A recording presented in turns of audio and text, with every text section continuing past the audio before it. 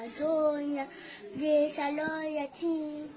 Legislation civil ugan asa frita, a legge to the ubone la ujabla, glory God another form. Yeah, in the nation, glory, glory to the Father for making it is forevermore. Ambazonia, and the freedom, bless me. I choose a starting, that's the most of the endorsement nation. Wow. Fellow compatriots, ladies and gentlemen, at long last, here we are in BIYA.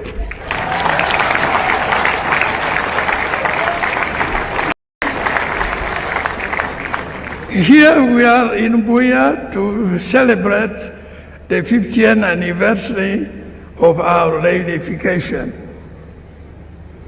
As the English people say, better late than never.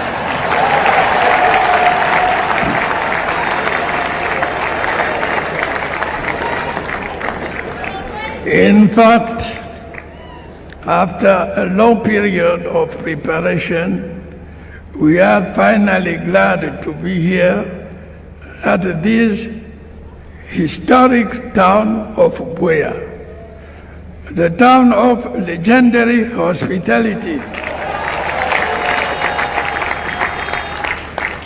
I am glad to be in BIYA, the bedrock of our reunification. History has not forgotten that BIYA was the headquarters of West Cameroon. History has not forgotten that BIYA was the capital of southern Cameroon. If you're asking my personal opinion to keep Cameroon one must be divisible, because it's a cliche that Cameroon is one and indivisible, because it's not true. Culturally we are divisible, language-wise we are divisible, the law-wise we have inherited that. So anybody who says Cameroon is one and indivisible is a fallacy. And so we would have to handle that issue very squarely and objectively. And that's what I call the truth. The truth must prevail. There is no doubt that there are people of both sides, that cherish their heritage. And the only way of keeping Cameroon together is to respect the respective heritages that we do have.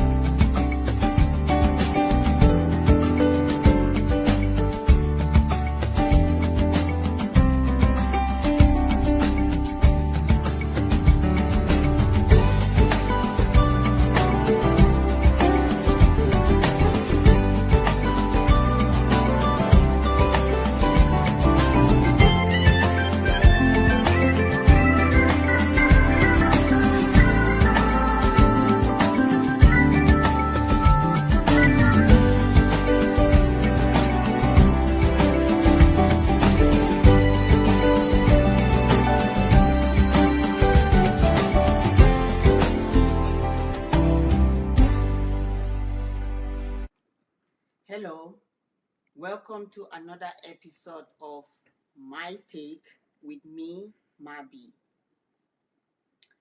So, this month of March, not the month where they choose a day for celebrate women. They call it the International Day of Women, and that was March 8th. So, I want to take this opportunity to talk about one of my most favorite hero, when a woman, a name na Harriet Tubman. I will talk more about this woman so that we go understand why I choose this woman. I will use this woman way we fight revolution or abolition of slavery for America, for relatum, for our own fight for Ambazonia freedom. Before I go talk more about this woman, I want to touch a little bit about colonialism and imperialism. Sometimes we fight this fight and people, they still get question in their mind, why would they fight for free Ambazonia?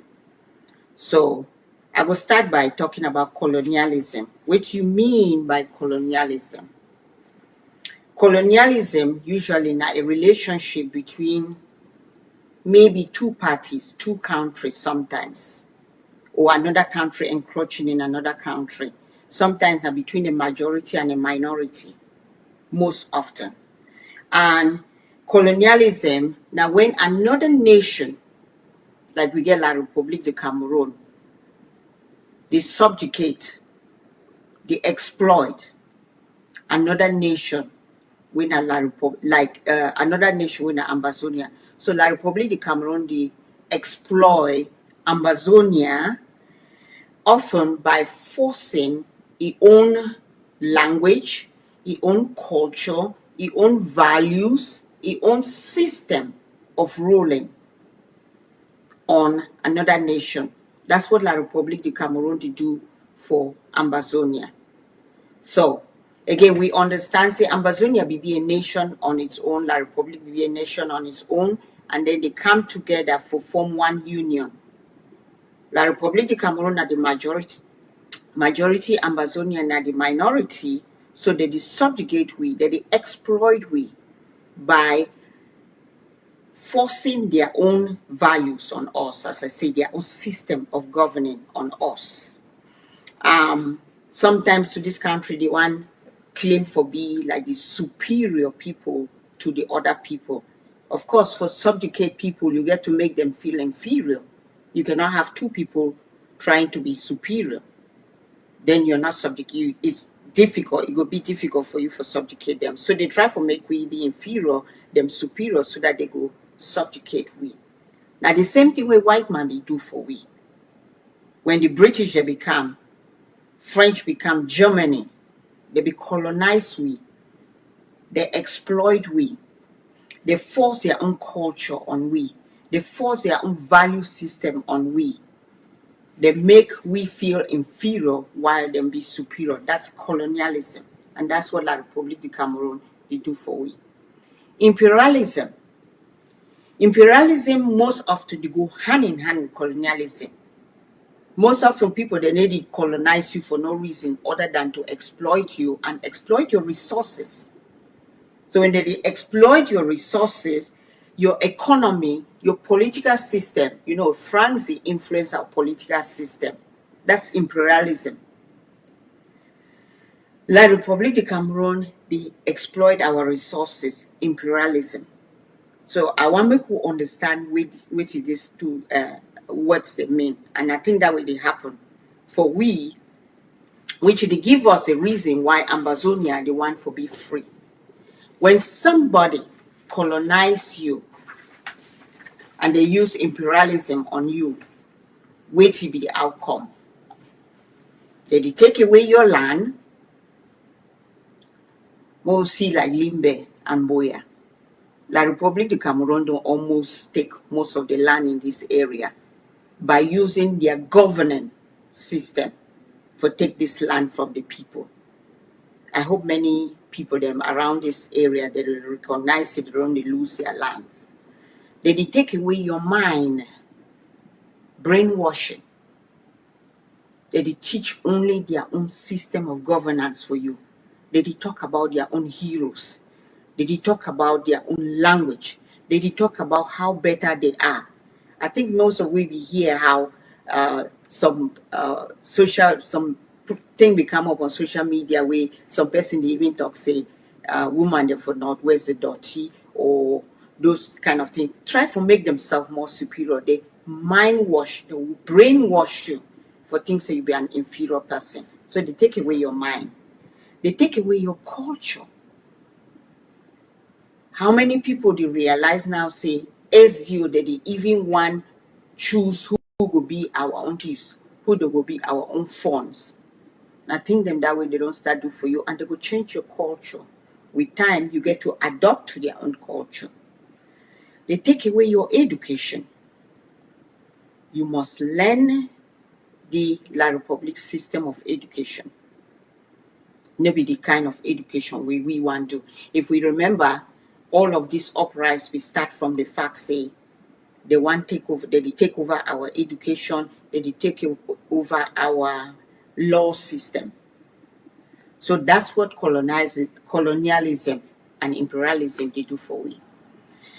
Under this topic, I will talk about many rights up that way I don't see where we Ambazonians who they fight for this free land with the right why we the fight.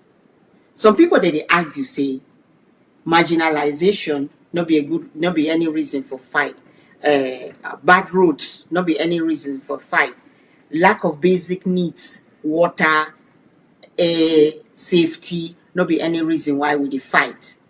The only reason why we fight now because they be combined La République du Cameroon and Ambazonia in a federation system, and then as a one country, and then that be broken away.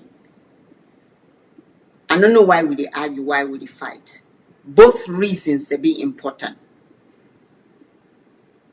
Why I say both reasons they be important, I will use an example of marriage as an example.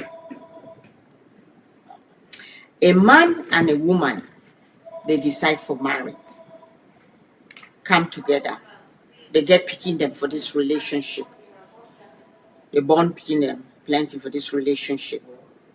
The man, they beat the woman. The man, they curse the woman, rat, cockroach, dirty thing. The man, they kick the woman.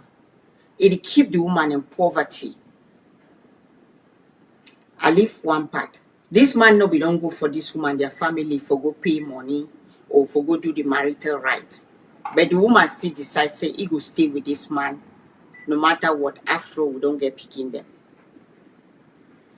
He don't do all this bad thing them for this woman. Every day they live with wounds them and every evil thing. The woman wake up one day, he say, I don't tire. I want break this relationship. When they ask the woman why you want break this relationship, the woman say, I want break this relationship because my man a bad man. He beat me, he kick me, he leave wounded for my skin, he keep me hungry. And after all, he no be don't even pay money for my head. He no be don't even do the marital rights on me. So I want me this marriage be annulled. So the people that go to argue say, well, the main reason why you want to break this marriage now because you know we don't first pay money for your head. And then another people they say, no, now because CBDBT. Both reasons they be important. Why I say both reasons they be important, now because if this woman be there with this man, he don't born picking it with this man be the treaty very well. Give him money, may go market, go buy chop and cook am. Buy fine wrapper. Laugh with you all the time. They be happy. Tell me, you think say this woman go and leave this man? Every relationship be based on respect and love. So I go repeat. If La République du Cameroon and Ambazonia, they be get respect, love, good moral code in which they treat each other, we're not for this place who did it. So whatever the reason we are fighting, it's both marginalization, poverty, and we were not even one country in the beginning. So not this also tell me about this reason. Say after all, Yaoundé Douala too dirty. After all, Yaoundé Douala to get bad roads. if they no one fight for fix their own condition, me where I become for this relationship way, I no even need for day, I want changer. We'll go back for Harriet Tubman, my hero. So why I choose Harriet Tubman for talk about it? Harriet Tubman, it will be an American abolitionist and social activist. What did they mean by an abolitionist? Harriet Tubman fight slavery for white man country. So, and also social activists, he helped a lot of slaves. This woman, they be born for March 1822 to he died for 1913 after doing so much good work for slaves for America. His story, this woman, it will be born to slave parents. If papa and mommy, they will be slaves. So of course, as a born into a slave. At the age of 13, a slave master, he throw a heavy object on Harriet Tubman after he do something. He threw a heavy object on him. The object hit him for a head. He's sick for so many days and months. And after that, he developed what they call epilepsy, seizure. That's the way you fall, you shake. Where it happen all through a life. But listen to his story. How great, how many things this woman do. Despite the fact say, he be the fall epilepsy. That one no put it down. Say, oh yeah, after all, I guess I'm sick. I will just remain here like slave. Die like slave. He fight for free self. And he fight for free other people. So, the first thing he do, I say, he escape slavery himself. It was not an easy road. For woman we get epilepsy, he fight, he escape slavery. And then after that, he helped a lot of other people for escape slavery. So he would use the north along the road to the underground railroad. So they would use underground railroad. When for the consider that distance, maybe they lead people then from the south to the north, most often to New York, where the north will be free. Slavery not be there for north, slavery be there for the south. So it lead them through this tunnel to their freedom. They say, books and say, he liberated more than 700 slaves in South Carolina. Some books and say thousands of slaves. Where this woman liberate. Great woman. So I will use Harriet Tubman's quotes for talk about how we feel, we women and also men, the way they will hear this program, feel use what this woman do for understand how we feel fight for liberate our own land and understand how we feel help other people them to win slaves them for the land of La République du Cameroon, or where they suffer because of colonization for La République du Cameroon and as well as for Ambazonia land. So the first quote where I will talk about it, the picture where they up, it is say, do not ever stop. If you want the taste of freedom, keep going. I will talk more about that later on. But for right now, I'm going to start with the first quote. It reads, I had reasoned this out in my mind. There was one of two things I had a right to, liberty or death. If I could not have one, I would have the other, liberty or death.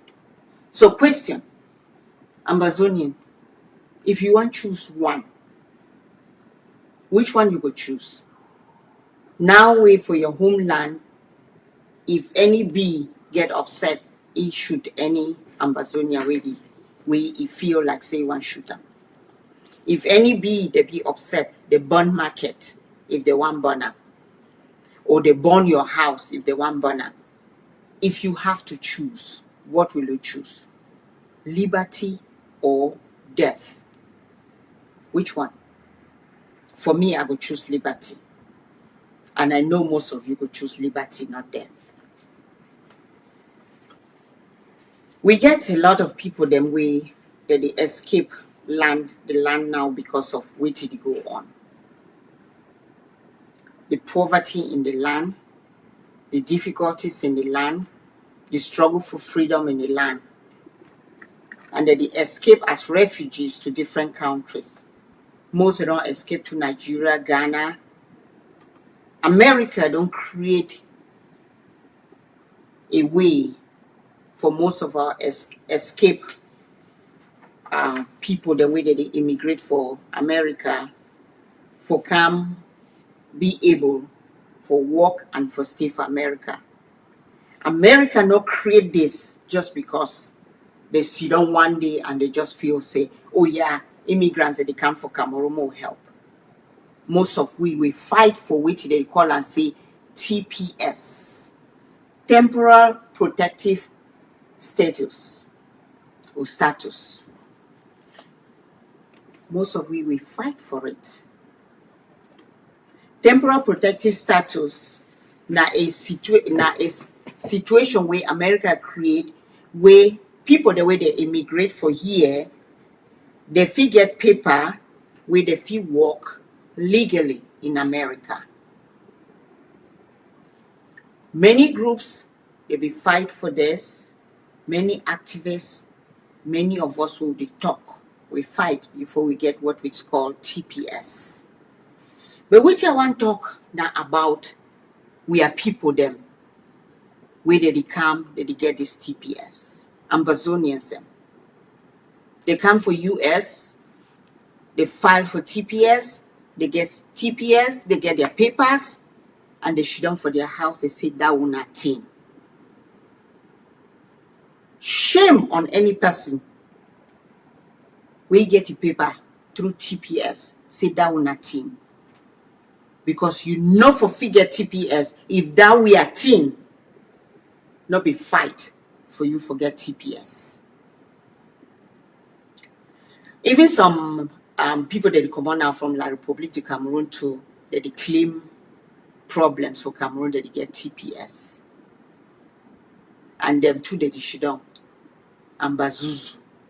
Again, I go see talk again. Now that we are team given a TPS. Same thing I hear some other activists there now that they talk say. Why would not we Ambazonia not accept special status? Why would not we accept decentralization? I want to ask you that again. If we not be fight, if we not be the talk as we the talk now, we not for even the talk about special status. Because I talk some people they say, I will not leave this thing them so. Why would not they fight it? So you want take special status, you think say come off for that. Any fight where you fight for higher bargain. Not be lower bargain. When you go for lower bargain, you get the lowest in the bargain. You fight from high. All man knows say for bargain for market. If you put the price low, you go get lower price. If you put the price high, you go get a better price. We'll not settle for special status. We'll not settle for decentralization. We fight for freedom of Ambazonia. We fight for separation so that we figure out our own future. Ambazonia figure out their own future, their own economy, their own political system. Not be handout. Talk to for immigrants and for South Africa. When I remember, see South Africans, they be fight appetite. Because most of them are there for day. That one a thing. We not even know what they happen for Ambazonia. I bet if all South Africans they be shit down, sit down a thing, we not for day for their land now. Open your eyes. People they need to fight before they get a free land. Immigrants in Europe, same thing. Do not forget where you came from. All right. We go move to another part. We will talk about another quote from Miss Harriet. The second quote: I freed 1,000 slaves. I could have freed 1,000 more if only they knew they were slaves. This woman say, if 3,000 slaves, if for free more, if only the people they be know say they be slaves. True statement for Ambazonians. Only few people they fight for free Ambazonia. The rest they shouldn't they fold their hand. And the rest now because they don't know they are colonized. They don't know what they have lost for all these years that they've been colonized. They don't know how they are picking them. They don't go for college. They still there for house with them. No job, nothing. They don't know, say, they be held down by the fact say they be colonized. I wish they be know. If they be know, this Ambazonia freedom will be shot. Our leaders, elites, the funds, the parliamentarians, the senators, they still not understand. Say, if we get a land of our own, and they are still funds, senators, and so on, they will have more powers, they will have more freedom, they will be able to make their own decision, instead of these crumbs and what they give them for on that table. They don't know that they are slaves. That's why they cannot be freed as yet. I get some other statement the way I get woman, the way they married for La République du Cameroon. Ambazonia woman married for La République du Cameroon, or Ambazonia man we married woman for La République du Cameroon. Now another argument that some people they bring up. They say, "Una want say more do it." My goodness, the argument not even makes sense. Now, how many of our women they be married to Nigerian men? We don't call Nigerians me they can't join with we because we married for them. How many women they married for Ethiopian, Kenya, and so on? We don't call them they can't join with because we married for them.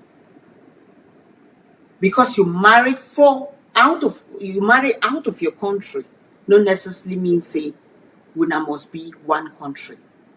Actually, you gain something, so when I will get two countries, you begin to be La République du Cameroon citizen as well as Ambazonia citizen.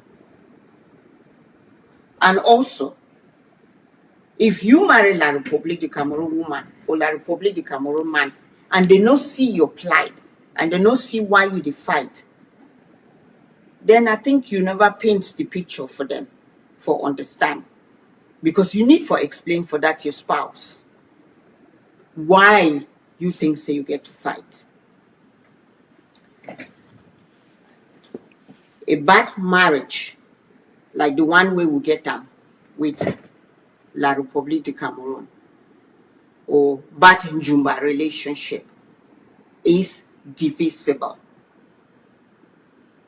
When married don't bad, and you know if you fix them, either one person will suffer for that marriage, die early, or you make that decision, say, I want happiness, and you fight and you get out of it. How many people, Ambazonians, they know say they be colonized? How many of them know say they miss a lot of opportunities for that country because they not be consider them, Ambazonia, as important or valuable citizens for go for ENAM, for go for medical school, and then you get to go for diaspora. How many of you they go for diaspora for that reason? Are you colonized or not? Next statement. Every great dream begins with a dreamer. Always remember, you have within you the strength, the patience, and the passion to reach for the stars to change the world. Martin Luther King was a dreamer. Malcolm X was a dreamer. So they fight and free Black Americans for this country and end slavery. We get a lot of other abolitionists way I will talk about in another program. So again, in the talk say, you get to get somebody with a dream for fight so that that dream will come true. Dr. Ayabacho, the nationalists. Now, personally, we don't fight this revolution for many, many years. He's a dreamer. And he need other people then for can dream with him for a free Ambazonia. Some people then say that dream get to die. If the dream of Martin Luther be die, you for for America. We get late Thomas Sankara, a dreamer. We get Ibrahim Traore of Burkina Faso, a dreamer. We hear now, Burkina Faso is one of the fastest growing economy in Africa. If you know a dream, Burkina Faso for be what he be now. Tanzania president, late President Magufuli. Pierre Lumumba, they always talk about that Magufulification of Africa because of the great work we do for Tanzania. He dreamed and he developed a land. So we get dreamers them for free Ambazonia. Make we join them. Use all the strength we have for make that dream for come true. So that we all, if we get a free homeland, even if you want to stay for white man country, fine, but you get a homeland where you feel go visit. And that's Ambazonia. With free economy, a political system that is good, good roads, food, air, safety, basic needs be available. Okay, we get our next statement will be made by Miss Harriet. If you hear the dogs, keep going. If you see the torches in the woods, keep going. If there is shouting after you, keep going. Do not ever stop. Keep going. If you want a taste of freedom, keep going. Ambazonians, I think when I don't hear this woman with he talk. When this woman be the lead slaves them through the tunnel, nothing say the slave master be just shit on. He say, oh yeah, if I want to escape through the tunnel, when I escape. The slave master they chase them with dogs, with guns, with all kind of things. Chase them for make sure say slaves do not escape. But Miss Harriet Tubman, it take these people them through a tunnel. The people that they hear how dogs at the back, that they hear how gun that they shoot. They shoot some of them. Many of them, they shoot them. They hear how some people that they die, how some people that they cry. Wait he talk. Keep going. Keep going. If you want a taste of freedom, keep going. It happened for Ambazonia. Bees that they shoot many, that they die. There is hunger. There is sick refugees. There are lots of them who are becoming refugees, that they leave their homeland. Situation be dying and difficult. If you want a taste of freedom, keep going. If you turn back, you lose it. Same with those slaves and for that tunnel. Anytime that any slave be turned around, because it fear the dogs, it fear the guns. They either kill you because first he made the attempt for escape, or they hang you as an example. We see what bees that they do for our people when they capture them. They hang you as an example. The way a master, they make sure say his slaves they no ever rise up again now for disgrace you, make you feel very inferior, kill you, tear your clothes, expose you naked, degrade you as much as possible so that the others will be afraid. Not be something we will not know. Not be new thing. These don't happen for multiple years with different situations. Keep going if you want a taste of freedom. That's what the woman talk. We will go to the other statement we make them.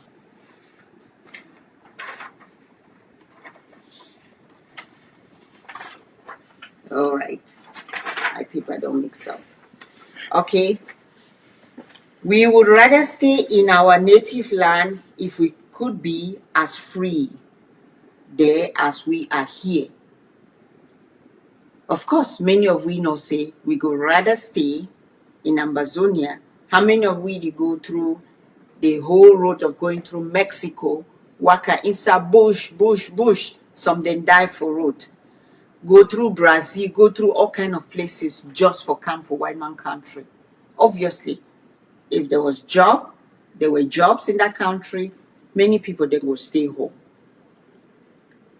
If there was safety in that country, many people that will stay home. If you have all the things you need, many people that will stay home. We would rather stay home free than to go to another man's land. Now I have been free. I know a dreadful condition slavery is. I know a dreadful condition slavery is. I have seen hundreds of escaped slaves, but I have never saw one who was willing to go back and be a slave. Yeah, what did this woman talk? Now we don't be free after he escaped himself through the tunnel. Now he understand what it mean for lose your liberty. I need to tell you again, say, he never see any slave will gain a liberty and you ask him, say, may go back for slavery. Even if he be the chop 10 meals a day, he go back. Free homeland, Ambazonia. When you go down free, ask many people if they want to unite again with another country, they will tell you, no. I would rather be in a free land as a free man than for be colonized by another people. Than for be colonized. I would not. On that day, I talk about the people, them way I hear them, they want she down for back, tie their hand, she down. I say, when I don't take that when I fight go with them for China, see whether the China government feel help or not. When I don't take that fight go for Russia, see whether that Russia government feel help or not. You want to give up one colonization for another one. First, France colonized. With Britain, they colonized, they leave. La Republique colonized, they leave. You want to take Russia. You want to take China. Is that because you're weak? Is that because you're coward? Or why? You think so? You want to give up one colonizer for go choose another one. Every fight needs the person for fight. Every fight needs you who wants to be free to fight it. That brings me to Israel Pound's statement. A slave is one who waits for someone to come and free him. Would you wait for somebody for come free we? Is that what we're doing? Waiting for someone who can free we. That one will be a tall order. Especially with the way the world is now. All man they look into their own country for make sure say their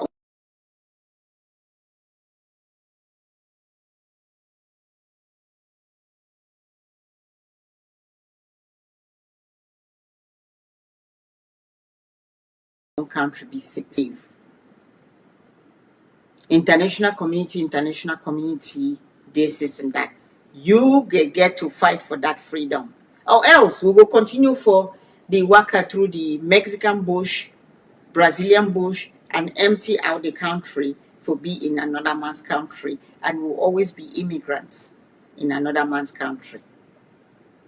We need to fight for our own freedom. Nobody is coming. You have to fight for your freedom. Now the reason that way they put up liberation tax, not even a lot of money, not even sometimes reach the amount of money most of we take for go buy hamburgers with our children them for McDonald's. They say pay this money for liberate yourself. Someone they still sit down, they sit down nothing. Even plus one way you get TPS, they sit down nothing. That way a thing for free your land. Even if you did for diaspora, you still get cousins and brothers and for home. You want them to be free. So that them too, they figure their own job. They not go shit down every time they get fever. They get headache, they call you for one country. And then you cry. Oh, I get too many people there for support them. If you fight for freedom, teach a man to fish. Not this also give a fish. Because then you get to provide fish for all the life. Many of we want hide behind charity. Oh, I did do charity. You did do charity, now who then will fight for freedom? Can't we do both? You know if you do charity and then as well as you fight? So who you think say go do fight? And then you do charity? Sometimes I think say some of these people they think na religious reason. Oh, me I no want fight. Because even in the Bible, there were a lot of wars for freedom. There were a lot of wars to free people. And they began to fight. All the prayers in the world no go help anybody where he just shit down and then he no fight. It will not help. All right, we go to the next quote. God's time is always near. He set the North Star in the heavens. He gave me the strength in my limbs. He meant I should be free. So, revolutions, many revolutions we don't hear, they take number of years before it happen. And sometimes people, we all question why it takes so long. Sometimes it takes so long because we sit back and we wait on someone else for do the work for we. We only go pray for church because we think God just get to do them for we. That part we get to understand. Anything where you want to achieve them for this world, whether in a school where you go for school, you get to read book. If you really just go now for church, go pray, and then you go pass exam. All we for the do the same thing, we're not for the read book. God give we free choice, freedom for make choice. Means say he need we for make that effort for make the choices. He need you for take a step forward while he guide you. Not be for sit down for one place and then you pray. God has to guide your step. So we get to get up and fight for this freedom on our own. You go pray for God, make He give you the strength. And He go give you the strength for fight. For make sure, say, you succeed. A dream does not become reality through magic and prayers only. It takes sweat, determination, and hard work. If you just dream every day, say, I want to become a big businessman or an entrepreneur, you have to start from somewhere. You do the work, you pray, you do it diligently, continuously, with determination, with certainty, with intentional, for become that great businessman. No businessman just wake up one day, go for church. He pray, and then he become a big businessman. It takes sweat and determination. It takes failure and you rising up from the failure to succeed. It takes hard work for you to succeed. Ambazonia revolution will not be different. Ambazonia freedom will not be different.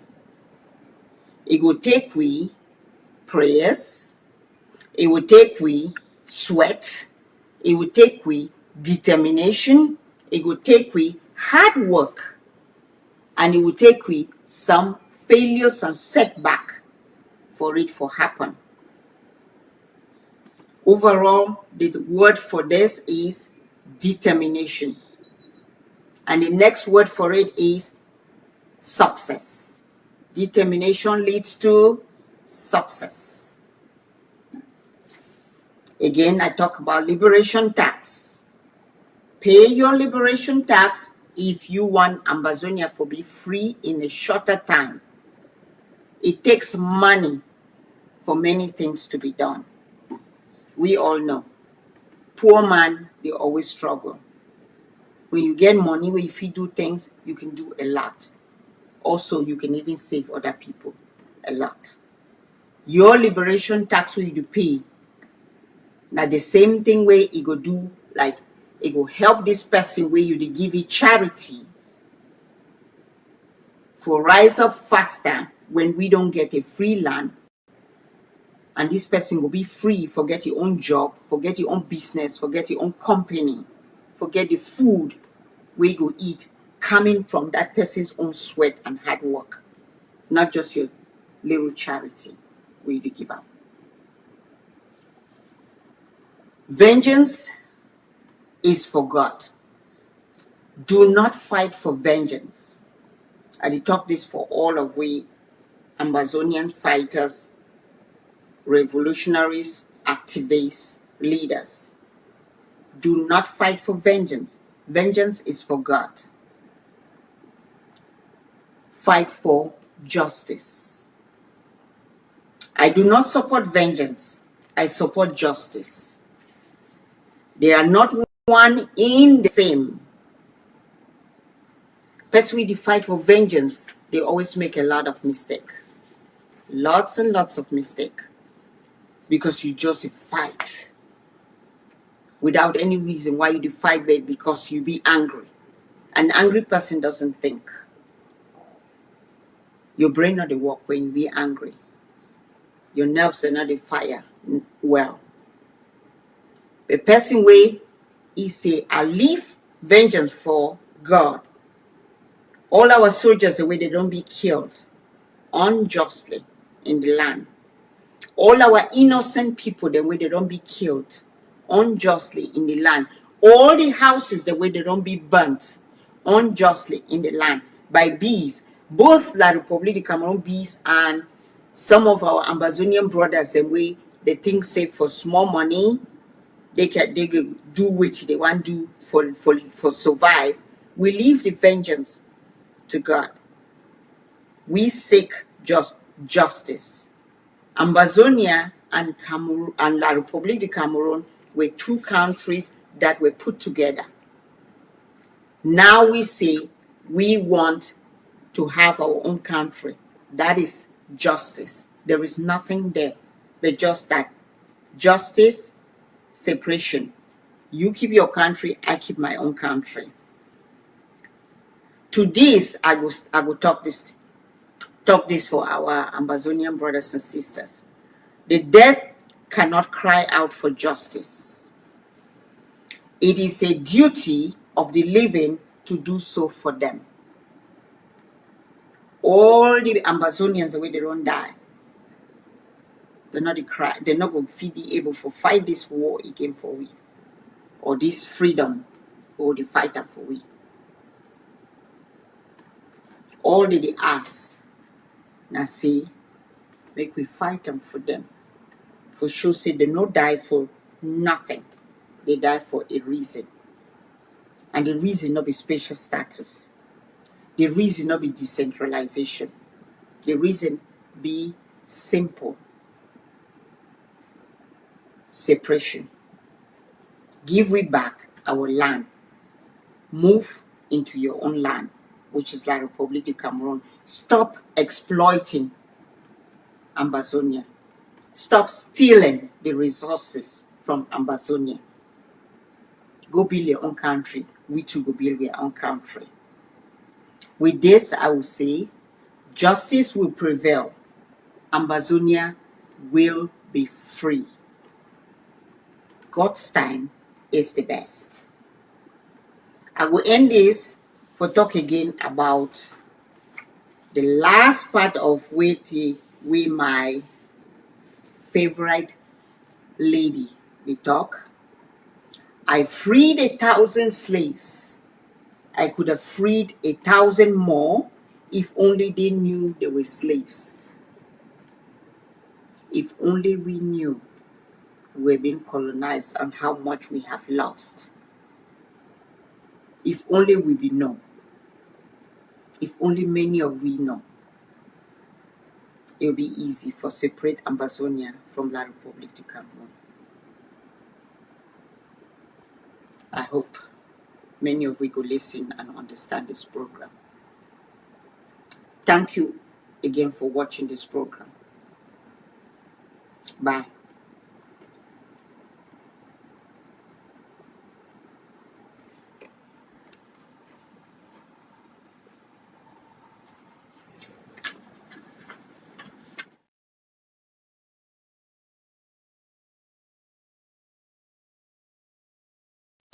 If you are asking my personal opinion to keep Cameroon one must be divisible. Because it's a cliche that Cameroon is one and indivisible, because it's not true. Culturally, we are divisible. Language-wise, we are divisible. The law-wise, we have inherited that. So anybody who says Cameroon is one and indivisible is a fallacy. And so we would have to handle that issue very squarely and objectively.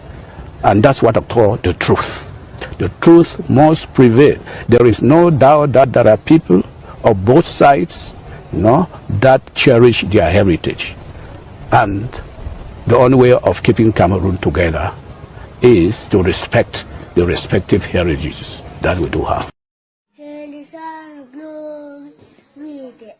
Ambazonia, there's a loyalty. Ladies on a savior, run as a faith, a lady to the Ubonilla with Jabla, no,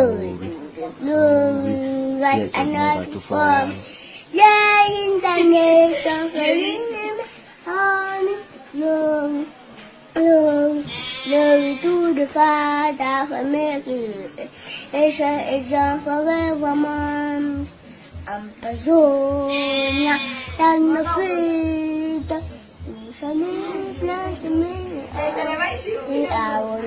I choose a starting. That's the most of the endorsement of nation. Wow. Fellow compatriots, ladies and gentlemen, at long last, here we are in BIYA.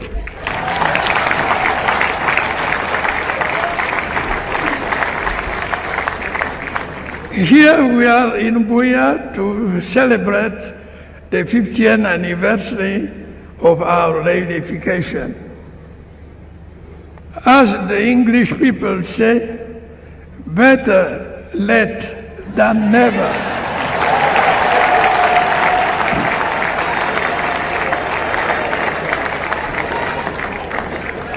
In fact, after a long period of preparation, we are finally glad to be here at this historic town of BIYA, the town of legendary hospitality. I am glad to be in BIYA, the bedrock of our reunification. History has not forgotten that BIYA was the headquarters of West Cameroon. History has not forgotten that BIYA was the capital of southern Cameroon.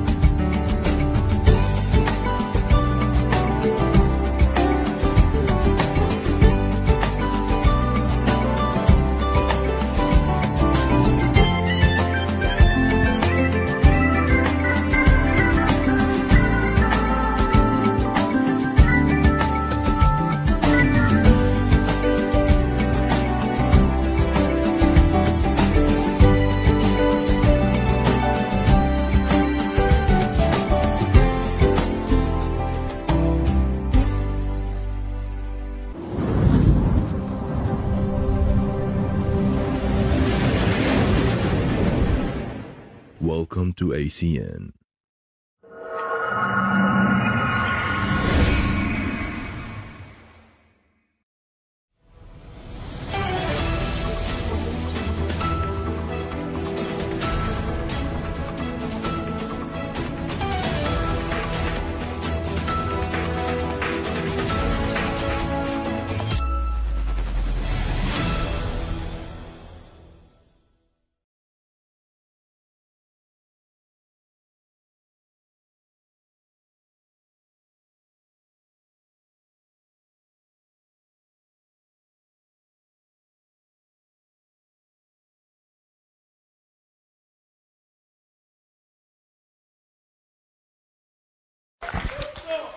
I told you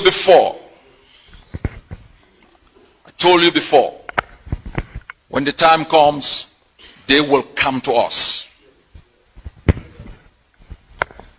And I remind you, I know my national security advisor always reminds me I shouldn't utter certain words, but I say them so you don't forget. Because I know they are trying to take me down. But even if I'm not around, don't forget. You don't owe them child support. Don't forget the crimes they've committed against us. We, this generation, will defeat Cameroon in battle.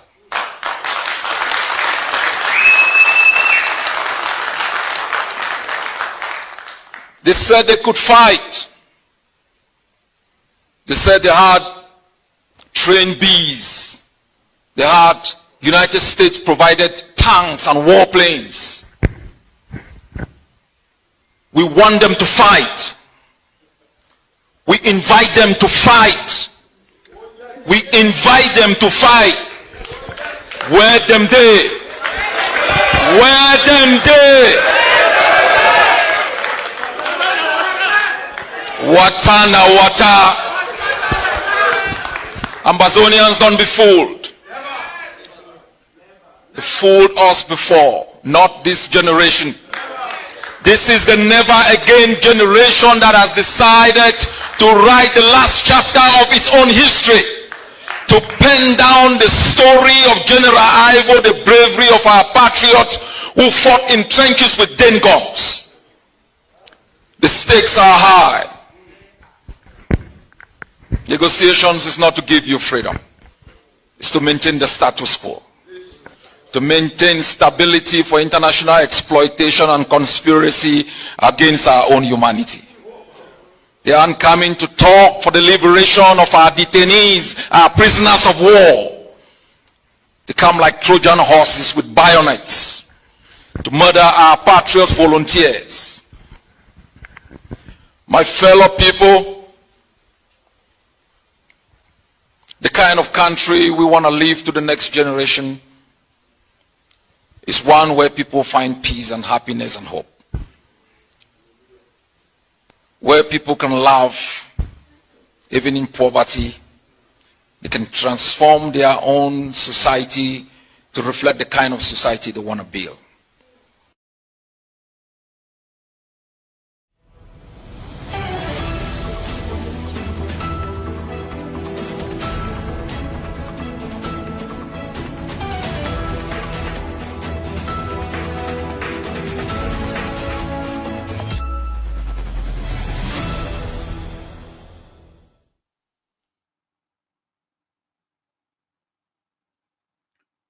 Good evening, fellow Ambazonians. Merry Christmas to you all and happy holidays. It's a season around the world when Christians celebrate the birth of Christ. The renewal of hope and optimism, the renewal of faith, love, and the creation of a better world.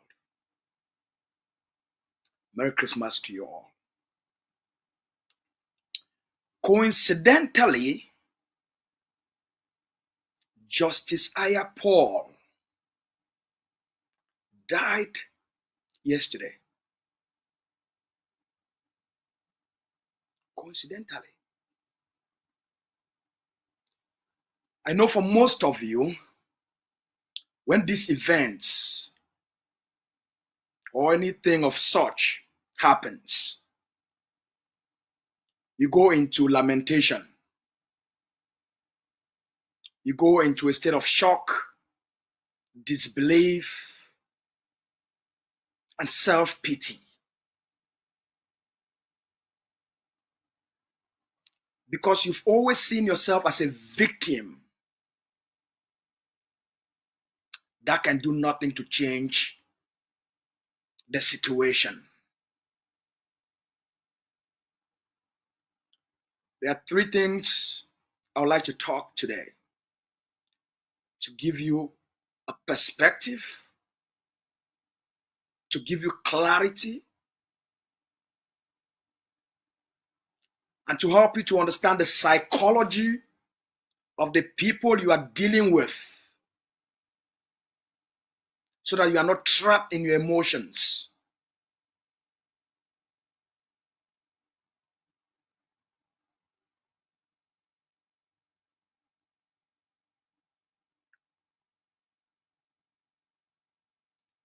Why is it that when Justice Aya Paul, Agbobala, and Fontainebleau were arrested, why is it that when they were released, Bala became a free man? They gave his passport back, opened all doors all sort of opportunities,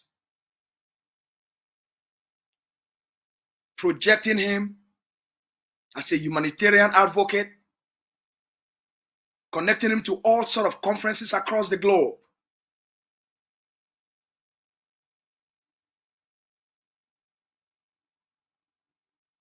Why was Bala let free to be traveling both within La République and within the international system? Why was Fontaine-Neba sent to the diaspora? But Justice Ayapol, what happened to him? Within the 7-month period, he was jailed. He became blind, lost one of his eyes.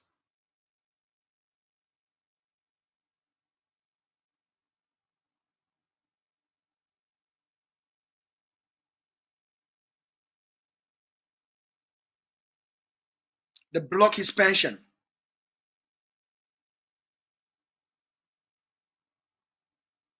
What did he decide to do? Justice Ayapol decided to say, okay, you've declared war on our people. What will happen to all these children that you've killed their parents? He decided to intensify and to expand humanitarian activities to care for our people.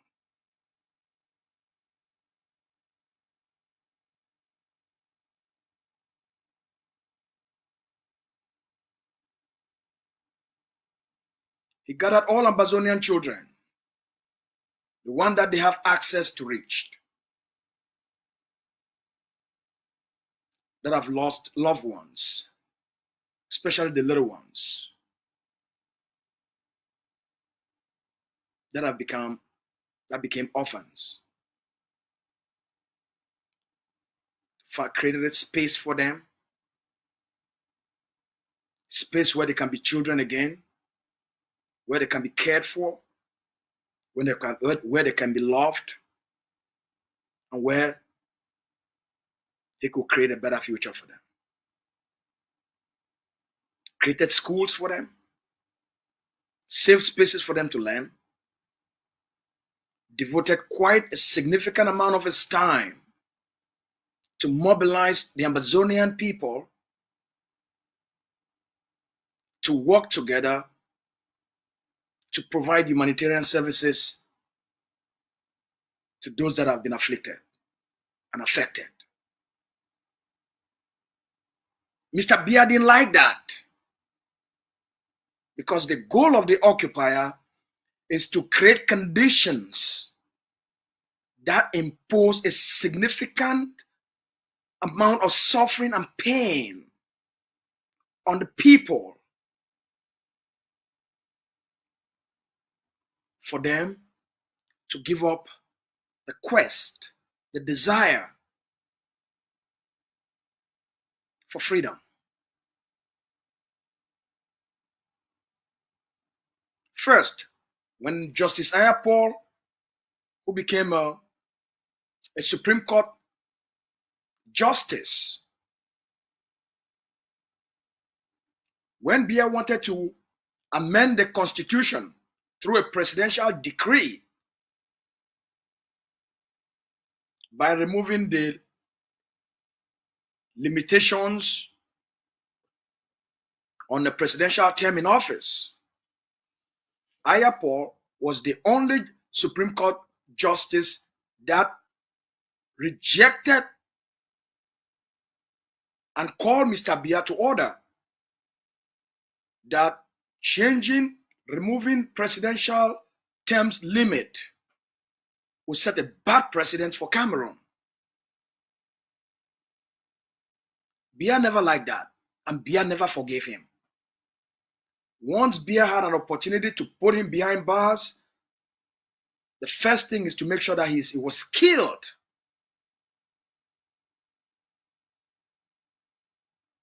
So they poisoned him.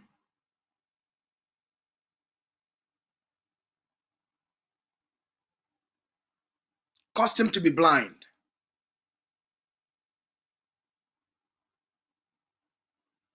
That's why don't just focus on what happened.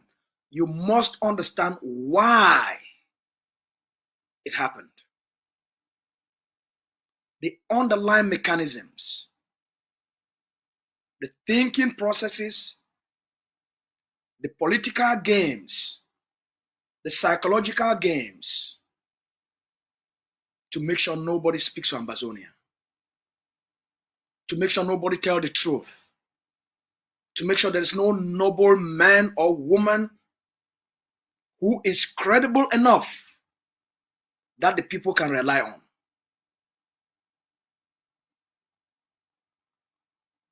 They try to corrupt him. He never wanted to be part of the corrupt system.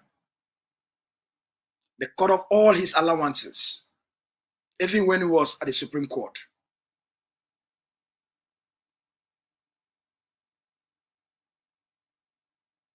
So upon retirement,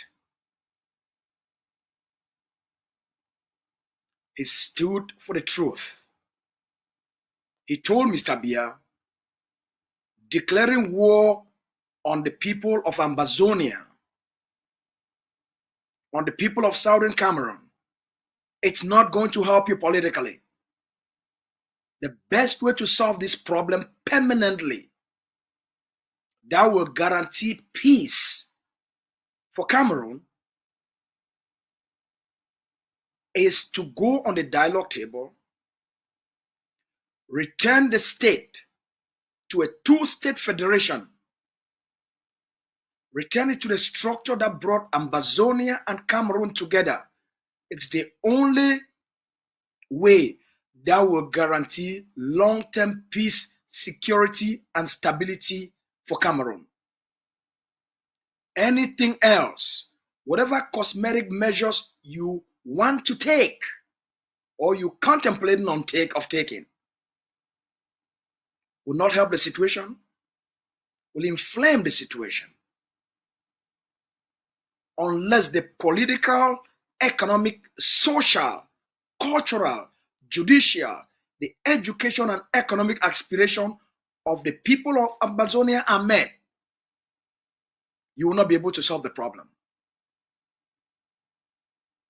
So he stood for a two-state solution. He stood for a return to federation. And that challenges the thinking system of BIYA. He became an enemy that must be killed. Once he took his focus and placed it on humanitarian work, what did they do? The moment he started going to Nigeria and sending teams of humanitarian workers through the BIYA Foundation to care and feed for Ambazonian refugees in Nigeria, that became a big problem for Mr. BIYA, because statistics were being collected on the number of Ambazonian refugees that are crossing the border to Nigeria. And these statistics are critical for the international community to understand the extent of the conflict and the intensity of the conflict and the scale of the conflict. Mr. BIYA never liked that. So they did everything to shut down the BIYA Foundation, until the BIYA Foundation succeeded to become an international NGO that has no territorial jurisdiction.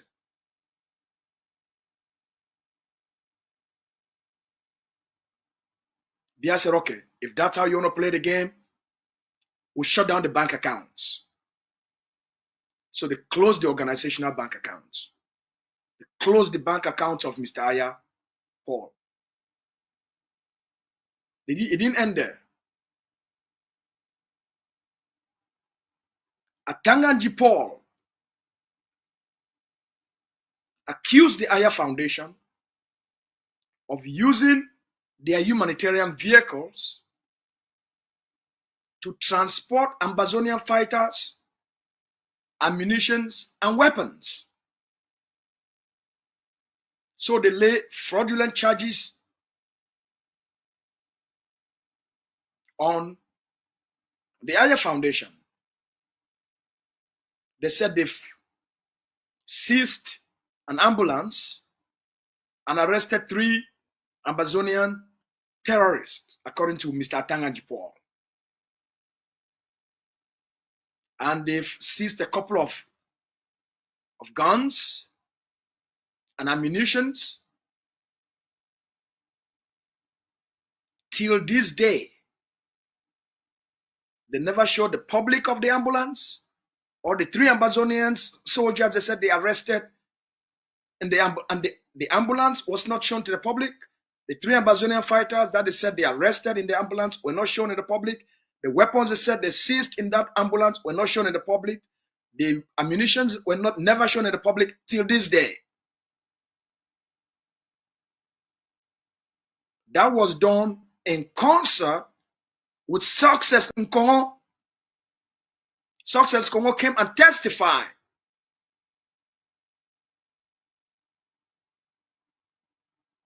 All of this was to make sure that they put both the BIYA Foundation out of business and the humanitarian leaders can be sent to jail.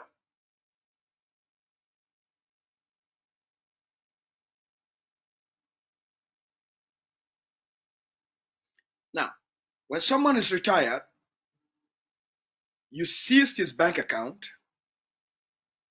you deny him access to his own pension, you close the organizational bank account,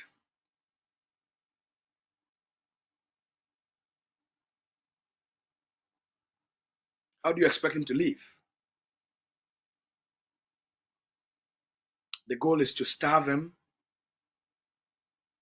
deny him the ability to get medical help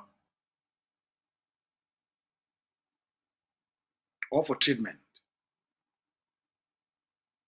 That's called killing him slowly. That's how Mr. BIYA, Atanganji Paul, and Success in Congo contributed to the death of Justice Harriet Paul. Let's listen to a video of what the justice himself said about the situation between him and Mr. Paul BIYA. Let's watch and listen to the video. Studio, can you play video number 1, please? Sit on my money for 7 years, even at the time that I am on the brink of the grave. Mr. President, I leave it to your conscience. You may wish to ask yourself, if I were in Paul BIYA's position, and you happen to be Paul, a wonderful preacher, a wonderful teacher, if you bear that name truly, I leave it to your conscience.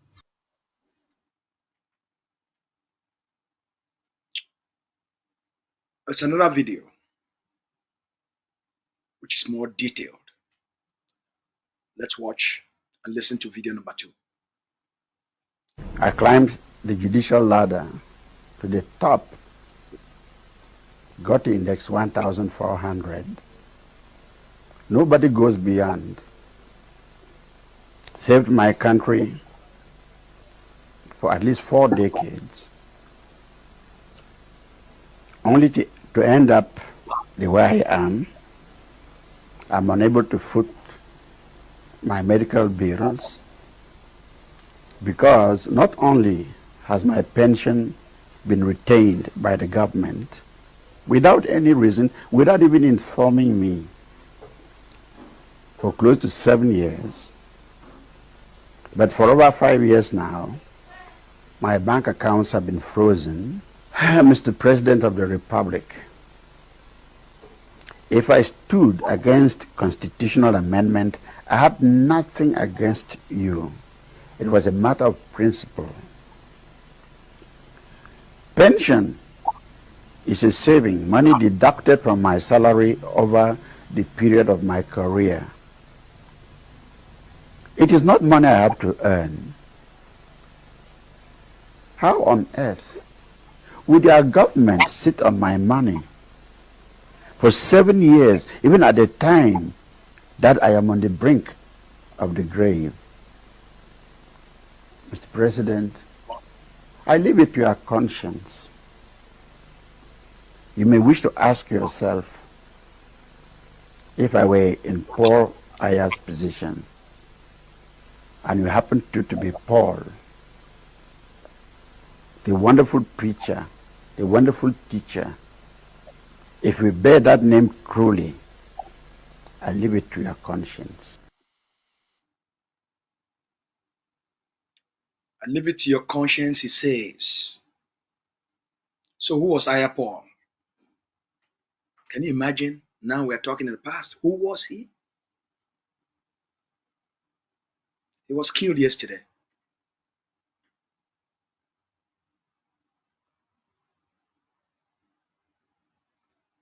They imposed conditions upon his life that led to his death.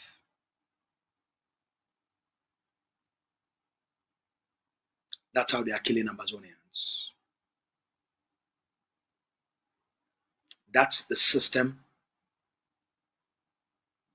he worked so hard to change. What crime did he commit? For standing to tell the truth?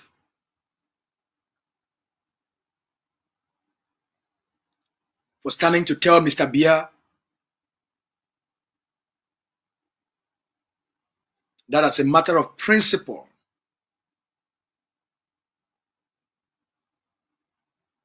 don't extend your constitutional terms in office?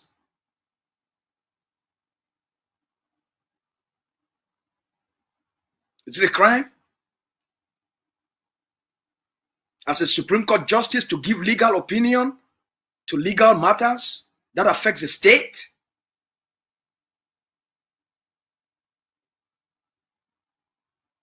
Is it a crime to say, let's go back to the foundation that brought the two people together?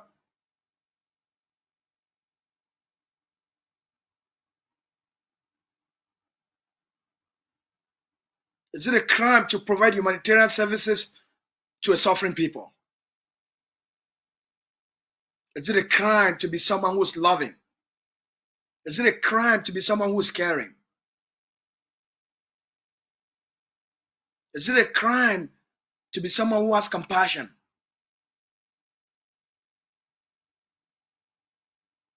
Is it a crime to be kind? Is it a crime to want peace? Is it a crime to create a humanitarian organization to serve an afflicted and affected people?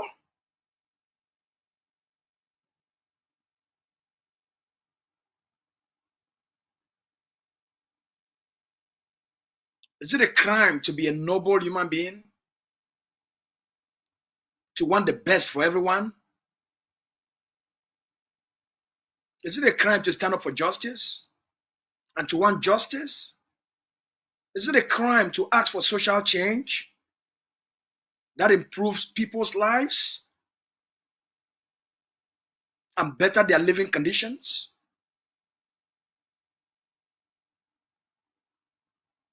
It's not. It is. All of those things are crimes if you are an Ambazonian.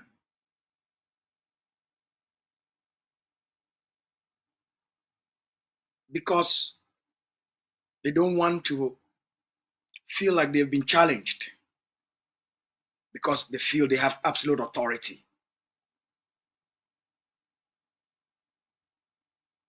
When they cannot debate you intellectually or on matter of principles and sound judgment, they will use violence.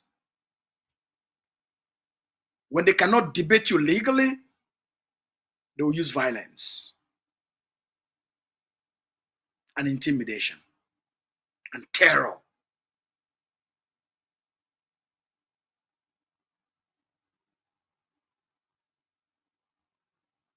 That's the system you are dealing with.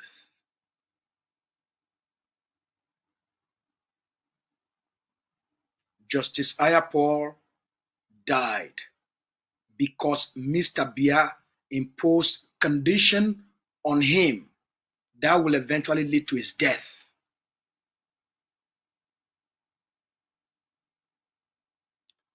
That's just a single case study. How many Ambazonians are dying today because of the conditions imposed by Cameroon occupation? How many Ambazonians are dying today? How many women are dying? How many children are dying because of conditions imposed by Cameroon's occupation of Ambazonia?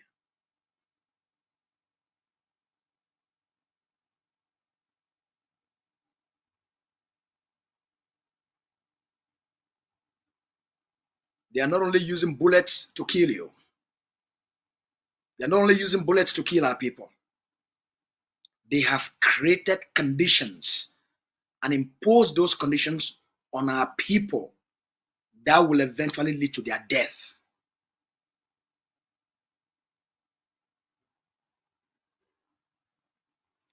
So when we said we are fighting to liberate ourselves, we are fighting to end the systems that they've imposed upon us so that we cannot have economic prosperity. We cannot develop. We cannot have the kinds of educational system that will allow you to think like I do.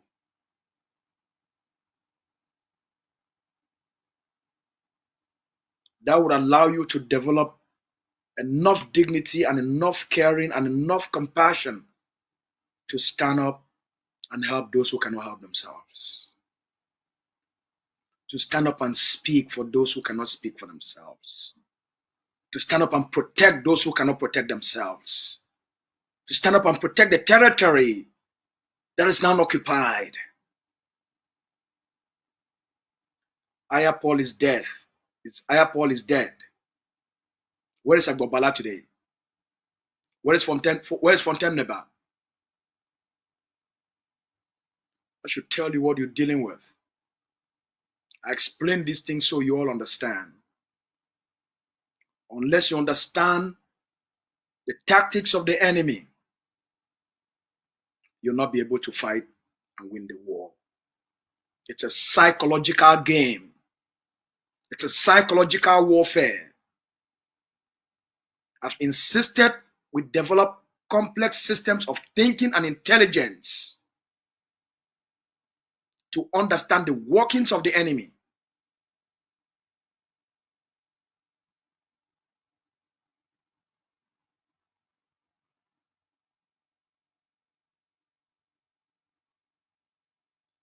Don't mourn Justice Ayapor. Celebrate his life. Celebrate what he stood for and who he was. Do your best to develop the kind of character. Let his life serve as a model of what true leadership is about, of what service to a nation is about, of what leadership, being a leader, being a servant, of what being an Ambazonian it's about, or what being a Southern Cameroonian it's about. Let his life be a reflection, a light for you.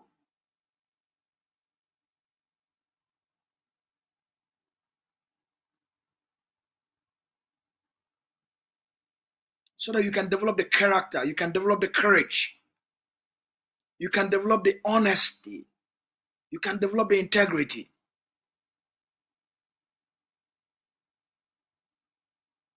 Ayapor, had he collected bribes, accepted to be integrated to the genocidal system, he would have been given a mansion in the colonial capital in BIYA and be singing Kumbaya to the murderers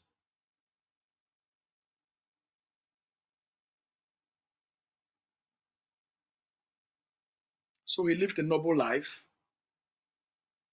as Christ did.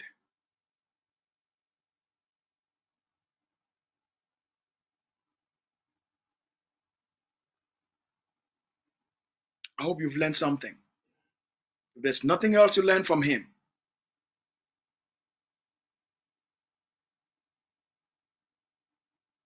I hope you've learned the importance of why character matters more than anything else. If you want to create change, here's what you need to know. Agbobala cannot honestly sit on the table and challenge Mr. Paul Biya because he's been corrupted and bribed. From Temneba cannot sit on a negotiating table and stand for an honest position because they've been compromised, corrupted, and bribed.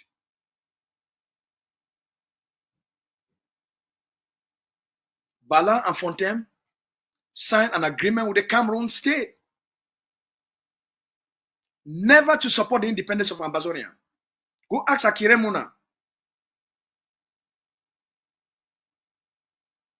He has the document.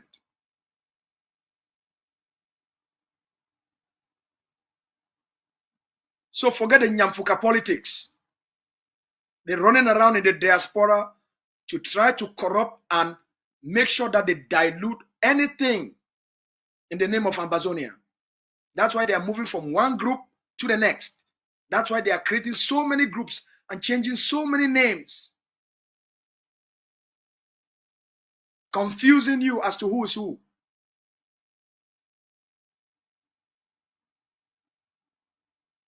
They're not out here for you. Anyone who stands for true independence, it's a target. Why is Dr. Cho Lucas Ayaba in jail? But the rest are out here. Nobody's after them.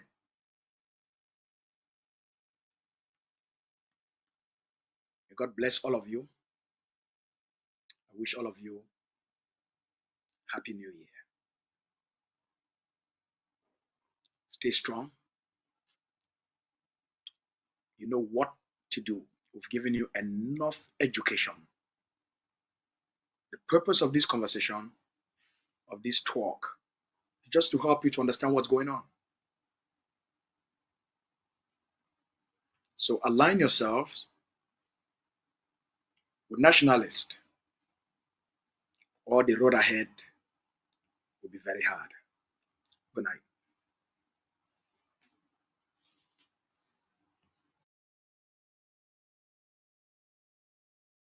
Sit on my money for 7 years, even at the time that I am on the brink of the grave.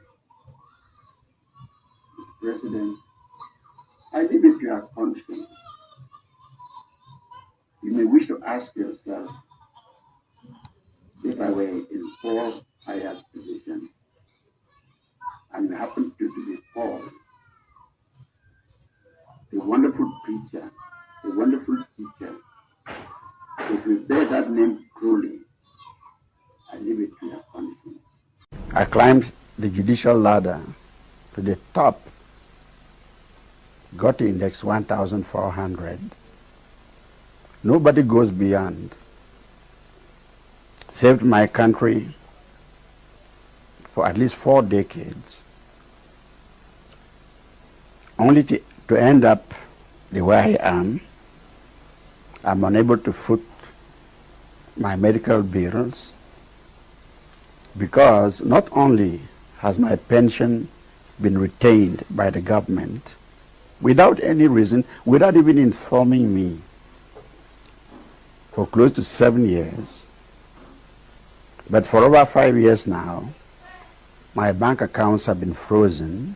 Mr. President of the Republic, if I stood against constitutional amendment, I had nothing against you. It was a matter of principle. Pension is a saving, money deducted from my salary over the period of my career. It is not money I have to earn. How on earth would your government sit on my money for 7 years, even at the time that I am on the brink of the grave? Mr. President, I leave it to your conscience. You may wish to ask yourself, if I were in Paul Aya's position, and you happen to be Paul,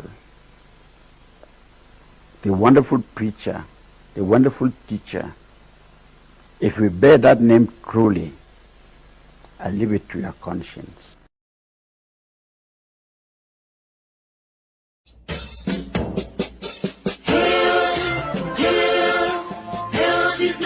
Glory, we the Ambazonia, special loyalty, presence to our Savior who granted us the freedom, allegiance to the hero who fought along the gather.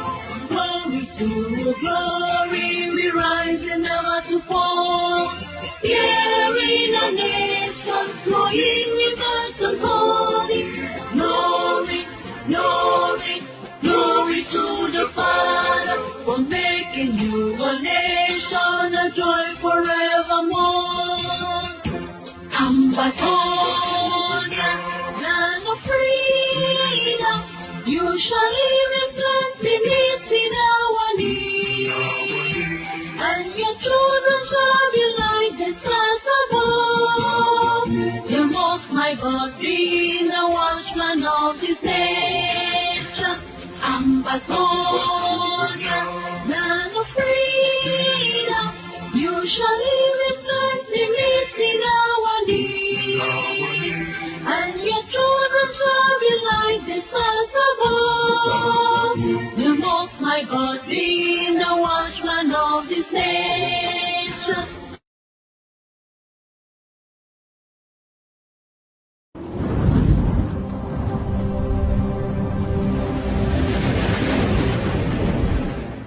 Welcome to ACN.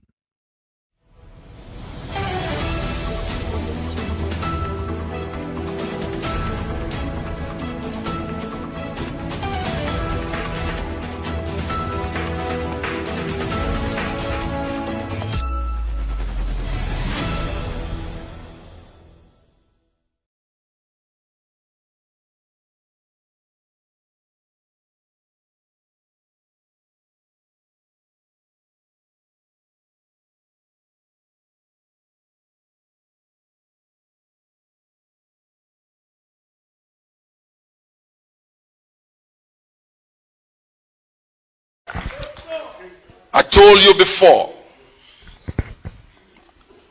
before, when the time comes, they will come to us. And I remind you, I know my national security advisor always reminds me I shouldn't utter certain words, but I say them so you don't forget. Because I know they are trying to take me down. But even if I'm not around, don't forget. You don't owe them child support. Don't forget the crimes they've committed against us. We, this generation, will defeat Cameroon in battle.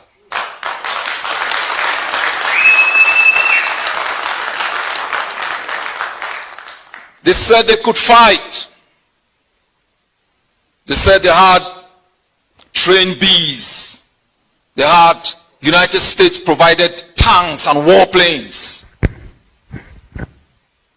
We want them to fight. We invite them to fight. We invite them to fight. Where them they? Where them they? Watana wata.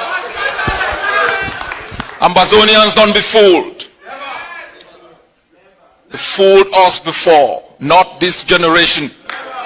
This is the never again generation that has decided to write the last chapter of its own history. to pen down the story of General Ivo, the bravery of our patriots who fought in trenches with den guns. The stakes are high. Negotiations is not to give you freedom. It's to maintain the status quo. To maintain stability for international exploitation and conspiracy against our own humanity. They aren't coming to talk for the liberation of our detainees, our prisoners of war. They come like Trojan horses with bayonets to murder our patriots volunteers. My fellow people, the kind of country we want to leave to the next generation is one where people find peace and happiness and hope. Where people can laugh, even in poverty. They can transform their own society to reflect the kind of society they want to build. We want to build a country where he can walk in and feel at home. Where she can walk in and feel at home.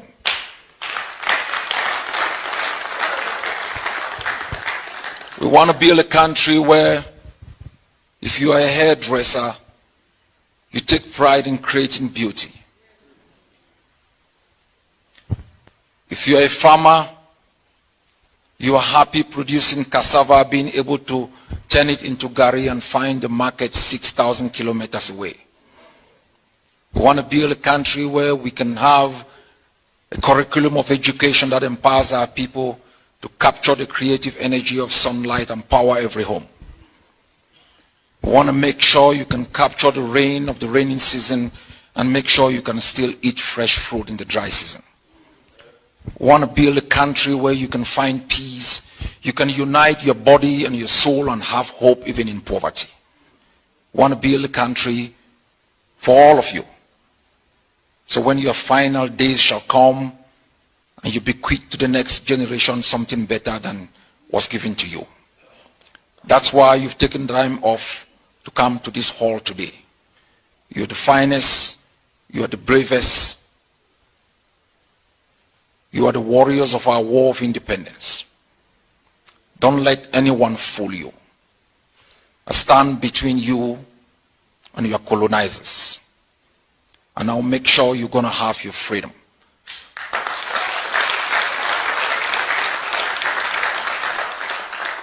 Freedom is a universal currency.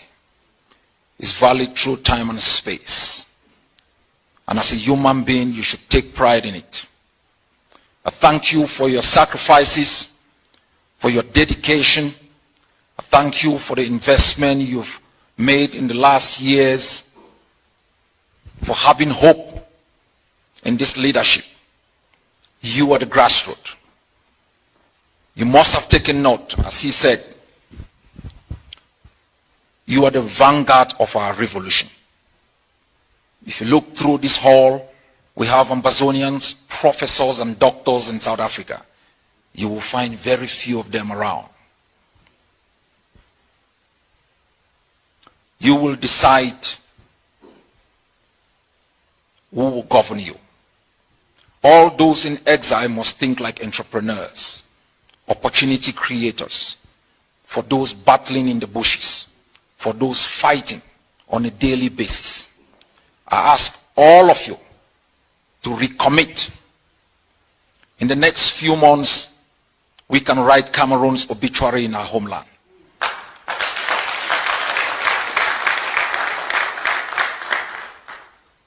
Thank you, fellow Ambazonians. Thank you, South Africans, for coming here tonight. God bless you all, and God protect Ambazonia. The CIC.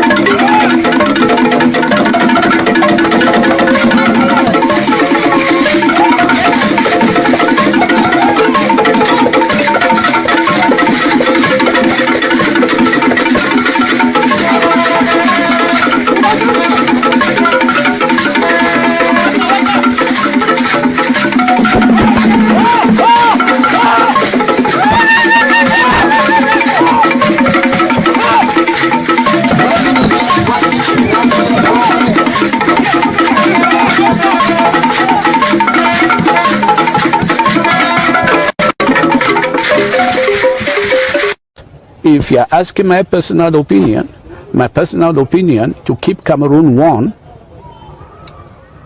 must be divisible. Because there's a cliche that Cameroon is one and indivisible, because it's not true. Culturally, we are divisible. Language-wise, we are divisible. The law-wise, we have inherited that. So anybody who says Cameroon is one and indivisible is a fallacy. And so we would have to handle that issue very squarely and objectively. And that's what I call the truth. The truth must prevail. There is no doubt that there are people of both sides, that cherish their heritage. And the only way of keeping Cameroon together is to respect the respective heritages that we do have.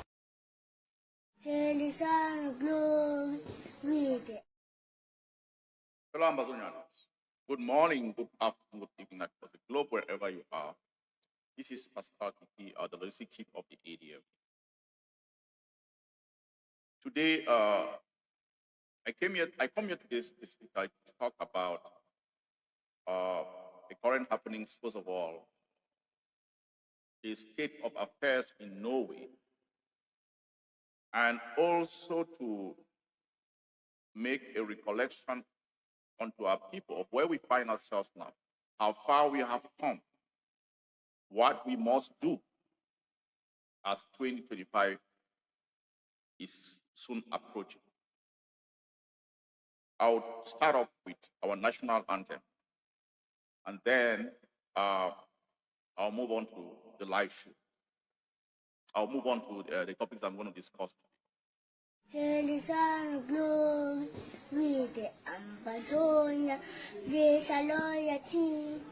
Legends on a savior, God, as a faith, a legend to the who born along with Jabla, glory to the glory, God, and not to form. Yeah, in the nation, glory, glory, glory to the Father for making nation is done forevermore. Ambazonia, and the feet, we shall live, bless the me. I choose a starting, that's the bush, the most of the endorsement of the nation. Wow. Okay. Fellow Ambazonians across the globe, good morning, good afternoon, good evening. This is Pascal, the logistic chief of the ADM.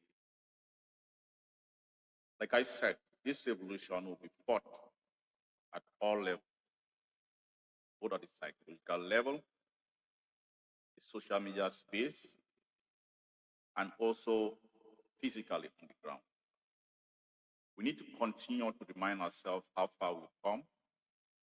We need to continue to remind ourselves where we are heading. One of the things that I'll tell Ambazonians is that we have a one-way street journey.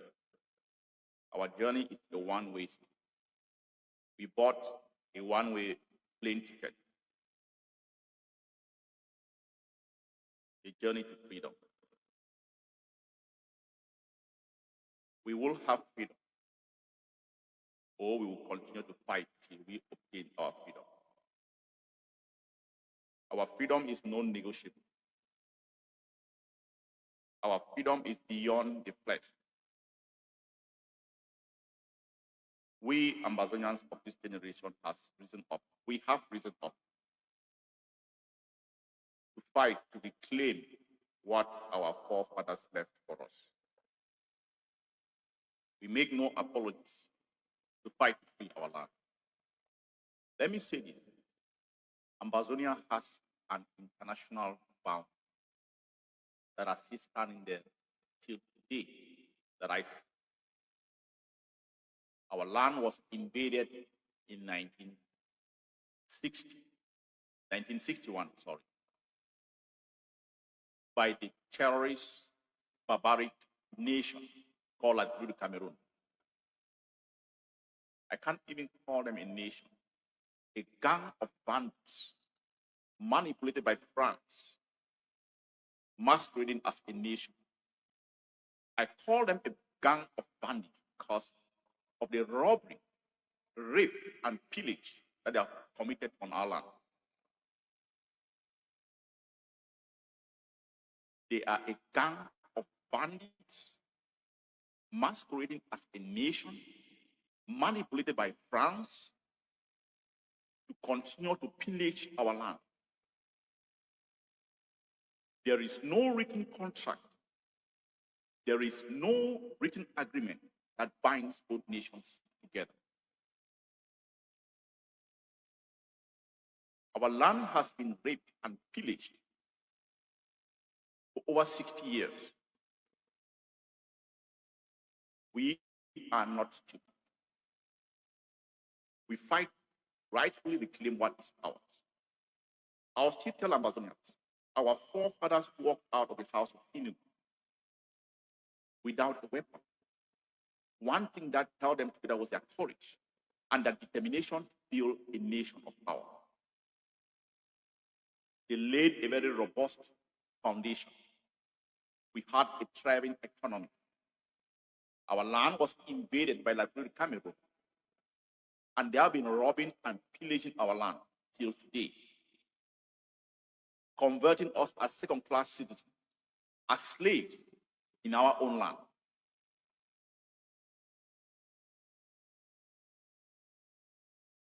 Before I continue, I want to thank one of the strongest arms of resistance in this our revolution.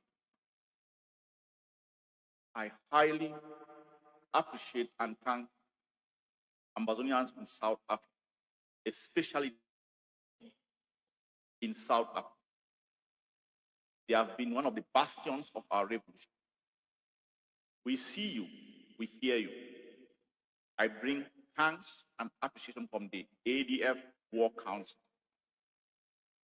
You've been doing a fine and a marvelous job. We recognize what you have done so far in this revolution. The AGOVC in South Africa, thank you, and keep on doing the fine work. Nobody is coming to free us. We will free ourselves by ourselves. How we want to free ourselves and the level of freedom that we want to obtain, it all depends on us. If you mortgage your freedom, you will still be controlled. But if you fight the last man standing, we have freedom to control all the spaces beneath the ground, waters, in the air, and on the ground. Then you will determine the outcome of your freedom. We've been doing well. We've been doing quite well, Ambazonia. We have deprived Liberia Cameroon, and we have bankrupted them. Like I said, they are a gang of bandits put together by France, masquerading as a nation to perpetrate their thievery and the robbery of our resources in our land. I don't consider them a nation. They don't operate under any principles. They are guided and directed by France. We will dislodge in our territory. And the real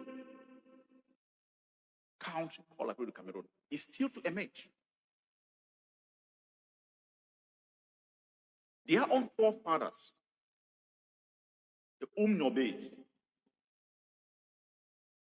and the Wangis who fought to claim their nation were massacred and driven out. Liberia Cameroon, they have never understood and enjoyed nationhood. They have been controlled by their puppet master France.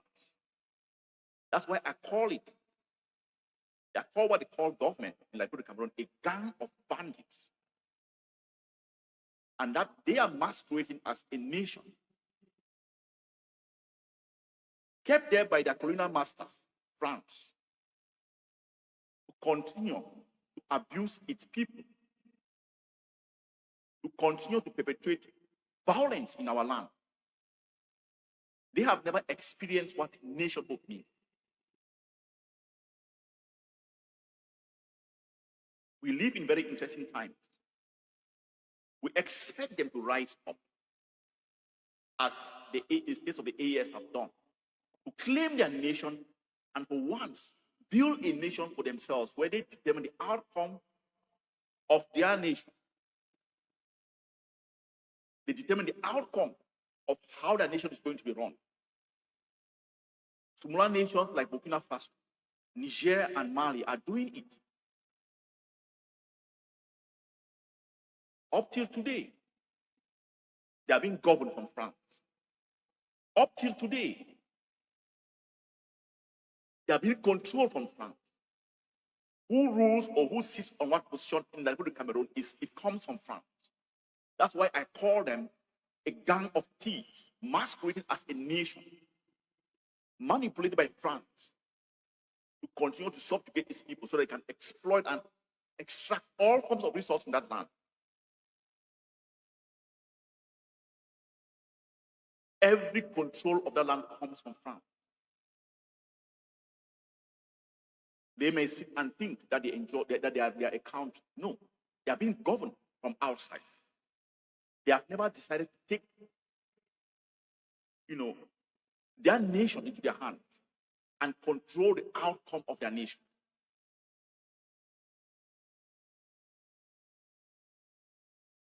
It is high time. This is 2024. They should look at what their own junior colleagues or their own junior count nations in West Africa are doing.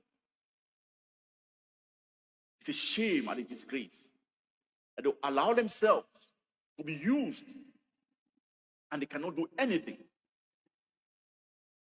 France uses them as a proxy to continue to exploit us. It will never be business again in our land. Never.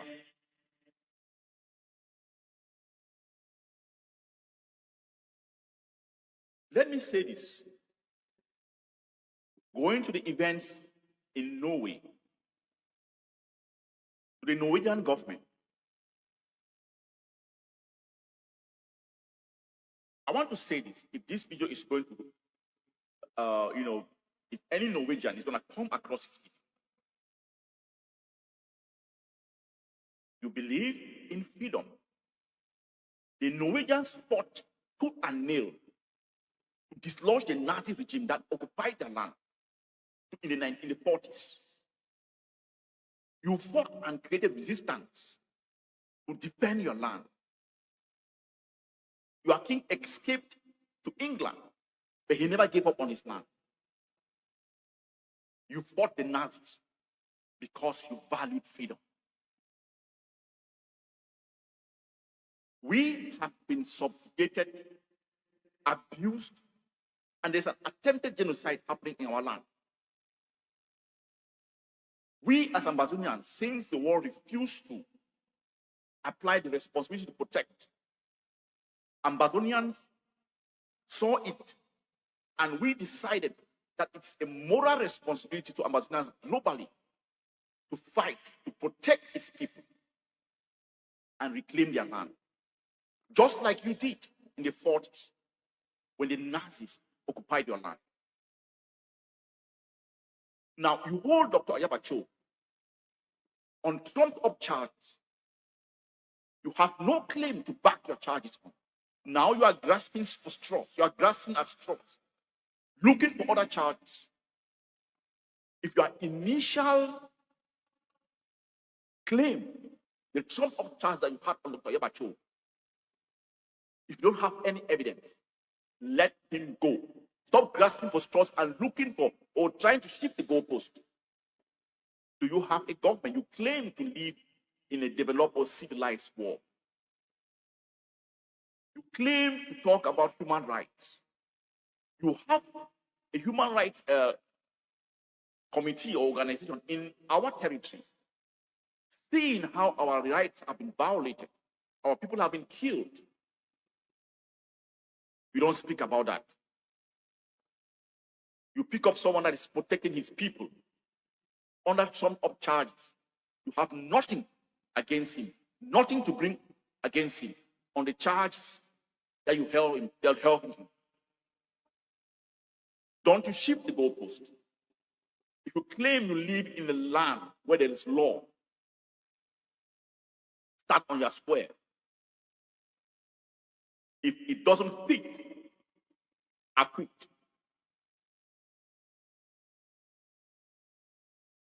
You have no business keeping Dr. Ebacho longer than you were supposed to hold him. You are detaining him.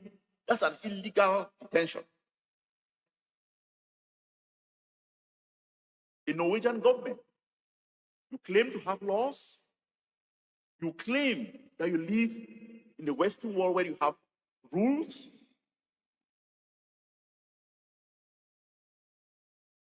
You held Dr. Yabacho on trump-up charges. You don't have anything against him. Now you are grasping at straws, looking for other things. You're trying to shift the goalpost, and you will find nothing. You're going around trying to pick people and interview them on things that doesn't concern your initial charges on him. If it doesn't fit, acquit. You have no right or business keeping Dr. Yabacho in your dungeon. Thousands upon thousands of people are languishing in Liberia, Cameroon dungeons. Ambazonians who were rightfully asking for asylum in Nigeria. Nigeria and Cameroon breached international laws, took our people and sent them to be languishing in the Liberia, Cameroon jails. You have not said a word about it. You have not held Cameroon, Liberia, Cameroon accountable for what they have done. But then you go around and you pick up someone that is protecting his people from being jailed, being killed, being massacred. Prove to us that you have laws and rules in your nation. Don't shift the goalpost. You have nothing on him. Acquit him. What's the point keeping him? You fought the Nazis in the 1940s. You formed resistance when your land was occupied because you cherished freedom. You went against the traitors that participated with the Nazis in your land. We are fighting an existential threat. War was declared on us. Our land was occupied and invaded in the 1960s. We have been under occupation for the past 60 years. Don't go down in history as a people who fought against occupation, and you are participating with people that are attempting to commit genocide in our territory.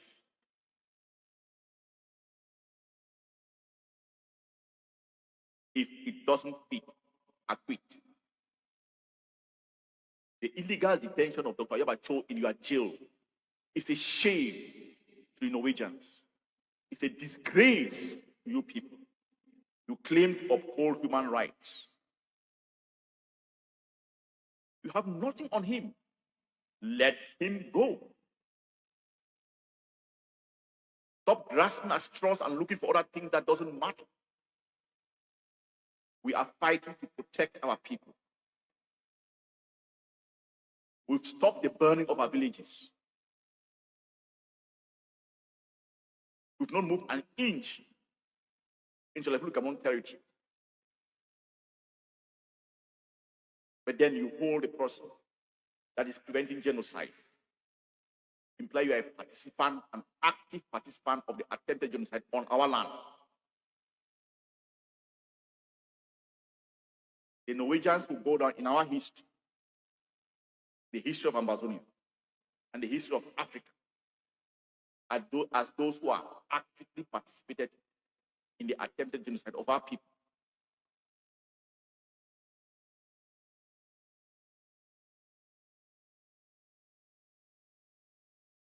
You stand with the Jews when the Nazis attempted to genocide their entire population. But now again, you turn around and you stand with the occupiers, you stand with the oppressed.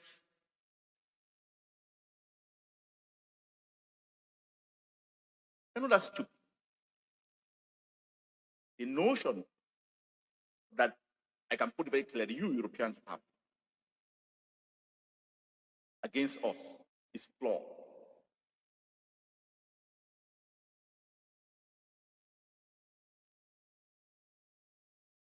Fellow Ambazonians, let's continue to hold them to fire. Let's continue to hold the Norwegian government to fire. Let them prove that they are civilized, as they call themselves. Your extended detention of Dr. Yabacho is criminal. I will continue to call you out.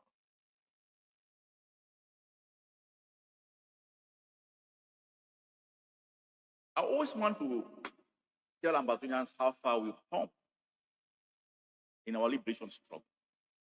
Let me play out one of the videos in one of our gatherings in our quest for liberation. This is actually Dr. Yabacho's speech that he gave in DC, Washington, DC. And I'll have a couple of things to talk about that video.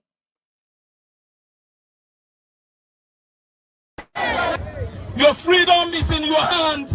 It is going to be fought inch by inch, block by block, neighborhood by neighborhood, rooster by rooster.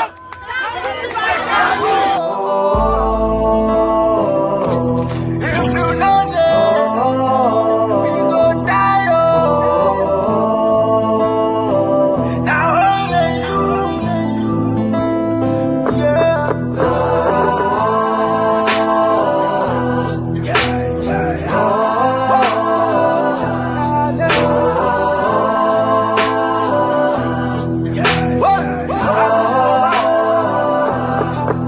They are fighting.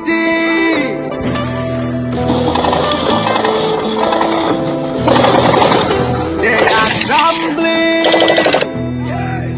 for that freedom in land. Angry man, them say they no one hear them, cause you know we do the way them did it. I see you blow, blow top the innocent world. Yes, so come and save us. If we not there, we go die, yo. Cause cow way no get it there. Now got the track, he fly, yo. Yes, so come and save us. If you not there, we go die, yo. Cause cow way no get it there. Now got the track, he fly, yo. Think of Seseko, think of Deacon Tarzan, think of Panfo, think of Mancho BBC, think of Mami Abbey. Are you ready to lay your life for Ambazonia? This is a leader who is fighting even for his people in jail. That's what you call leadership.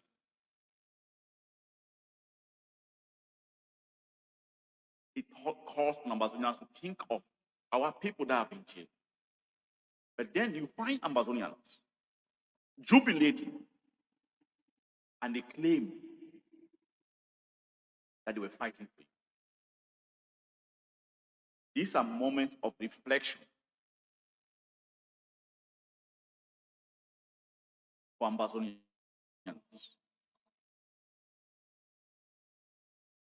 Listen to how he cries and talks. Think of our people being locked up. Sisoko Ayok and the rest. Don't give up. But then they lock him up. People who claim You have been fighting for your freedom. They are intimidated. You come out strong. Well, let me continue.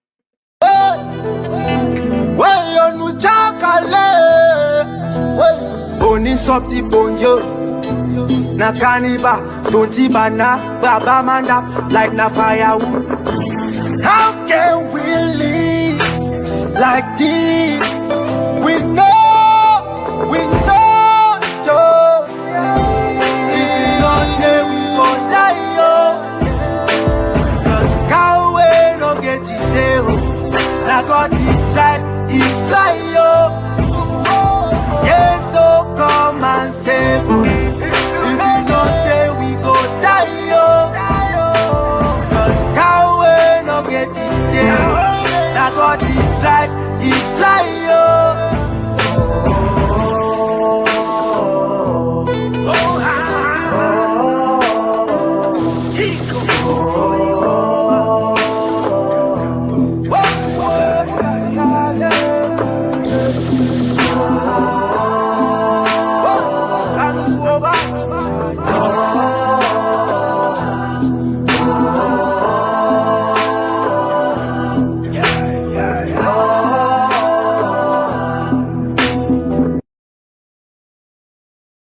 Fellow Ambazonians, you see what we are going through. The Norwegian government, do they have a clue about what we are going through?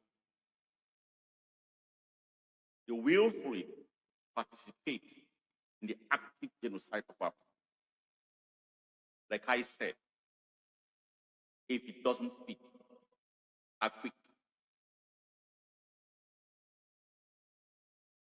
You have no reason to keep Dr. Yebacho in your dungeon.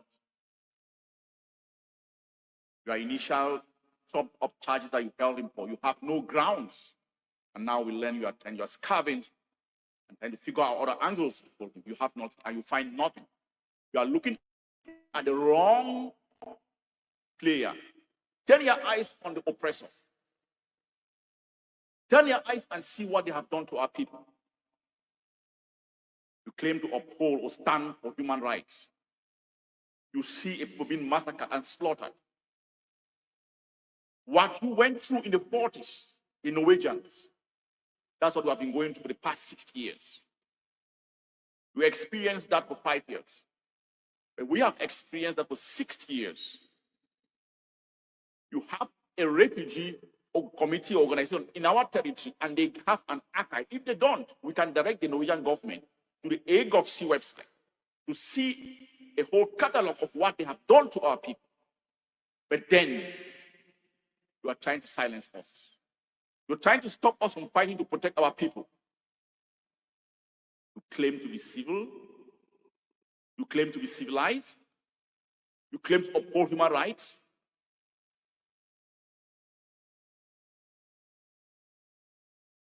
We will humiliate you and humiliate the oppressor. Like I still say, you have a misconstrued notion about Black people. I'll be very clear about that. If you see us as the source of resources, as people who can think for themselves, think again. You better release Dr. Yebacho while it's still early. You are going around scavenging and looking for things that is inexistent.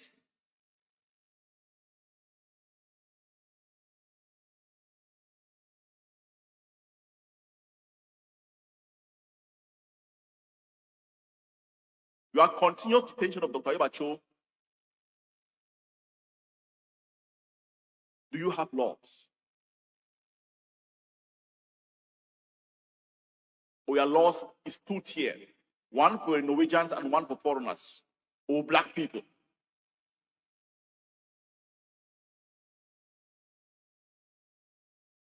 We are in the 21st century. The uppity attitude that you Europeans have is being dismantled.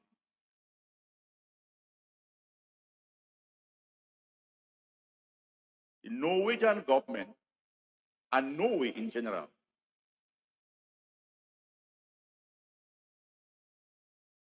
we can see through, we can see beneath what's under your garment.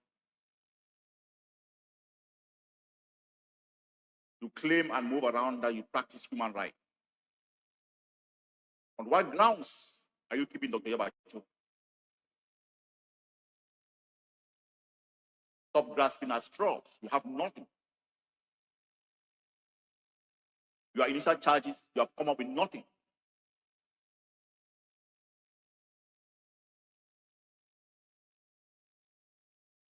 Let me shift gears.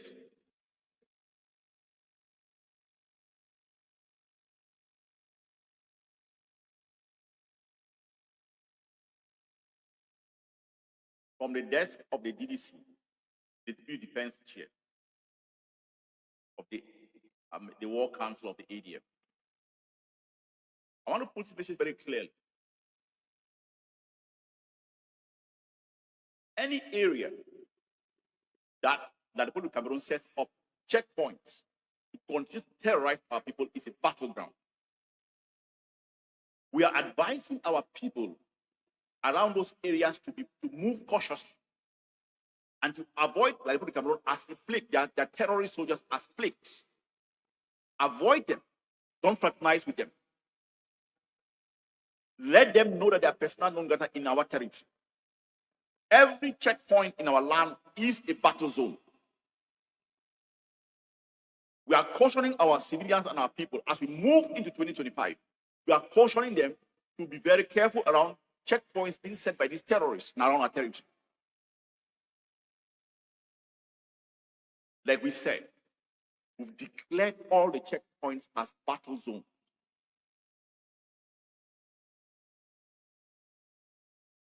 To our civilians, we are doing this to protect the people. Stay away from all those checkpoints. Don't fraternize those people. Treat them like plagues. Instead of them going and taking all their country, taking control of the country, to chart a pathway and a destiny for once. Let me say this. The Republic of Cameroon, they had their own founding fathers that they have not recognized. The Umnobes, Maurice Wani, and the rest, those are their founding fathers. They should go back, study their works, see what they fought for, or what they were fighting for. Dust it, create a blueprint to fight and take over the nation. They have never had freedom. Their resources, everything is in the hands of their colonial master, France.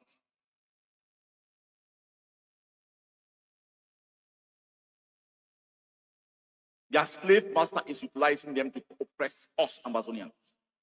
Remember this, Ambazonians. We have international boundaries surrounding our territory. We have international boundaries with Nigeria. We have international boundaries with the Republic of Cameroon. Let's get this for once. We are under occupation.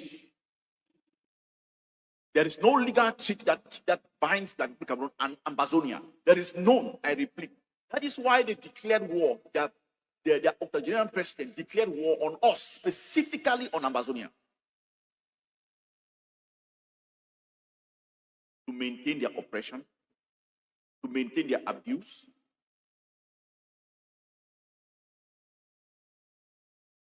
They declared war on our land. They thought it was going to be a mobile operation. 8 years and counting. Into the 9th year. We are holding our tongue. And we're going to escalate.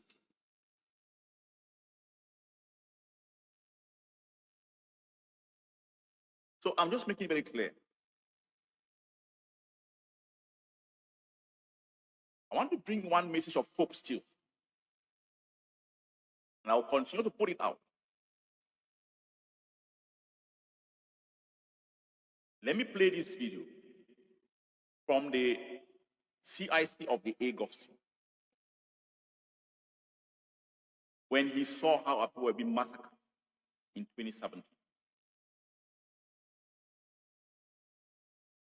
This was actually a call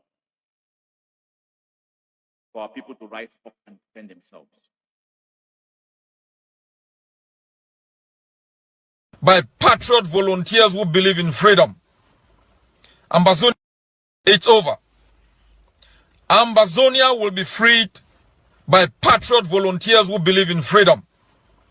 Ambazonia will be freed by the daring of our people, by a leadership that understands what the stakes are, a leadership that understands the nature of the beast we are dealing with, that make decisions based on careful thought and planning and not on sentiment. Ambazonians have never been this hungry. If I am, it's because we must change course. You must change the way you think. You must change the way you approach this revolution. I said before, it's going to be a face-by-face revolution. Because I understood and I understand the nature of the beast we are dealing with. It wasn't from an abstract construction borrowed from some utopia planet. It was based on in-depth study on the nature of the beast that we've confronted for the past 30 years.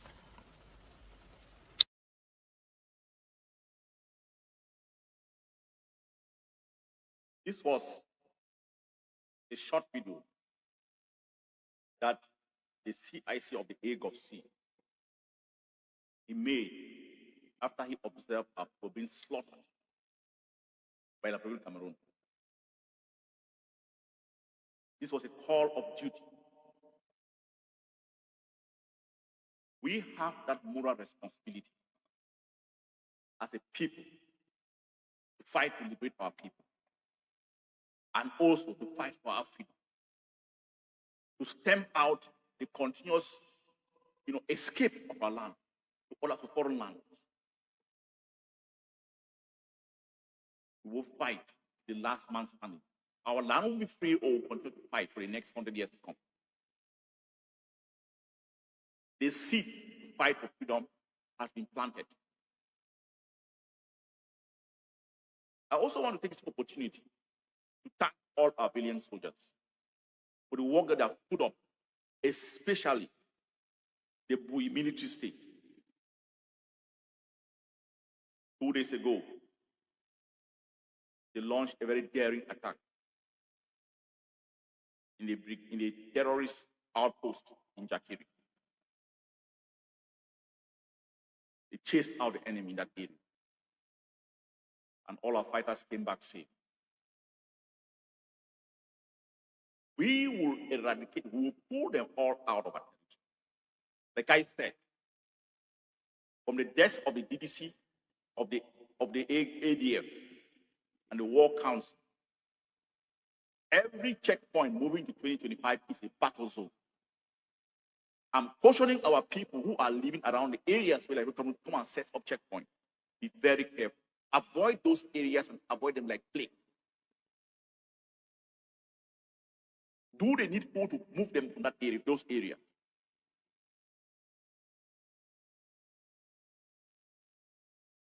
We dare oppression. We fight oppression. And we'll stare at it. We stare at the bull's eye and we are ready to confront it. We've been confronting them for the past 8 years. And we're ready to continue till this generation pass on and we pass on the baton of freedom to the next generation to come. We're either free or keep fighting.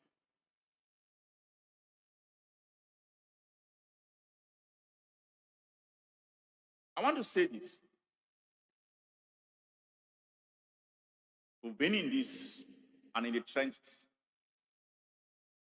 for almost 8 years. The social media warriors have drifted away. We are moving into the 9th where the rubber meets the road. The patriot volunteers that the president of AGOVC was talking about, they are the ones roaming our streets. They are the ones defending our territory. Those who understand that freedom means freedom. Liberation means liberation. Independence means independent. They cannot be bought. They understand what they're fighting for. They have laid down everything on the line. I call upon Ambazonians as we move into 2025, have a reflection of yourself. Ask yourself this, particularly those in the diaspora. What do you live for? What do you live for? This is an opportunity for you to go down in the history of Ambazonia, to write your own chapter, to show that you can imprint a footprint that will be talked about for the next 100 years to come. Moving into 2025 is when the rubber meets the road. You have to decide whether you are ready and cut out of the right cloth to put in all you got once and for all to free our land, or make a choice to live like scavengers, beggars in other people's streets.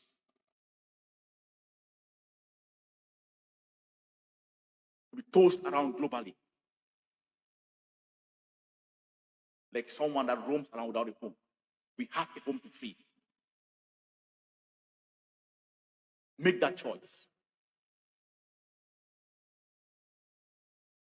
You know who has stood by our people, those that have died, those that are in dungeons, those that mean independent, real independent.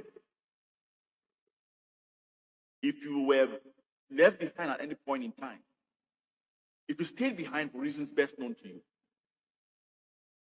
as we move into 2025, re-evaluate yourself. Ask yourself, are you ready to put in your own building block? Are you ready to fight for the liberation of Ambazonia? What legacy are you going to leave?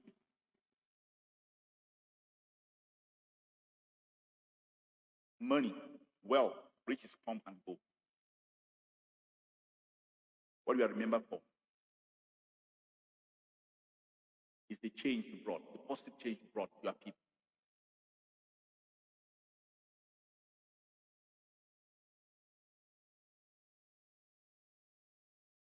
Ambazonia, I have one thing in mind. We hear about freedom fighters globally. We read about it. We study it. This is your opportunity to become one. This is a just fight. We are fighting a just cause. Someone like me, it's a fight to fight for the rest of my life, to die.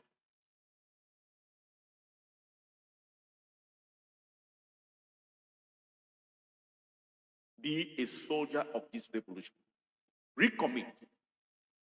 Have a conversation with yourself. Have a conversation with the man in the mirror and ask yourself, what do you live for in this current moment? In this present time? What's your purpose?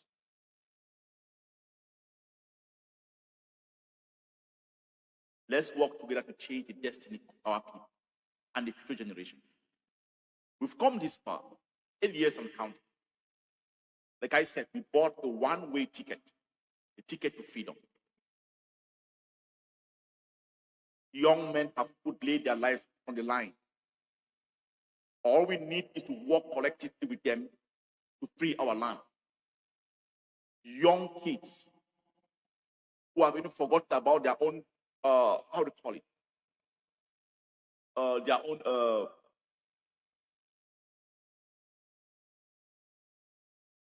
the future generation.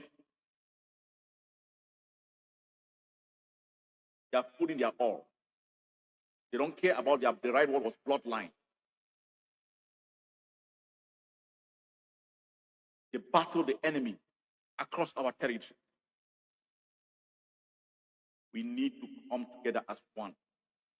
As we move into 2025, galvanize ourselves behind the force that is uncompromising, unapologetic, unrepentant in the freedom of Ambazonia. You best know. Stand behind the vanguard of your revolution. Recommit. Everybody has a place to free our land.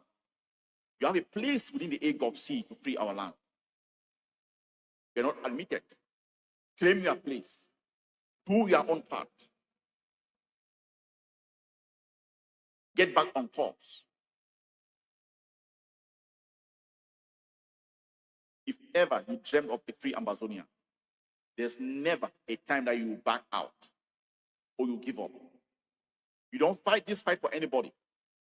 You fight it because you have a personal conviction that our land has been occupied and must be free.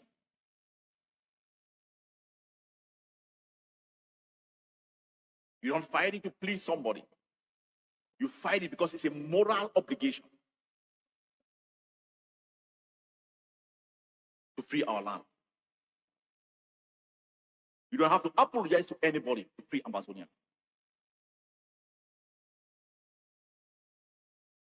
As we move into 2025, be the daring soldier. Be the daring soldier that confronts the enemy. Let's come together and confront the bully. Our land must be free. It is our moral responsibility to free Ambazonia. This current generation, our forefathers laid the blueprint. We have all the resources that we need to free Ambazonia. We are not going. I repeat, we are not going to pass on this battle to the next generation. It is our time.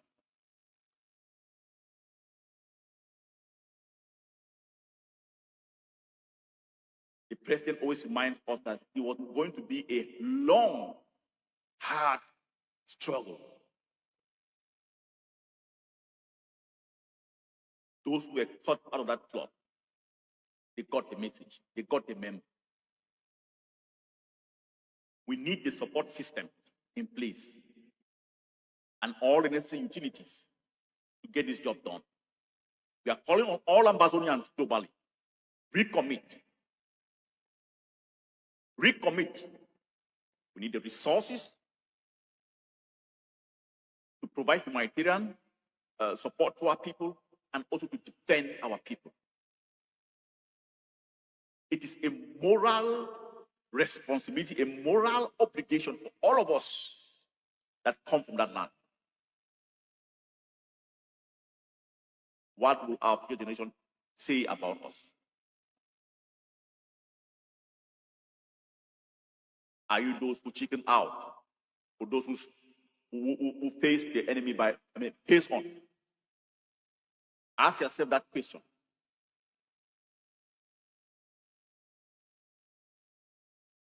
The revolution was never going to be a, how do you call it?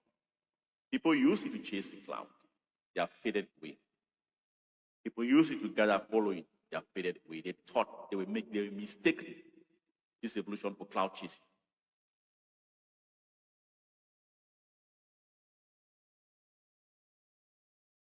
Where are they? They faded away. Some sold out. Some betrayed our fighters with the field. Some exposed them. Some took blood money from the enemy. Those things will come to haunt you. And I want to tell Ambazonians, those who continue to think that they can betray this revolution, Ambazonia will be free. And let me say this, if you understand very well what happened in Burkina Faso, Thomas Sankara was killed 25 years ago.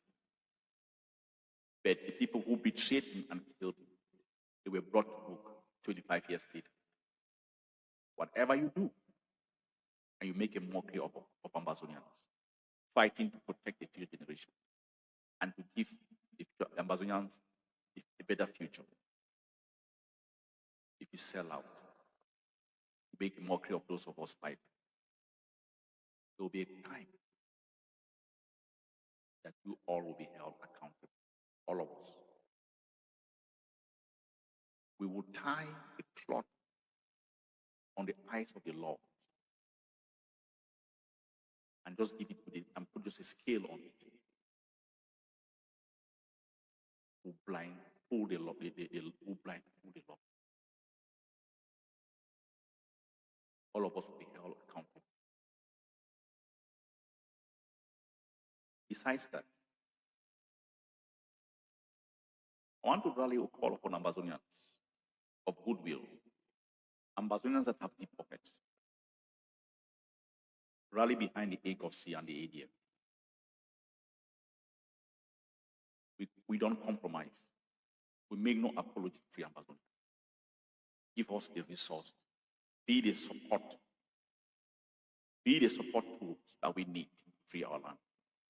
We have the formula to free Ambazonia. We say it unapologetically. We dare the enemy. Whatever we have been doing, we have remained consistent. We have remained consistent. We have changed and modified our tactics to protect our people and to undermine the enemy in our land. But our core principles have not changed. What we started off with has not changed. We can only adapt where we keep on moving on the right path. We talked about self-defense, we're implementing it. We talked about targeted diplomacy, we're implementing it. We talked about community mobilization, done that. Give us the resources, get in touch with us. Be counted, stand up and be counted. It is high time we free our land. Those in Ground Zero are doing their utmost best. And I'll admit and attest that Ground Zero has held the defense of our land for this past 1 year. We instituted the liberation tax, and much of the actions we've seen on the ground has been sponsored by Ground Zero. It is working, fellow Ambazonians. The implementation of the liberation tax is working. I want to tell our people that as we go into 2025, let's galvanize ourselves. Diasporans, Ground Zero is putting us to shame. Everybody, as we go into 2025, be a proud Ambazonian by displaying your liberation tax receipt. Ground Zero has done well. What they have put together has defended our land. We've chased the enemy, pushed them out of the various checkpoints. We confront them even when they stand in areas where they want to do their so-called kale. We confront them and we chase them away from those areas.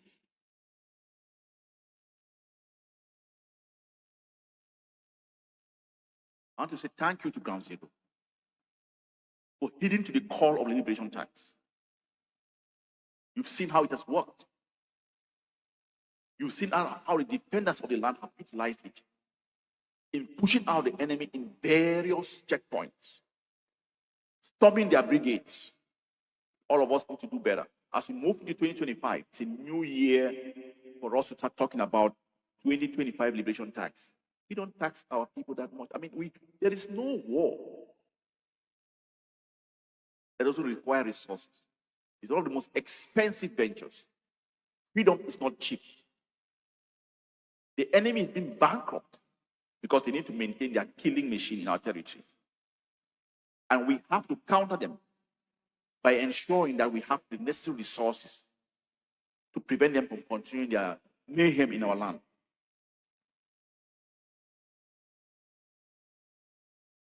Fellow Ambazonians, as we move into 2025, let's recommit. It's minimal. 5,000 for the women in Ground Zero, 10,000 for the men. The diasporans, Africa diasporans, $50. Western world diasporans, and also the Eastern world, $100. Be a proud defender of your land. 2025, show up and show up. Show up and show off that you are a proud Ambazonian. Carry your badge of honor on your head. Carry your receipts with you. Show that you are an Ambazonian, defending that land. Resources are needed. And if all of us chip in, just do the bare minimum,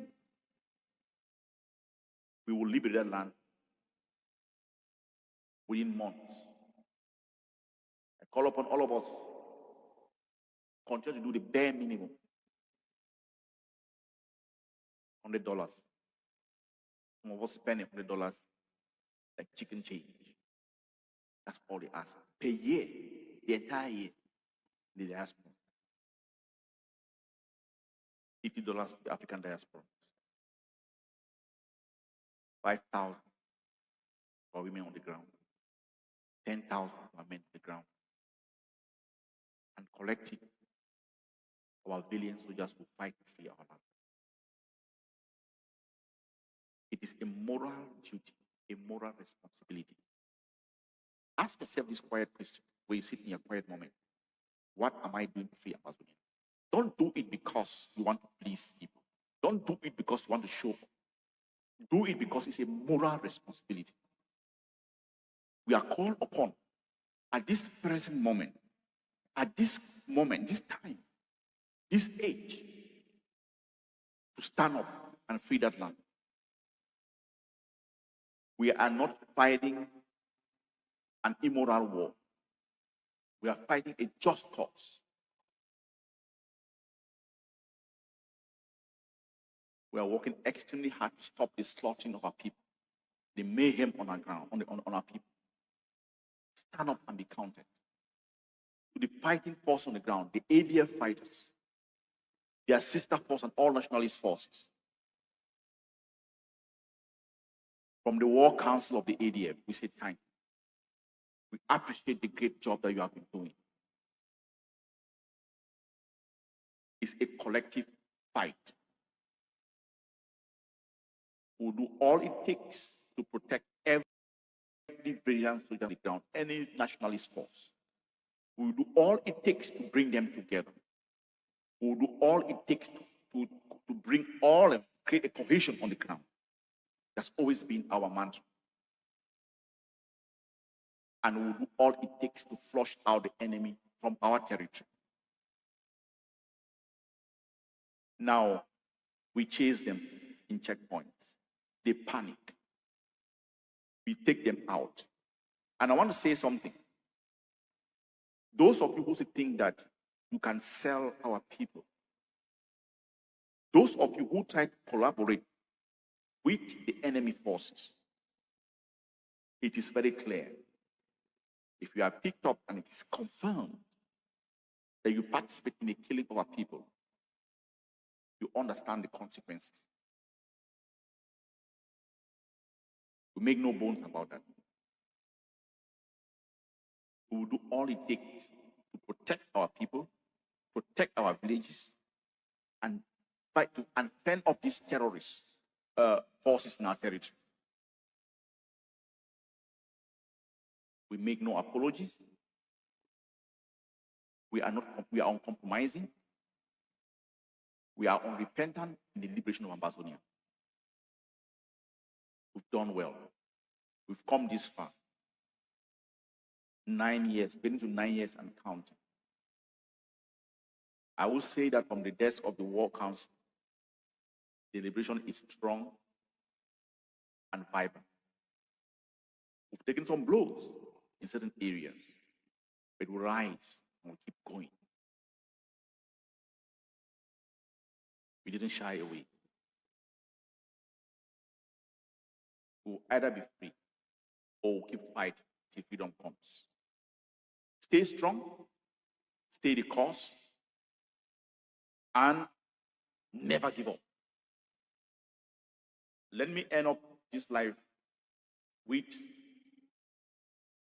one of the videos from the founding father of self-defense in Ambazonia. I generally talk. I know say people that way to talk. I just love ADF with all my blood, and I go ever love ADF till I die. Even ADF no be the best, but they never ever fool me, they never ever confuse me, they never ever tell me thing wey not correct. I want just give courage for house. Mona no say even so other man dey we give can take this struggle to boya, it go be na ADF. Even if they fight and jam am, turn am, rob am, cockot am, they go join back. When God say yes, no man he talk say no. Any two man make and dey different with the one way God give am. Me no man of panic, me no man of fear. I dey fine. Now that my eye don't turn, don't worry me seriously. I think na night this. But I'll give a snapshot for afternoon when I see that my eye don't turn, it touch me 2 weeks, I did take care. But I no one talk because if I talk, I will not know who the house. If it be a weak point, somebody feel like talk for your friend, say your man nowhere or you nowhere, no know who will talk for you. I know say oh man they tire me. I know well, but I go dey fine. Pa, if you get chance, if you call me, no I beg, sorry, if you call you, I don't know. Anytime you see the Well, I'll end this video with that, on that note, from the founding father of one of the founding fathers of self-defense in Ambazonia, General Ivory. He left a prophecy, and the prophecy will come true. Those of you, Ambazonians, who want to leave a legacy, be a part of the freedom of Ambazonia, as we move into 2025, link up with the AGOVC, link up with the ADF, do the needing, stand with us, provide the tools that is required and the resources. We have the formula to free Ambazonia. We say it unapologetically and unrepentantly. We don't compromise the freedom of Ambazonia. I'll end this note by still appealing to the government of Norway, the Norwegian government. Release Dr. Ayabacho. Stop grasping at straws. You have nothing against him. The trumped-up charge that we held him have no evidence. You have nothing on him. Stop moving from point A to point B. Don't shift the goalpost. Even if you do, you have nothing on him. Turn your eyes and face the enemy, just as you fought the Nazis in the 40s. You can relate with us what we have been going through for the past 60 years. You experienced that just for 5 years. For these 5 years. And you know what it means. Release Dr. Yabacho. You have nothing on him. The trump-up charges that you held him, that you detained him for, have no evidence or nothing to prove. You're trying to move the goalpost. All we can tell you is that if you have a country that has laws, it's illegal for you to do what you are trying to do. And if you move the goalpost, there's nothing that you find. That is a man that is implementing responsibility to protect his people. That is a man preventing the genocide of his people. That is a man standing up for human rights. That is a man standing up for freedom. And you keep him in your dungeon.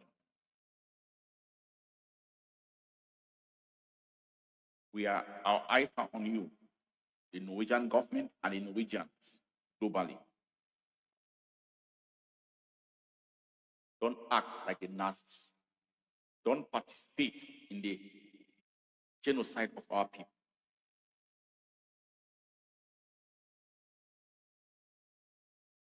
Fellow Ambazonians, I want to wish you a happy new year. Sorry, I want to wish you a Merry Christmas. And as we gear up towards the coming new year 2025, let's go in with full momentum to blow out the enemy from our land and to reclaim back our land. We are not going to mortgage this. We are not going to mortgage our freedom to anyone, or else we will not be free. We are not going to pass on this battle to the future generation, who will be looked at as laughingstock by them. We are going to fight block by block, neighborhood by neighborhood, rooftop by rooftop, gutter hole by gutter hole, village by village, till our land is free. We have the formula. We need the resources. We need the tools to free Ambazonia. Thank you. Merry Christmas and have a wonderful new year coming up. A year of hope. 2025 will be a year of hope.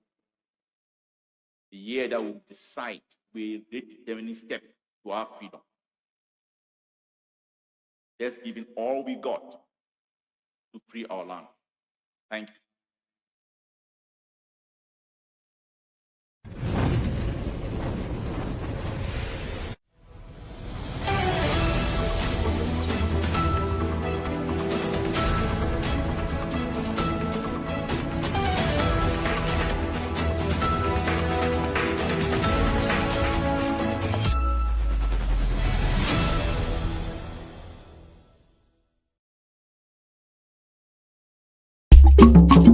Kaigazi garahozi, kaigwana chiaidima.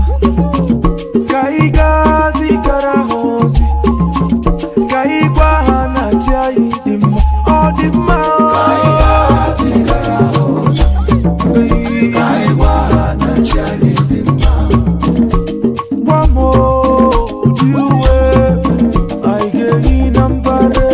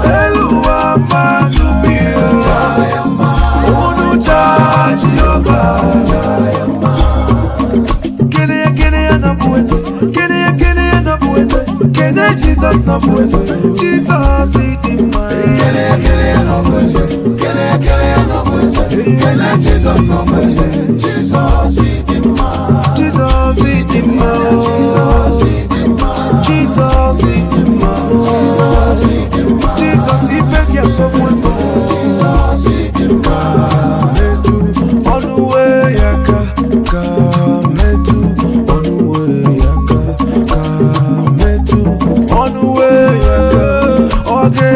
make am the ocha, oge make am the ocha, oge make am the ocha. Mwa metu ye, biko metu ye, metu ye, metu ye, metu ye, metu ye, metu ye.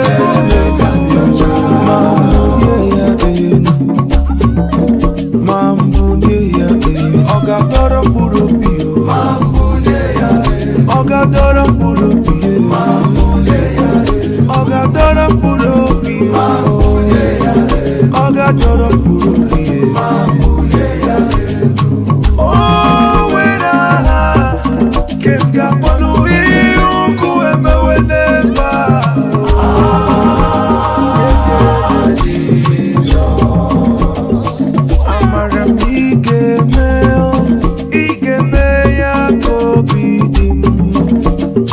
Amara igemea kobi di mama omemae. Amara igemea kobi di mama omemae. Amara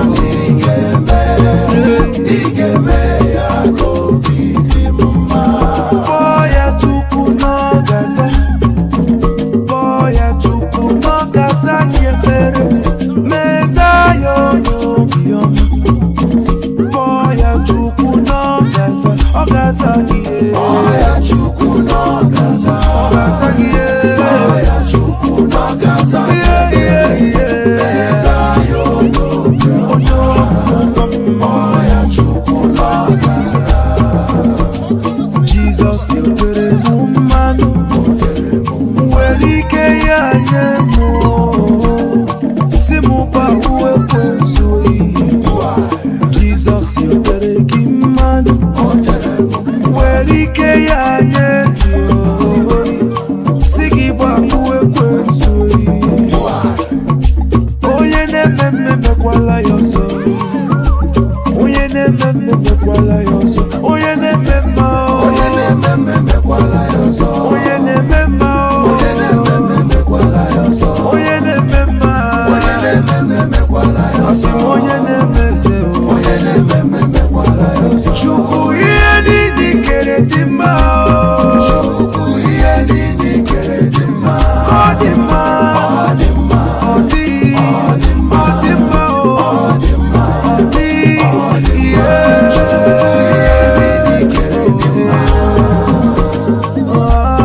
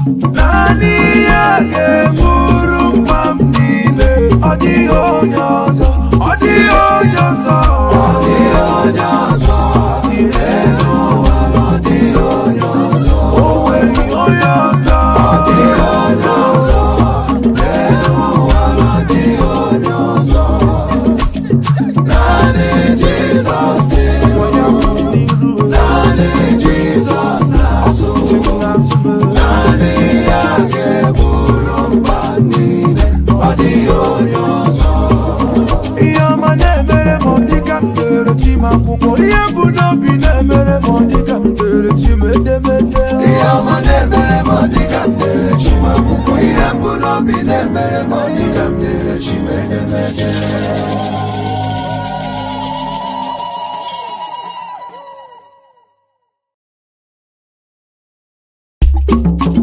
Kaigazi garahozi Kaigwana chiaidimma Kaigazi garahozi Kaigwana chiaidimma Odimma Kaigazi garahozi Kaigwana chiaidimma Wamo diwe Aige inambare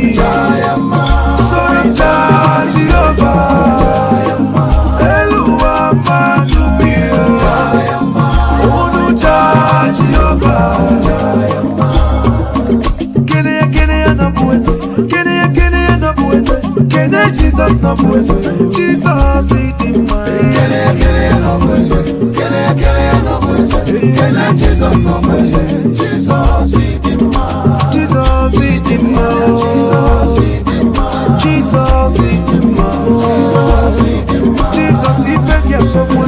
Jesus it in mind. Metu on the way yaka, metu on the way yaka, metu. On the way, okay, make them the child, okay, make them the child, okay, make them the child. Metu ya, because metu ya, metu ya, metu ya, metu ya, metu ya, mambu ya, oga dora burubi, mambu ya, oga dora burubi. Ogadora purubi, ogadora purubi, oh wena, kemga polubi ukueme weneva, Jesus, amaram igeme ya kobidim, amaram igeme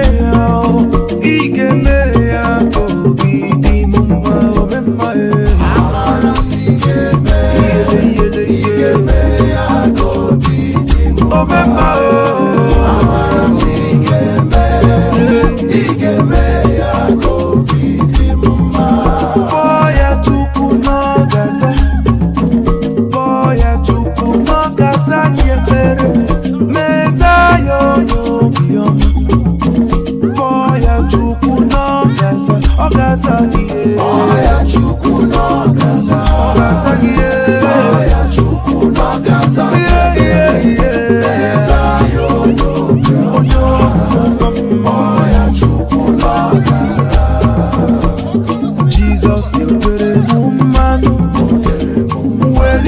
ya nyemo simufa uwe kwensui Jesus yotere kimanu werike ya nyemo sigifa uwe kwensui oye nememe mekwala yoso oye nememe mekwala yoso oye nememe mekwala yoso oye nememe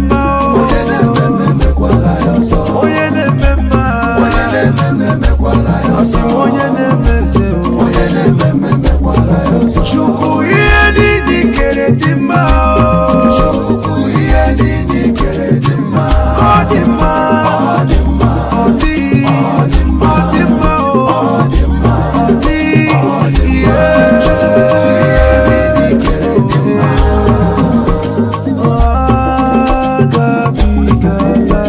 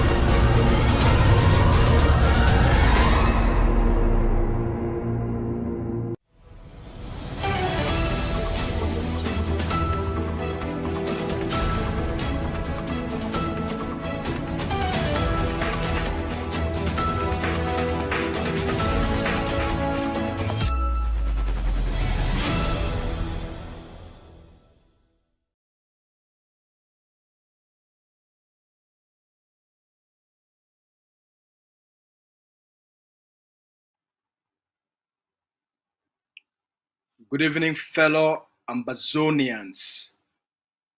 Good evening to you all, and happy Sunday to everyone.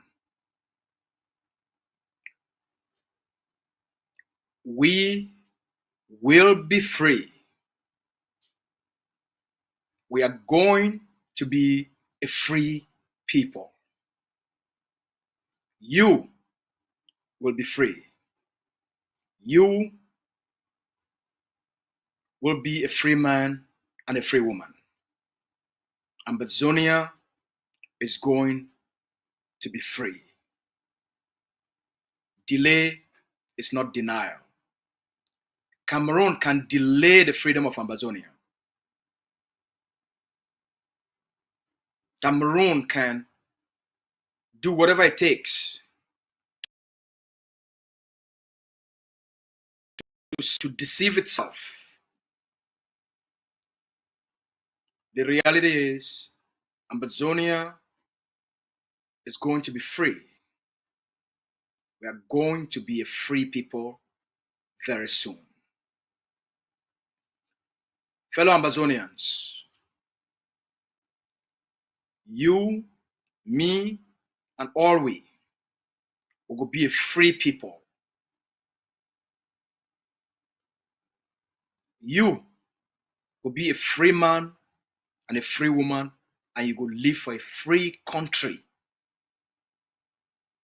Cameroon fit delay the process. Cameroon fit slow down the process. But Cameroon no fit stop the freedom and the independence of Ambazonia. Cameroon fit continue for fool itself, for deceive itself.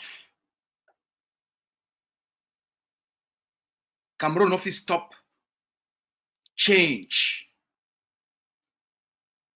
Cameroon no fit stop this journey, this commitment, this decision, these sacrifices, this promise where we as a people don't make up. You go be a free man, you go be a free woman. We as a people will be free. We don't do a lot. We don't make a lot of sacrifices. We don't commit a lot of money. We don't pour in a lot of resources. We don't go through a lot as a people.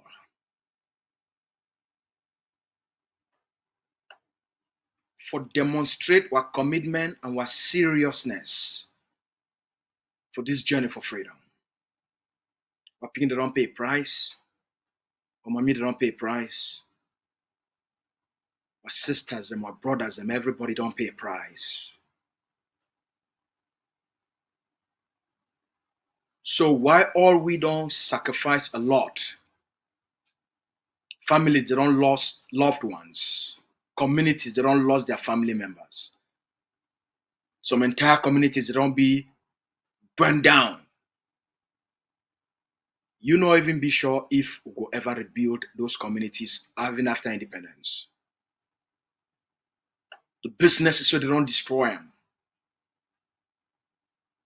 The billions and trillions of CFA, where Cameroon don't destroy them. So all we don't pay a price. They call them pay price to action. Because for this life, nothing not be free. If you want education, you pay for it. Even if some person put you for school, but you get for do the studying. Now you get for sit down for classroom. Now you get for wake up for early morning. Now you get for prepare for go school. Now you get for do the assignment. The person where he put you for school, he no go do the school work for you. The person who put you for school, he no go learn the book for you. Now you must go through the process of education so that education too, it go through you. So this change, we don't embrace them. This path, we don't commit ourselves to. It never be easy for anybody. You not be ever be born prepared for it. Nobody be prepared for it. Not even Dr. Choya, but be prepared for it. But because they born you for those conditions, because they born you for these conditions, because they born me for these conditions, because they born we for inside the conditions of occupation and tyranny and terrorism and poverty and abuses and exploitation and torture and death. Because they born we inside those conditions. Now those same conditions, they generate the inspiration. The conditions of oppression, they generate the desire for freedom. The conditions of torture, they generate the desire for human dignity. The conditions for abuse, they generate the desire for a better system. The conditions of exploitation without reciprocity in development, they generate the inspiration for a system of accountable government will be progress driven, for make sure say the people there, the resources of the land, of the country, of the people them, they be used for the development of the people them. The conditions so that the kill were picking them, the kill were mommy them, the kill were brothers, the kill were sisters. Now the inspire we for make sure say we succeed, and we make sure say we no go ever go through these experiences again. The conditions of mass murder, for these thousands of killings we Cameroon the commit for Ambazonia, they give we the courage, they give we the strength, they give we that inspiration for make we want a better country, so that the future generation, where people them, they no go ever live through such an oppressive, tyrannical system again. This poverty where Cameroon, it deliberately engineer them and impose them for our people them, for make our people them poor. It make all we develop a desire for progress, for a better quality of life, for go, for pursue abundance. The kale way Cameroon, they do one for our people them. The beatings, where the police, the gendarme, the army, the bees, they put our people them through. All those extortionist checkpoints where they put them for our country. It make all we look those things, we say we don't want those things. We don't want me to begin to kill our people them. We don't want me our people that go through genocide. We don't want me our people that go through extrajudicial killings. We don't want make our people they go through mass arrest. We don't want make police, gendarme, army, and bee they begin to beat our people them. The bad education system we will get them. It inspire all we for something better. What judicial system, with the occupation system, not take them, it turn them up and down. It's time for call them from Anglais legal system. Go left, they don't want to go up, they don't want to go down. It become na turning cocoa. It become na poto legal system. It make all we also don't want that kind of system. So we want something better. So all we don't pay a price. On a daily basis, I get hundreds of phone calls from across the territory.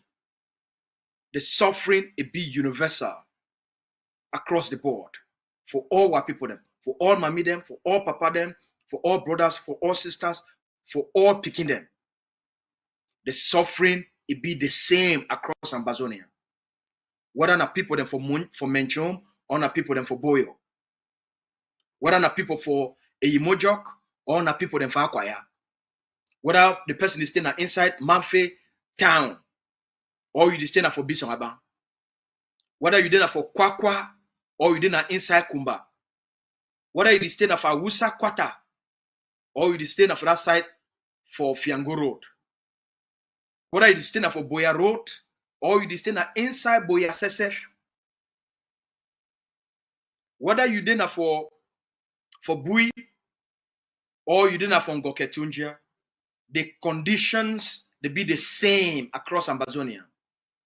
The system of oppression, the system of occupation, the system of abuse, the poverty, it be across Ambazonia.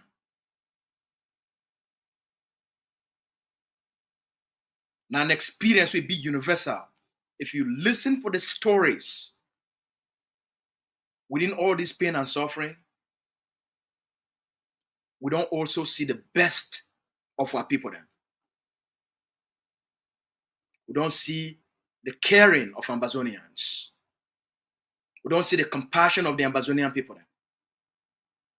We don't see the love of the Ambazonian people then. We don't see how families, they come together, communities, they come together, support one another, keep one another, and save one another. We don't see how communities, they don't stand up for fighting people them, for save one family. We don't see how communities, they don't rise up when an Ambazonian child be killed. We see what happen, how the community rise up for Chico. We see how the community rise up for Fako. We see how the community rise up right inside Boya. We see how the community rise up inside Bamenda for stand up against the injustices, for stand up against the oppression, for stand up against the killings of our children, for stand up against the killings of our people. We see how Ambazonians, they rise up across the territory for collective defiance, for collective aspirations, for demonstrate and for proof our collective voices. Say that the thing this will stand for, that the thing this will want, that the thing this will desire. So what you are people they want, it be very specific, it be well defined. The hopes of the Ambazonian people them, it be unquestionable. While people they rise up say they want freedom, while people they rise up they say they want independence, while people they rise up for demand an end to Cameroon's occupation of Ambazonia. So why would he pay this price? And there's no greater price would he pay than the price of ultimate sacrifice. For our children them, our sisters, our brothers, our papa and our mommy them, where they don't use their lives, their spirit, their blood,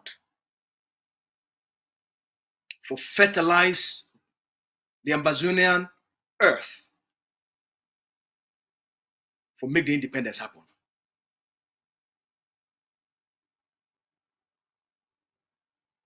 So we must be very careful about the narrative we will send them out to ourselves, to Cameroon, and to the international community about what we fight for.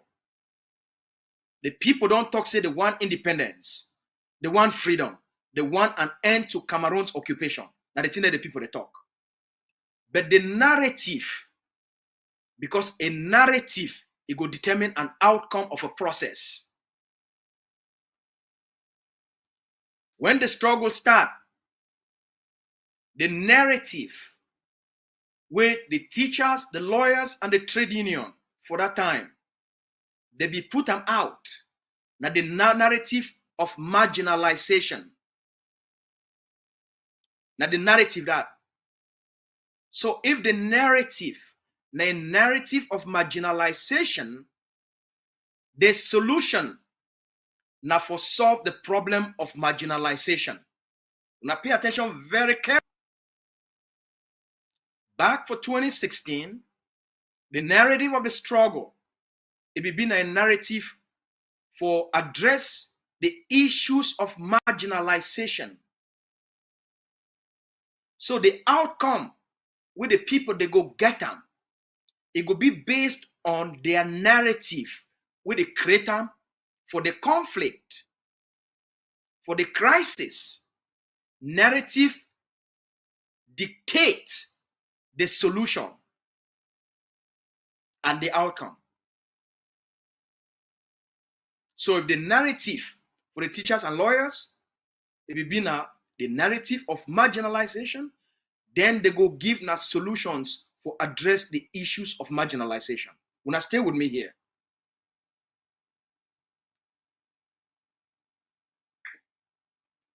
For fight, now one thing. For create a narrative where it articulate what the people that they fight for, and therefore the solution where the people that go get them. Now two different things. You figure a just cause, whether through deliberate means, intentional means, you construct a narrative will give you a totally different outcome. So through time,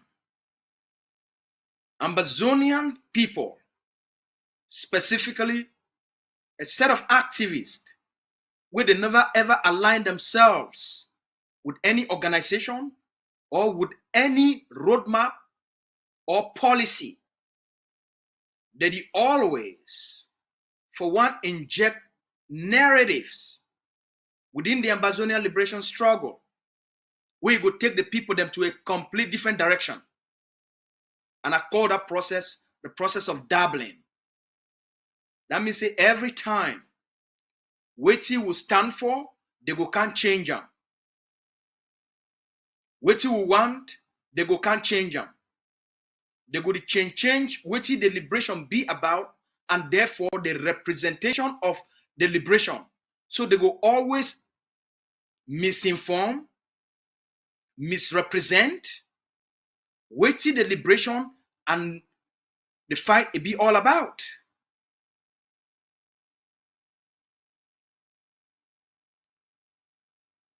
So I don't take una through marginalization. If the narrative na marginalization, remember the outcome now for address issues of marginalization. The narrative no go be marginalization, and the international community it go come now for can address issues of independence.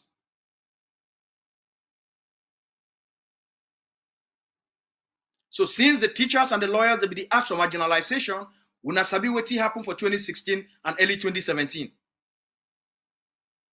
The proposed solutions they be now for address issues of marginalization.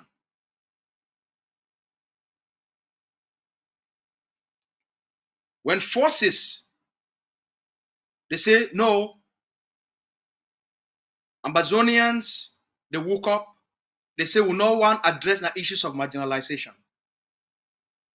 The issue of Cameroon presence for Ambazonia, it's not an issue of language, not been an issue of English versus French, not been an issue of Anglophones versus Francophones, not been a linguistic issue, not been an issue of courts, not been an issue of education. The problem, the root of the problem, now an issue of occupation. So by 2017, Ambazonians, they redefine and crystallize what this fight be all about. Experts, they can't look all these things. They say, no, this problem is not a problem of marginalization. It's not a problem of French and English. It's not a problem of Anglophones versus Francophone. It's not a linguistic issue. Cameroon's presence for Ambazonia now a problem of occupation. So they do the redeclaration of independence for assert Ambazonian people their right. Ambazonian forces, they rise up. for defend that independence, for end Cameroon occupation. So the narrative of the teachers and lawyers, it be die immediately, because a superior reflection, a collective expression of what this fight be about, it be established historically and legally. The issue of occupation. Ambazonian, rise up for defend that independence. The moment Ambazonian forces the rise up, the first thing we will start for noticing, instead of call them Ambazonian forces, the one can claim responsibility and ownership over these forces, so that then the feet use them for their own selfish and corrupt motives. Once these forces rise up, Ambazonia Defense Forces, the Tigers, and SOCADEF,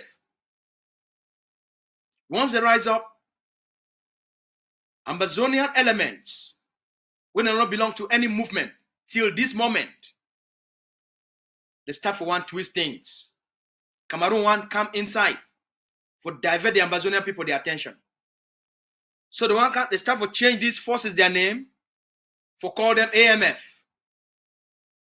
So that those forces, they know will be ADF, they know will be Ambazonia Defense Forces, they know will be Southern Cameroon Defense Forces, and they know will be the Tigers.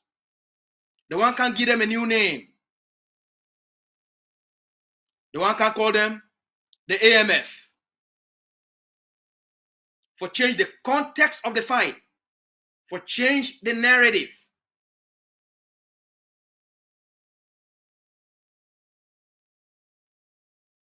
It not end for day.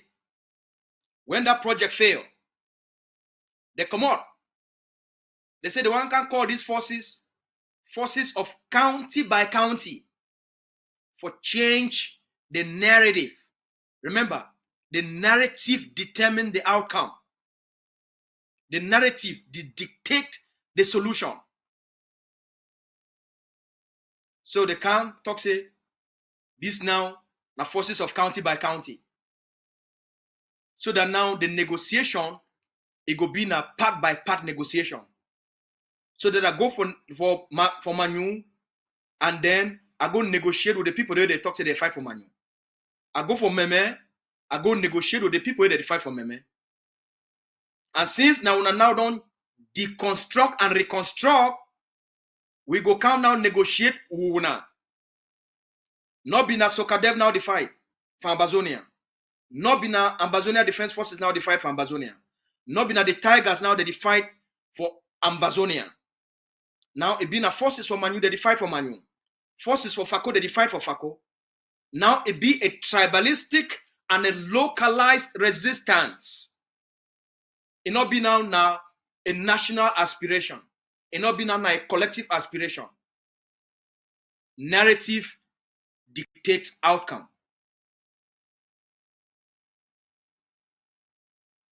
When I see the consequences of that narrative, how many forces Ambazonia and the lost her, and the chaos with the creator, and then the corruption will enter inside. It not still work out. They come for talk say they want to change all these forces their name to ASC.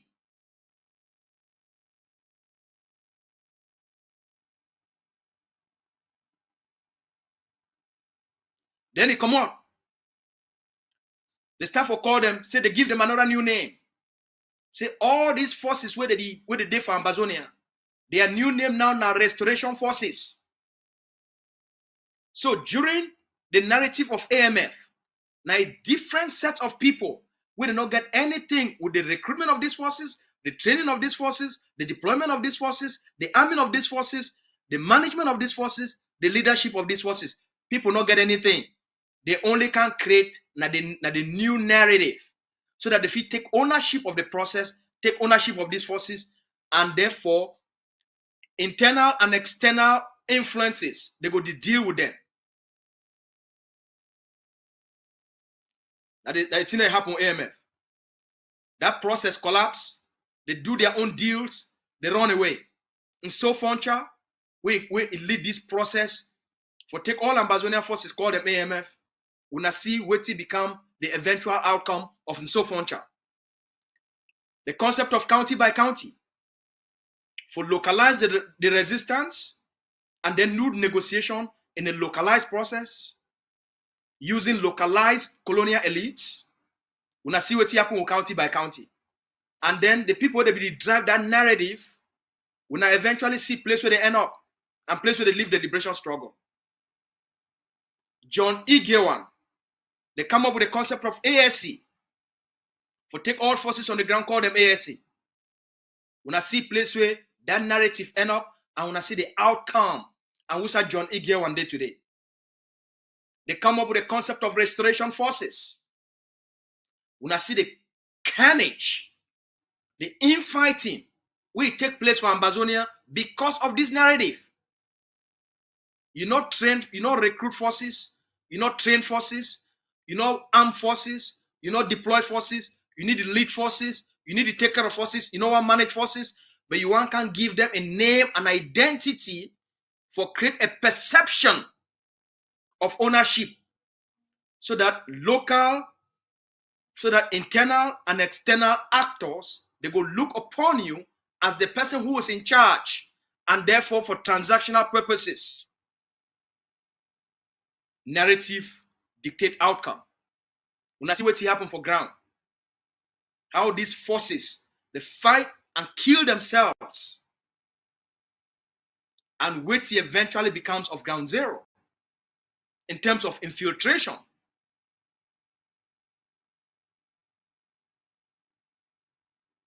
You know, end for day. That one hold water, you know, hold water. They start to fight themselves as to who be in charge of restoration forces. You get the Ayoktabe IG, you get the Sako IG, you get the Chris Anu IG, you get Marianata IG, you get the Tita IG. Up till today, all the 5 IG that they lay claims of these forces, so they call them restoration forces.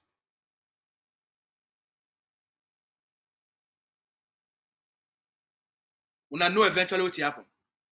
You know, end for day. They can't move for change during no pity, when no pity don't become like famous. One of the dominant, powerful, strong generals on the ground. They go meet up no pity.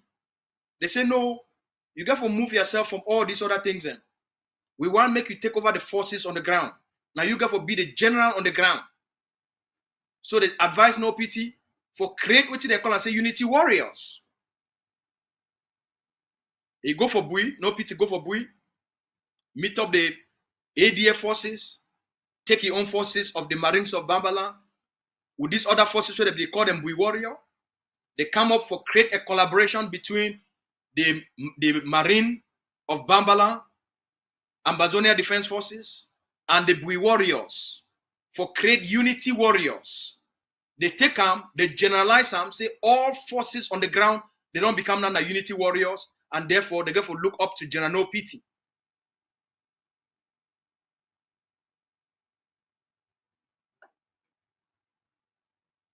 Narrative dictates outcome.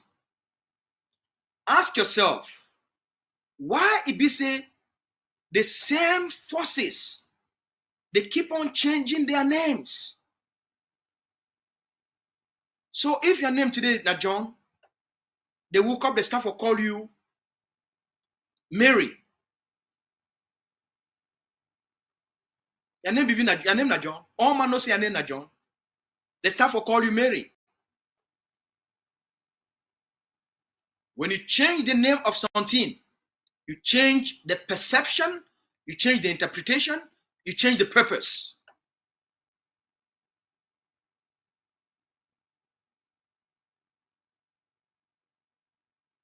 Narrative dictate outcome. That project for no pity, I don't already educate on that, it still failed. Now, with all of that, Ambazonia don't survive. The people where they be behind all this change of names, they not belong to any organization. The funniest thing, the people where they push these change of names, they themselves not belong for any organization. In so Foncha, it come up like all we. It not be belong for any organization. At some point, they take it, Sako take it, say, I go make you this person. Because at that time, in so Foncha, they push the narrative of AMF. While Sako come in, they not be responsible for creating any force on the ground, but the one used in so Foncha because it be come up with the concept of AMF. So they try to use it. On a see place in so Foncha end up today. John Igia come up with the concept of ASC. Who's I end up? They take the names, the photos, the information, the personal information of forces. They leak them all to La République. They leak their names, they leak their ID card, their names, their date of birth, the place where they born them, their papa and their mommy leak all this information out to La République du Cameroon for internet. For all this data where they collect them for these boys. Leak them all out. What happen? Everybody will be wiped out. The reason why I want to get this discussion now, not be La République the whole Ambazonia back. Not be La République the slow Ambazonian independence and freedom. Now Ambazonians themselves, whether they mean them or they don't mean them, we not need this education. For 8 years, we don't finish La République du Cameroon, if not be for these processes of dabbling, if not be for these processes of constant experimentation, if not be these processes of today we plant granite. When the granite it don't start for germinate, the roots they don't take ground. When it don't start for grow, it won't reach a place where the harvest season won't come. We go root all that granite all. We root them all. We uproot all the granite all. We scatter them. We say no. Now na corn. They can't plant corn. The time of corn it won't start for grow. Where people they expect harvest more time. They can't cut all the corn down. Cut all the corn down. They say now the egusi. Then they plant egusi. The time where the egusi don't start for bear those egusi big egusi fruits, those big melons, the ones start for form. They can't cut them all down. They move on all. They say no, we want plant a pepper. The moment pepper don't start for germinate, it reach a place where pepper go start for produce pepper. They can't move on all. No one pepper. No one pepper. The thing we really want them now. We want Jagatu. The moment they can't plant Jagatu won't start for grow. They can't move in Jagatu, scatter them all. They say no, now a banana one plant them. That the thing is why they try to explain that for now. So you go see a people that they make progress, but they aren't for the same spot. Instead for them give themselves time for harvest the two that they call and say freedom. Harvest the independence. Harvest this freedom. Harvest the independence. They go always come move with it, they don't plant them for strive for plant something else. That's in one reach or place where it go start for give them the intended harvest. They can't move and plant something else. So if you be frustrated because you need to see some form of progress, now because when you make progress, you got these dabblers.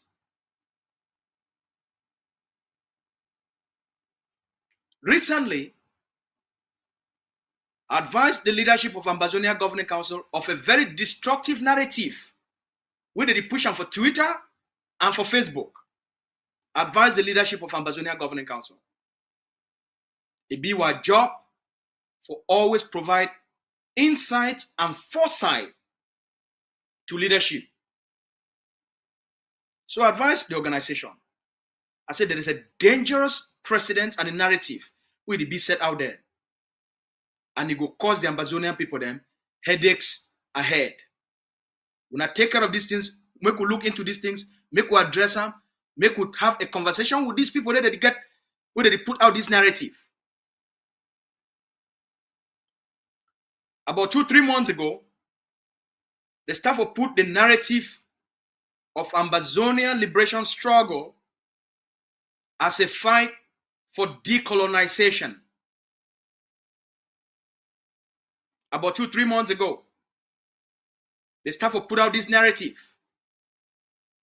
of Ambazonian liberation struggle as a fight for decolonization.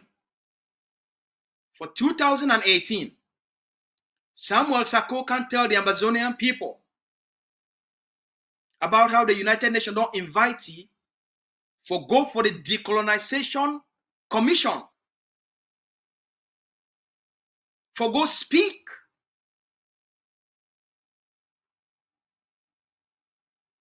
Later on, when I can discover and say it will be all na fictitious stories.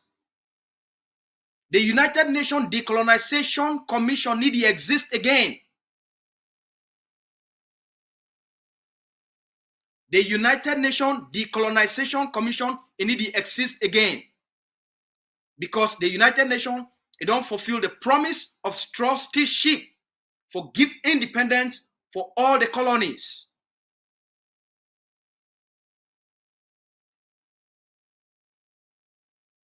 For 2024, after 8 years, for represent the Ambazonian fight for end Cameroon occupation as a process of decolonization. If you put the narrative, say, remember what I tell you now, if you put the narrative of marginalization, the solution would be now for solve the problems of marginalization. So the narrative of marginalization, it make Cameroon, it create the Bilingualism Commission. The narrative of marginalization of Anglophones, the Cameroon government create the Bilingualism Commission as a solution to marginalization.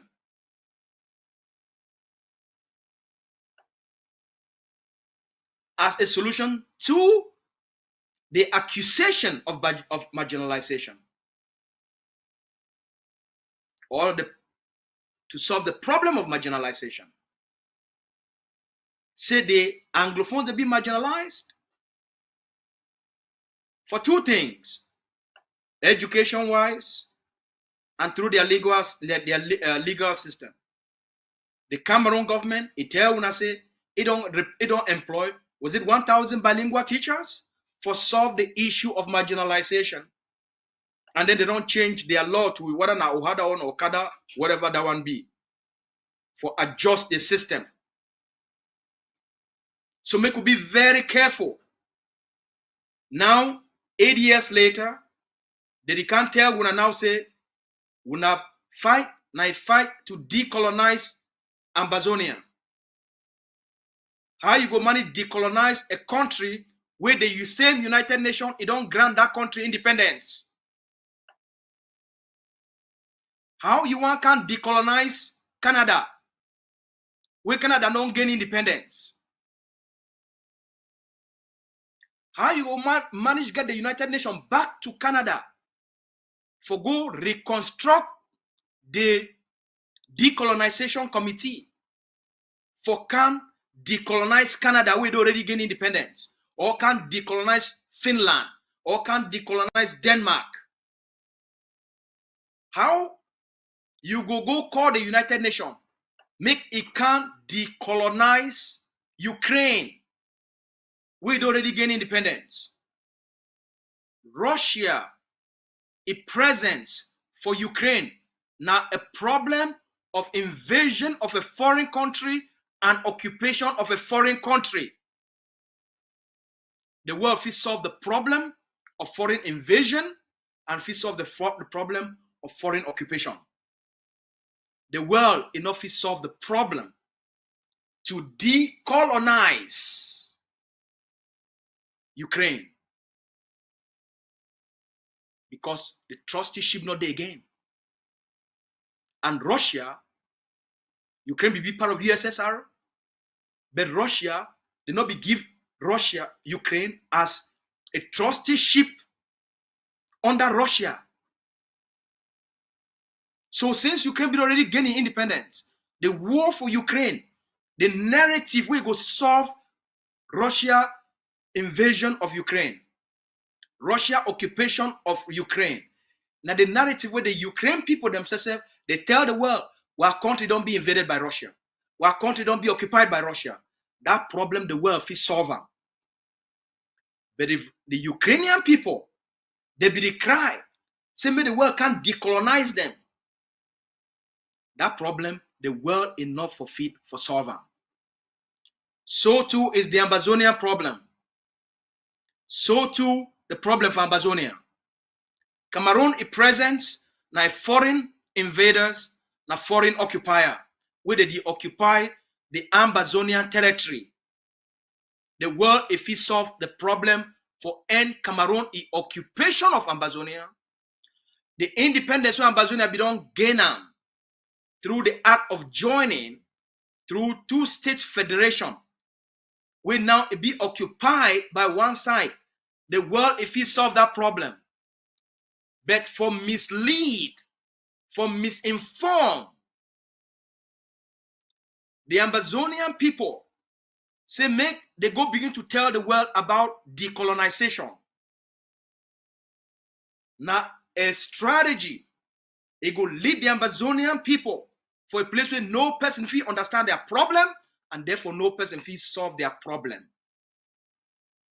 Because when they go look for the history, it not meet the narrative. Donald Trump enough solve the problem of decolonization. The African Union enough solve the problem of decolonization. Because when they go look at the history, the legal foundation, it not match the narrative. So therefore, the people, they be liars. They manipulate their people them for a destructive path. This narrative, it don't be carried on too long, too far by Amber News Line. It must come to an end. Dr. Cho Lucas Ayaba, the president of Ambazonia Governing Council, now a leader of Ambazonia Liberation, is not a leader for Ambazonia decolonization process. Ambazonia Defense Forces, now Ambazonia Defense Forces, where they fight for end Cameroon's occupation, they need to fight for any process of decolonization.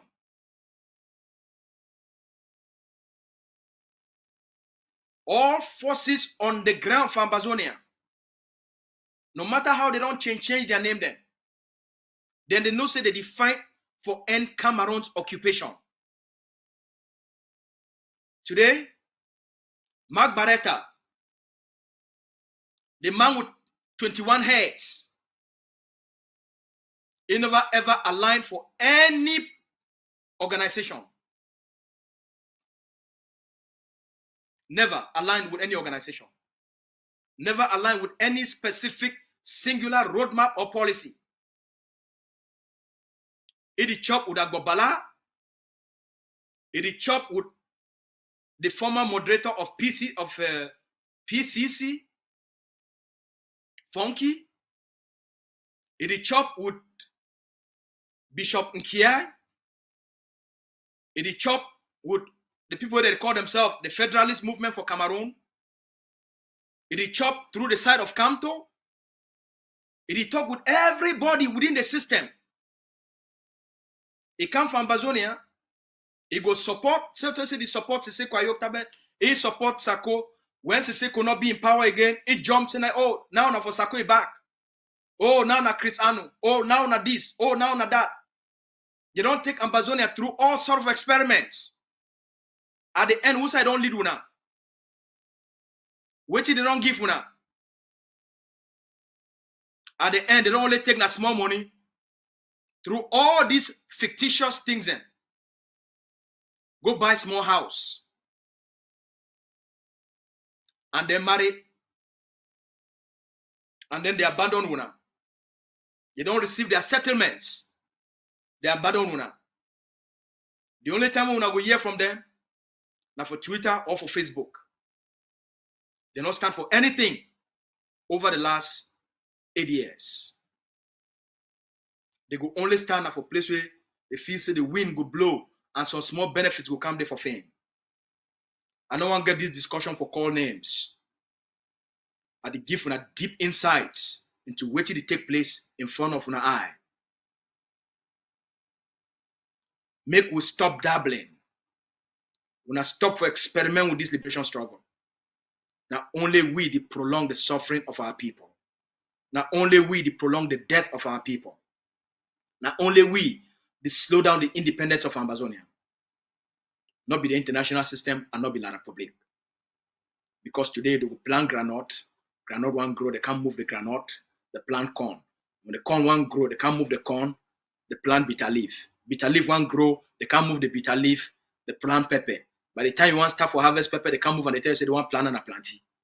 The people go end up die where they never ever taste the harvest because of the strategy for use the liberation as a dabbling process.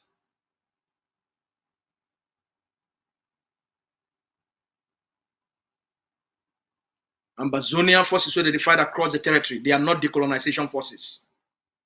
Any person will push the narrative of a decolonization process, it will take una for some place where no person no go ever fit for giving the solution because the solution of decolonization is not fit the context of Ambazonia. The war between Israel and the Palestinian people, now an issue of occupation.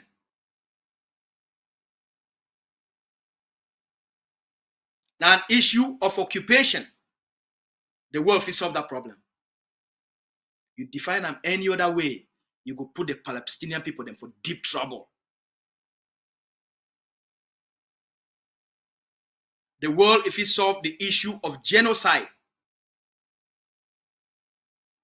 where the ICJ don't talk on, where most countries now for the world, they can't rally around South Africa for that case. The world will solve that problem. If it solve the problem of genocide, if you define them any other way, the world not solve that problem. That's why they take the time to get this discussion with. Now for our sake, when I tell the Mark Barrettas, make they stop for experimenting with our lives. If you're there for ground zero, you know the pain where they live under. You know the torture where they live under. You know the threat where they live under. So not live on somebody who will never be consistent for even one day. He woke up 8 years later, after don't take you through ups and downs, ups and downs, ups and downs, ups and downs. They woke up again, the one can sell you some mysticism. They don't go for some voodoo priest. They don't go for some juju house. They come up with a new name. For can't tell you decolonization forces. Like say, go make you feel so good. The name mean nothing for you. The destructive construction. You go send the Ambazonian people them to a dangerous path. The earlier we stop them, the better for Ambazonia. I do this work because I care. Some of we will see very far. Because of life experiences, because of education, because of the kind training, because of the kind people that we surround ourselves with, because of the kind experts where I interact with, I consult with. They live with this wealth of wisdom. And using hindsight, those experiences who don't acquire them by dealing with the Mark Barrettas and being around for the last 8 years, they give you this wealth of understanding. So if we start to see the new signs, the new danger signs, so they plot them for now. Just like most often, we don't can provide this education. If you care enough, you know, go ever live and make any person, they can't begin to play with the Ambazonian people. The leader, the president of Ambazonia Governing Council, and the president of Ambazonia Governing Council. If you want representative for any other way, you must represent it based on the organization we represent them. He's the president of Ambazonia Governing Council, and the leader of Ambazonia Liberation Struggle. If you go represent it any other way, other than that, you be misleading. You misrepresent the person. So, Mark Barretta, you and Amber Newsline, we appreciate the great work we do for Twitter, but we not stop for represent the Ambazonian people then. I know say you deal with multiple movements and you get a lot of different influences, whether the influence on the decision-making processes and the narrative on the push and outside. We understand that one. I understand the political game. I get a great discussion with one of the most influential Ambazonia activists. The moment me and you get this discussion, I say, well, bro, thank you so much. You don't give me so much clarity. And now understand the manipulation where they go through, where they go on for this one liberation struggle. You don't really help me a lot. It will be an exchange between me and he. I say, bro, tell me, who's this narrative come out? Since you start to do your activism, and you be one of the most influential person, one of your videos, I see him, you get what? You get almost 70 million views for Facebook. This guy put up a video for one of ADF, their action for Bamenda. He got 10 million views on Facebook. I'm like, what the fuck? How you do this kind of thing? This guy is a genius for social media. So once we get this exchange, I said, bro, please, I don't follow you for a long time. And I really admire your courage. Admire the work we're doing for our people there. Your honesty and your stamina for call the devil when the devil be a devil. And therefore praise things that be good. You be very objective and focused, rational guy. You be very smart. I said, what's the narrative come out? Over the last 6 weeks, I don't use this narrative of decolonization for describe Ambazonian forces. When forces on the ground, they carry out action. Why now they call them decolonization forces? Why, if the forces of no pitch, they carry out actions? Why you not call them the Ambazonian forces of Marine of Bambalan? Why you not call them Marines of forces Ambazonia, Marines of Bambalan? Why you don't call them the decolonization forces?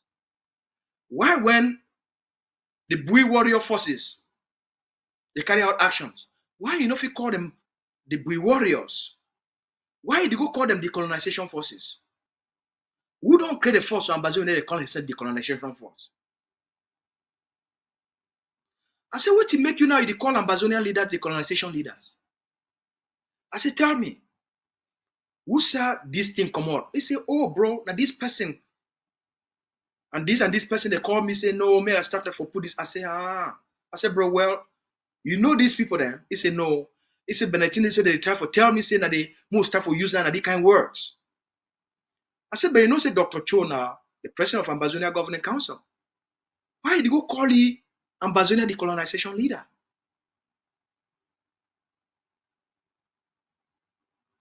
Why did you go call the ADF Ambazonia decolonization forces? So I walk you through this process where I don't explain it for now. That's why I they open. It's a child, bro. It's a man. I don't always respect you, but what you don't tell me today, you don't open my eye, my head don't big inside. And now understand what you go on. I said, bro, if you love the Ambazonian people, then stick on the truth of what it reflects what the people that they fight for. If you construct a narrative of marginalization, the outcome would be now to solve the problem of marginalization. You create a false narrative and misrepresent the Ambazonian people then. you will end up for discredit the people them, you will end up for discredit the process, and you will end up for discredit movements. Because now you deceive the people them, for try forget the world, for can't find a solution to a problem we need to exist. I love and I care about what people do that they suffer. Now happy na new month. I want to wish everybody a happy new month. We don't come to the end of the year. Today is the first day of December. I listen for mommy them every day. I listen for papa them every day. On a single day, I get more than 100 calls. For most of the time, I didn't even get the time for answer the calls. I get messages with the wrong people don't leave for me from last night. I never even listen for up to 5 of those messages. But when I know say whenever I listen for my messages, I do always respond. I want to thank the big brother for the United States. He called me the other day. That was 2 days ago. And we get a great conversation. I provide a lot of clarity. I will tell you about that conversation, not be about the context of that conversation and how it relates to the Ambazonia liberation struggle and why we owe ourselves for care so deeply about what people, their lives, make or not take them for play and we could not take them as a joke. Villages don't be destroyed, families will be stranded. We got 750,000 of our people there. 8 years going that is still standing for bush. We get a Pekin from Ambazonia. With some family born their Pekin. That was for 2021. They said, Brother Asu, we will put this Pekin your name.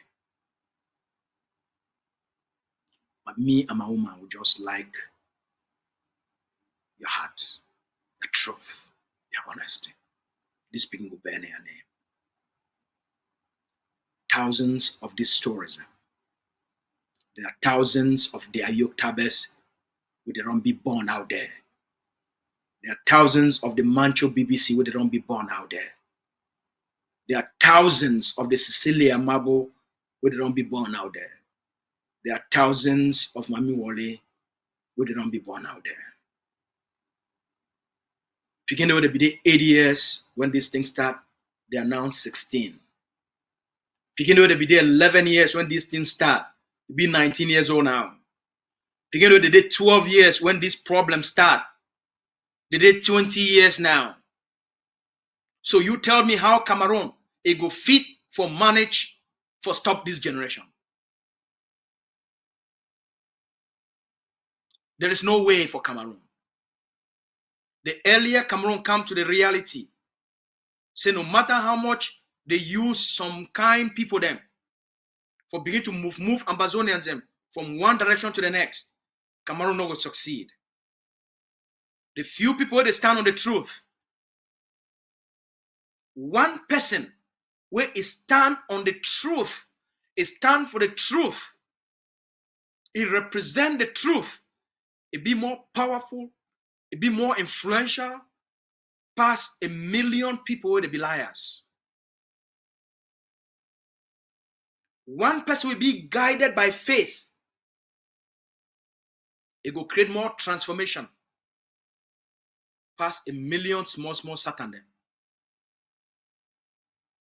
We don't come this far because of patriots like una. Mommy they would never blink. Papa they would never blink. Piggy they would never blink. Not to talk of what dedicated, committed, valiant soldiers for the last 8 years. When I don't be the pillar of Ambazonian hope and Ambazonian strength. For all the forces on the ground. For all the men and women where they don't carry the barrel of freedom, where they don't hold on, for defend the independence of Ambazonia, for defend what people there and their hopes and their dreams.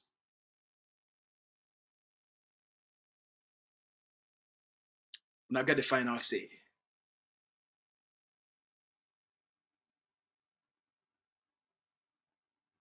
ground zero. Now don't stand and ask what you want. Leadership, they don't stand.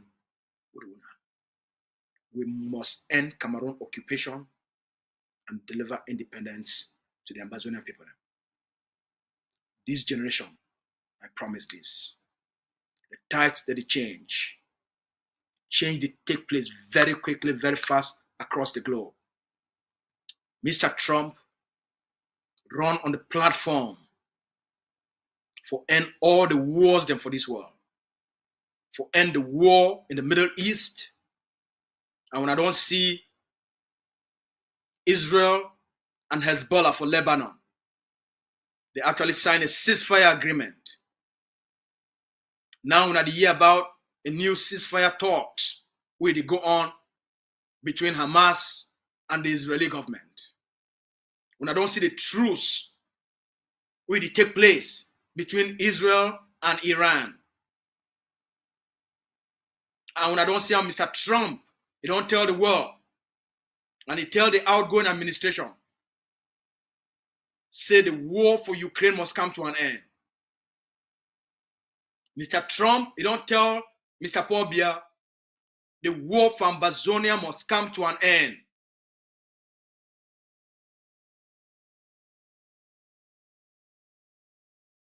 So, fellow Ambazonians, we got 1 month left to the end of the year. We got work for doing. Even the egg of sea get work for doing. A lot of work for doing. The egg of sea, as the vanguard of the liberation, it get a lot of work for doing. The Ambazonian people wait. We must respond to the challenges of the moment, and we'll be that generation. Make we respond to the challenges of the moment. We'll be capable. We'll be capable. We'll be more than even capable. Not live and make some person demoralize you for even for 1 minute. When you be this close. We'll talk tomorrow when I get a good night.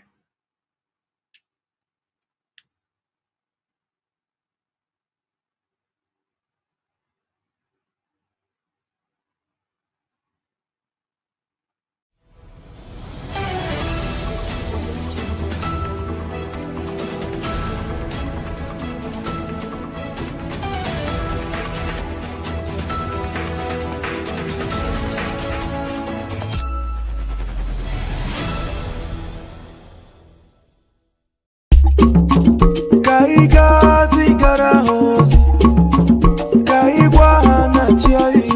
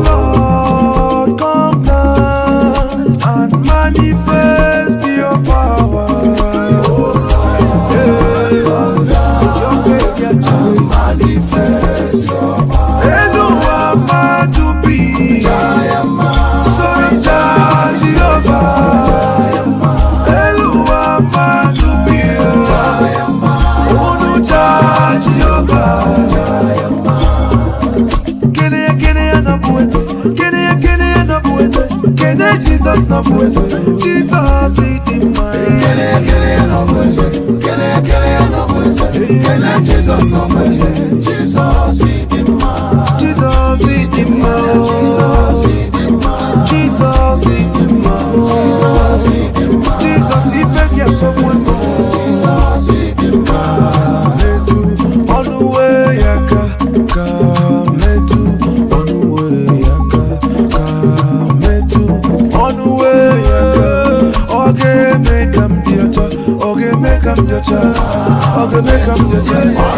Come to you, we come to you,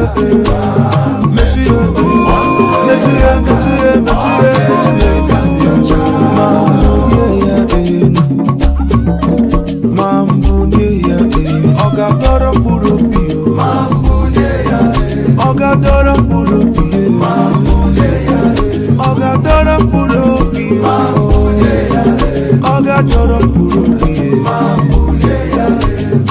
Oh, when I came up on the wheel, whoever whenever.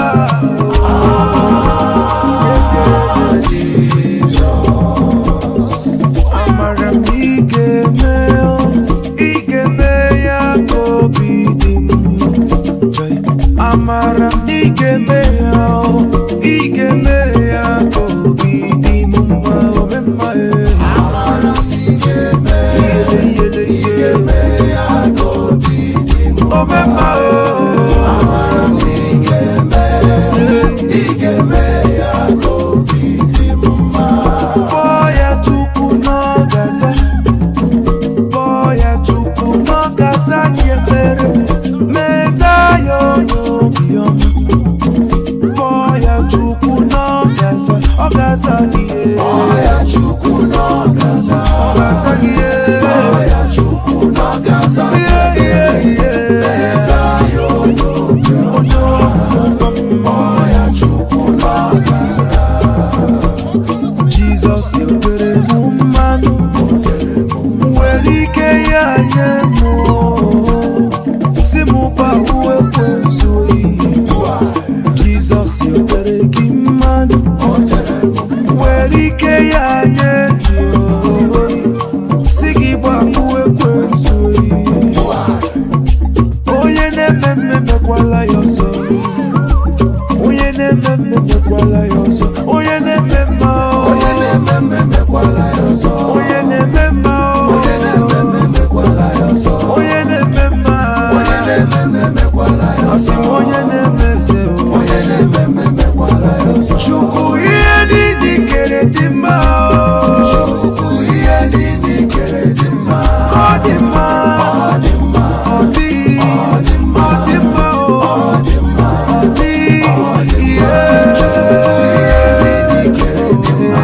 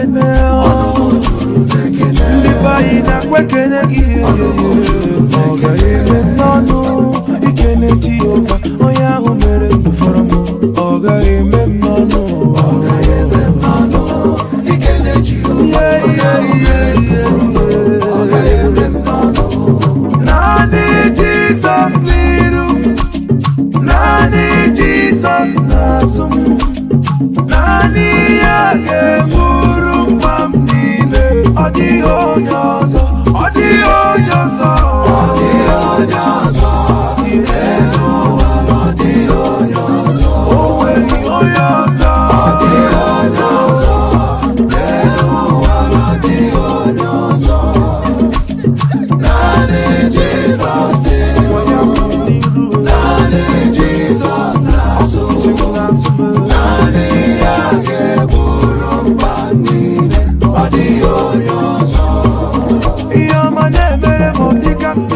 chimakwụkwọ ihe bụ n'obi na-emere m dịka m dere chimedemede ihe ọma na-emere m dịka m dere chimakwụkwọ ihe bụ n'obi na-emere m dịka m dere chimedemede.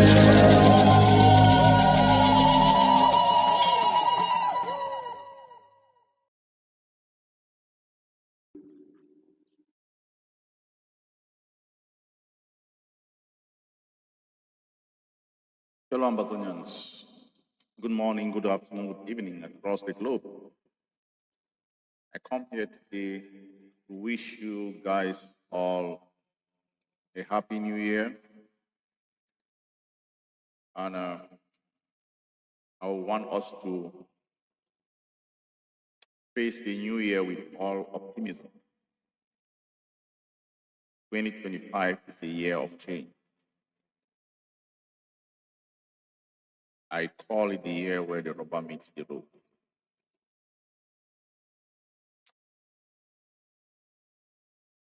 And I want us to have a reflection of how far we've come as a people in fight to liberate our land.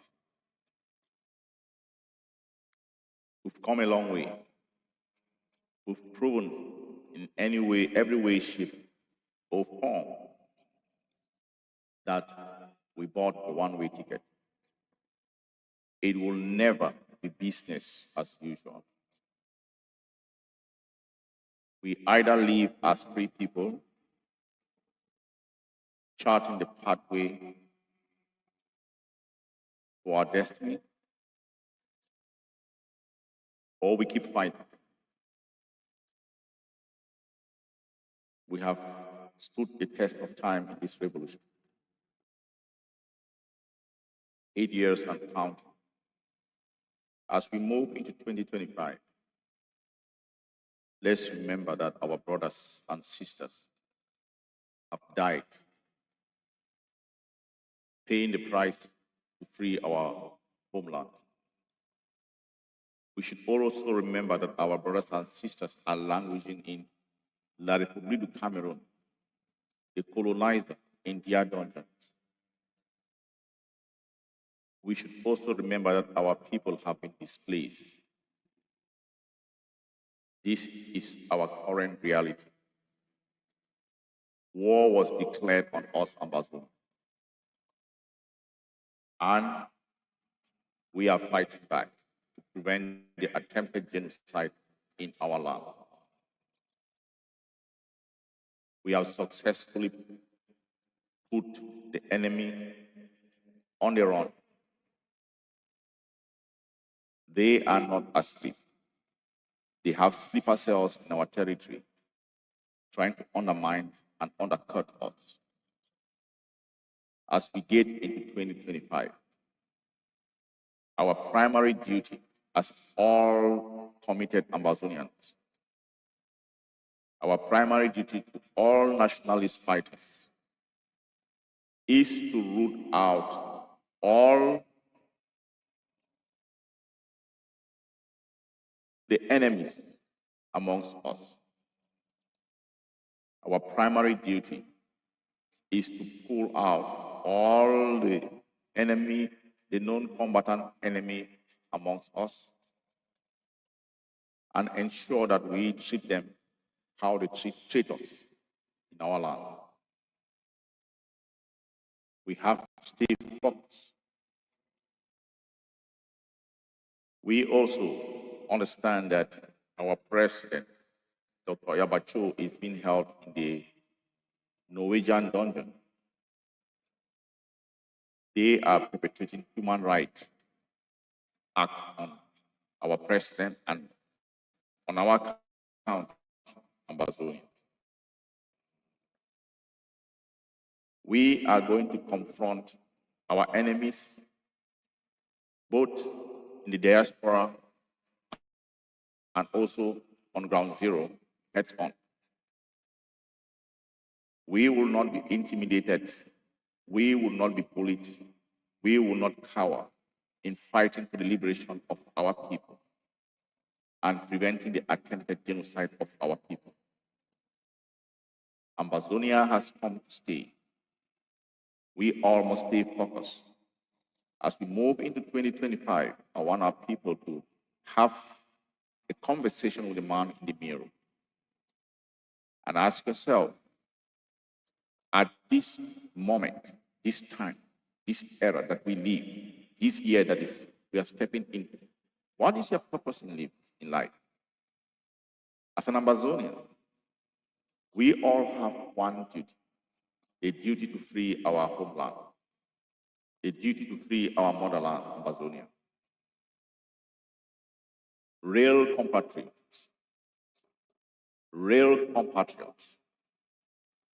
the daredevils in our land have fought, and some of them have gone to the land of our ancestors fighting to liberate our homeland. Us, the living, as long as we breathe, we have to continue to fight to liberate Ambazonia.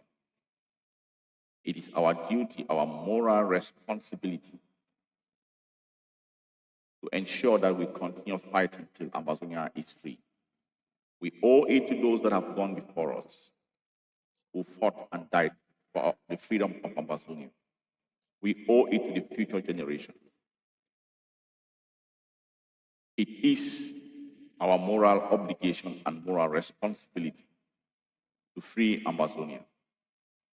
As we move into 2025, let's all have a conversation with the man in the mirror and ask ourselves, what do we live for? This is the moment for us all to recommit in this revolution and ensure that we free our homeland. We have heard of other freedom fighters in other parts of the world. We read them in books. This is our moment to become freedom fighters to free Ambazonia. We will not cower. The freedom of a land is not a game. It's not a walk in the park. It takes courage, determination, consistency. No one is going to free Ambazonia but us, Ambazonia. It is our responsibility. Let's do our part. As we move into 2025, recommit. Know that our compatriots are languishing in those people's dungeons. We have to free them. We have to release them from those dungeons. Recommit financially. Recommit in any way, shape, or form. Do your own part. We don't do it for praises. We do it as a moral responsibility and moral obligation. I want to bring out one thing. We hear that the Republic of Cameroon's attempt to continue to legalize the operation of our land by attempting to organize elections in our land. One thing should be very clear. Anybody who participates in trying to legalize the operation of Ambazonia, you are a traitor and you will be treated as such. There will be no for anyone attempting to normalize our oppression, the subjugation of our people, the slaughtering of our people, by trying to support the government of the Republic of Cameroon in attempting to organize election in our land. You will be treated as a traitor to those that are working underground, pretending to legalize our operation by supporting the Republic of Cameroon's election in our land. You will be committing treason. We want to warn any Ambazonian thinking that he will support the barbaric regime of the Republic of Cameroon to normalize our oppression by supporting them in carrying out the sham election in our land. You are perpetuating treason, and you will be treated as such, a traitor. You know the consequences of supporting in any way, shape, or form the Republic of Cameroon's actions in our land.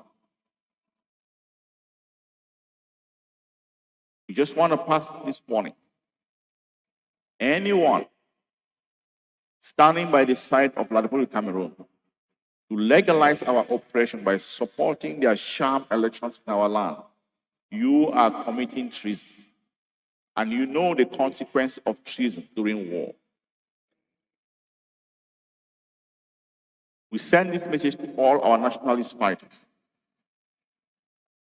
If you pick anybody who is trying to assist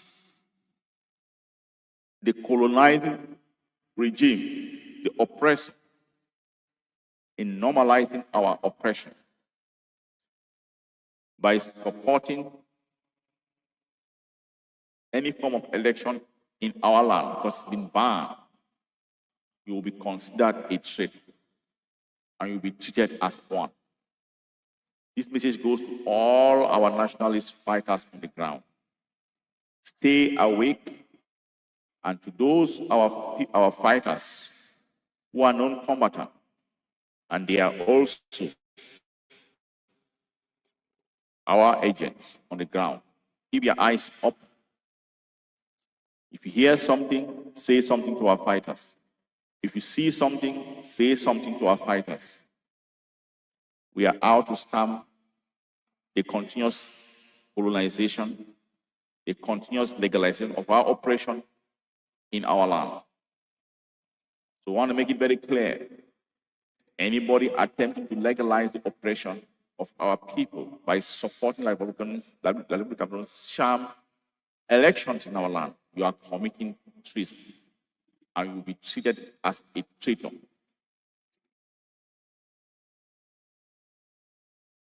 Lastly, as we move into 2025, let's remember, both in the diaspora and in ground zero, that we have to commit and start paying our liberation taxes.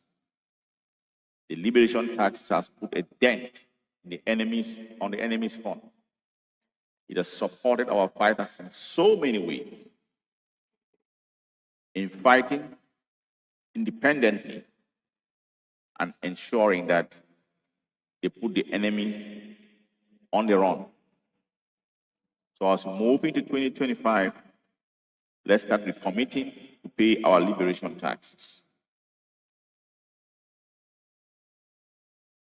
Fellow Ambazonia, like the president of the AGOVC has always told us, a liberation is not a walk in the park.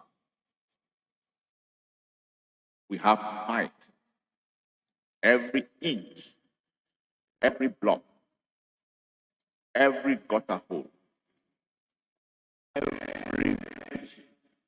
We have to give in our all to liberate our land. Ambazonia will be free by any means possible. Believe in your freedom. Once again, I wish all of us a happy and prosperous new year. And this year is going to be the year of change. This year must be the year where the rubber meets the road and we change the course of our destiny from slavery into freedom. Thank you. Let's all recommit and stay focused.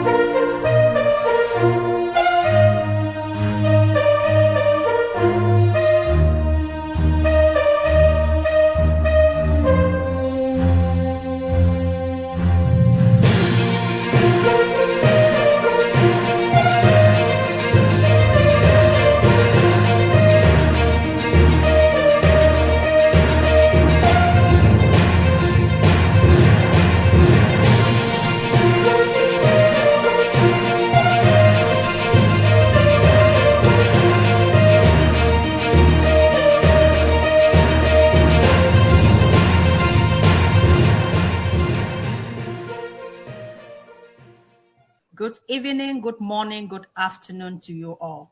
Allow me to use this opportunity to once again wish you and your family a very Merry Christmas and a prosperous New Year. I hope that during this time of love and celebration, you will extend a hand of kindness or a hand of fellowship to somebody in need, because that is what Christmas is all about. So, ladies and gentlemen, today we turn to our attention to one of the most brutal and neglected conflict of our time, the Ambazonia crisis, or the Southern Cameroon's crisis. For over 7 years, the people of Ambazonia have endured untold suffering at the hands of Cameroonian government, a regime that continues to act with impunity while the world looks or turn its face away from what is happening in Ambazonia. The facts are harrowing. Over 6,000, that is based on international human rights report, but based from eyewitness report and head count in the communities, we can tell you that over 30,000 people have been killed. So the 6,000 is an estimate by international human rights organizations who have even been, prohibited from entering the territory to conduct their research. However, Human Rights Watch and Amnesty International are of the opinion that this is the number that has been killed. But we, the people of Ambazonia, amongst our communities, we can tell you that more than 30,000 have been killed. Entire villages have been razed, leaving communities in ashes. More than 1.4 million people have been displaced, with hundreds of thousands forced into refugee camps in Nigeria, according to the United Nations Office for Coordination of Humanitarian Affairs, OCHA. Ladies and gentlemen, children have been spared from nightmares. Schools have been targeted in deliberate arson attacks, depriving an entire generation of their rights to education. And we know the importance of education in the life of every child. Hospitals have been burned, and medical workers have been harassed or killed, leaving the sick and wounded with nowhere to turn to. Hospitals have been militarized in Ambazonia.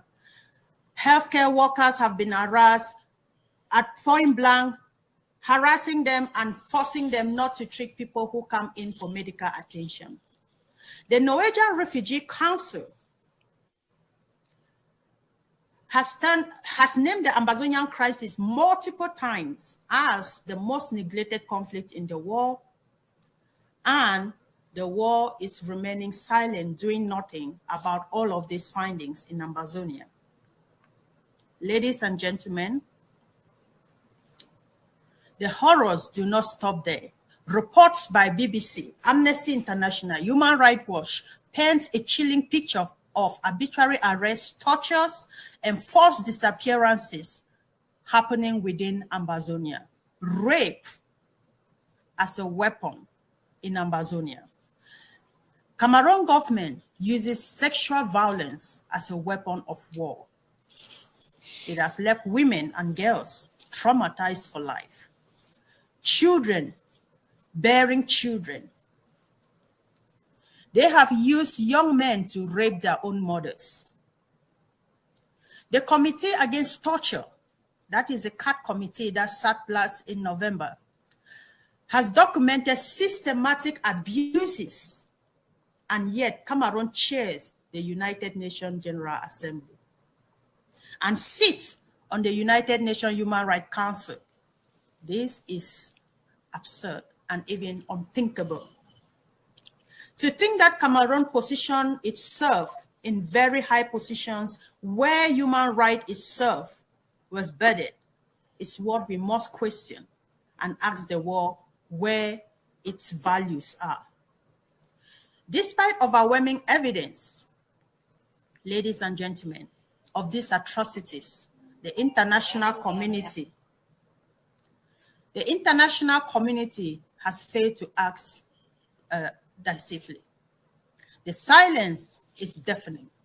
Even at the flames of oppression, As they consume Ambazonia, European operations have profited from exploitative deals with Cameroon regime, embodying it to carry out its reign of terror in Ambazonia. Sorry, I got distracted by that call. But ladies and gentlemen, as we all know, we still have lovers of justice across the globe. All hope is not lost. The Pan-African Forum Limited UK, led by the fearless advocates, has stepped forward to demand justice. They have petitioned the European Union and the International Criminal Court, urging accountability for the BIYA regime. Recently, they also filed a petition with the Commonwealth Secretariat, calling for Cameroon's suspension from the Commonwealth of Nations, a bold move that challenges the world to uphold its moral obligation. Again, ladies and gentlemen, today I am joined by Dr. David Masanga, an esteemed Pan-Africanist, a defender of human rights, and the chairperson of the Pan-African Forum Limited UK. Dr. Masanga is well known for his activism and mediation in African conflicts.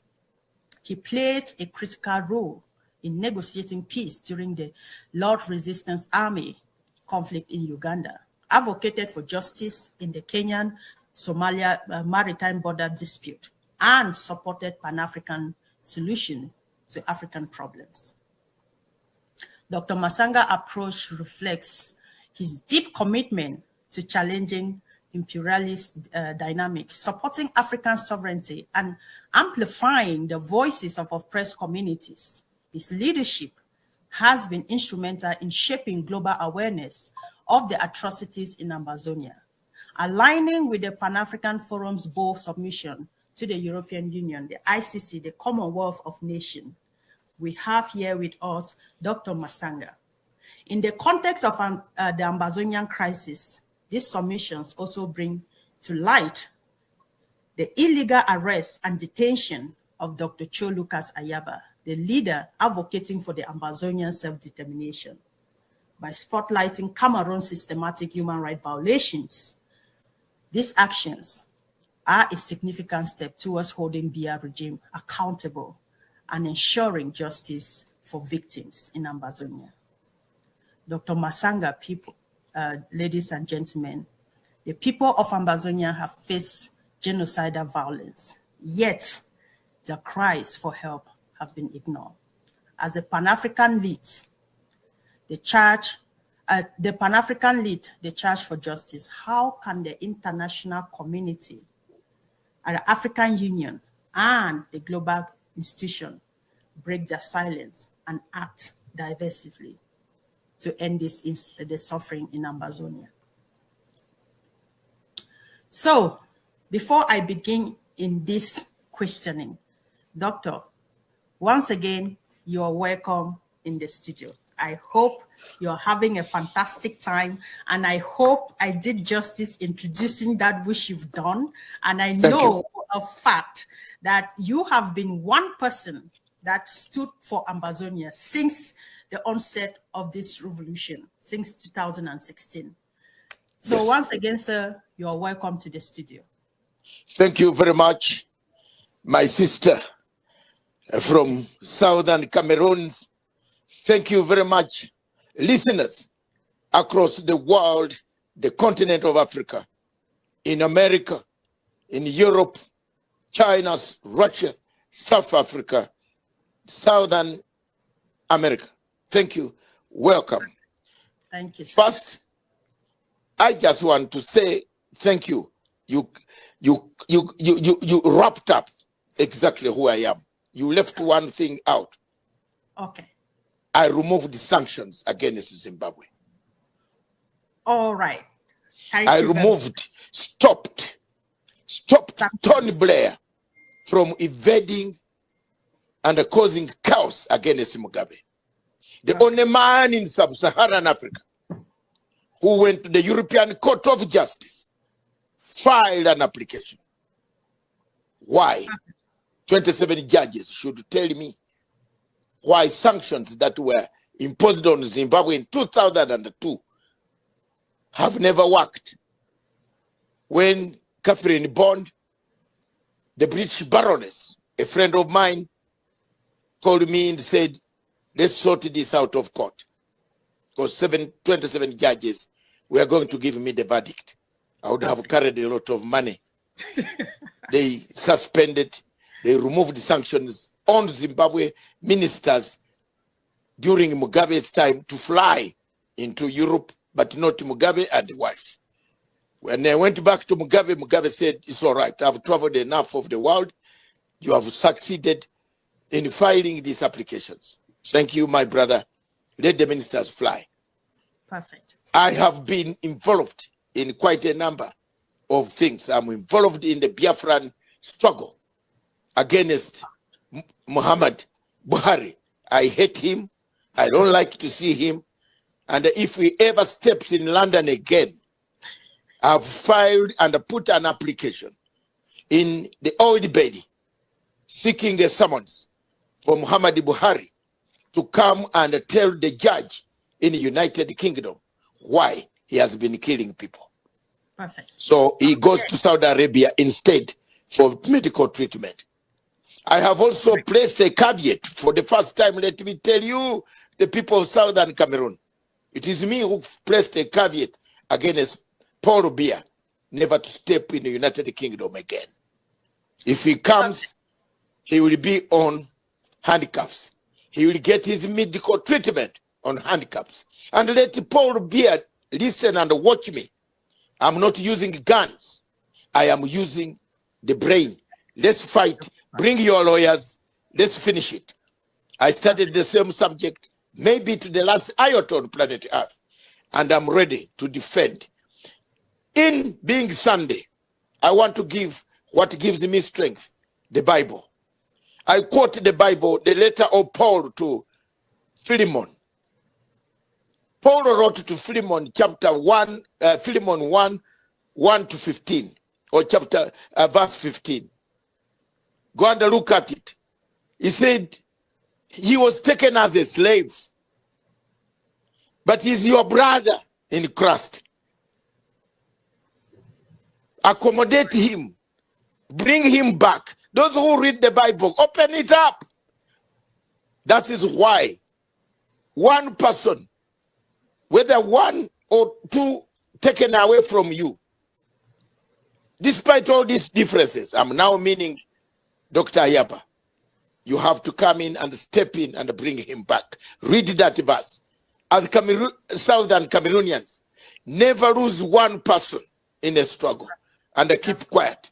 That's why for me, I am, as a man who has attested, who can dismantle courts, who can dismantle ICC. I dismantled the ICC in from 2010.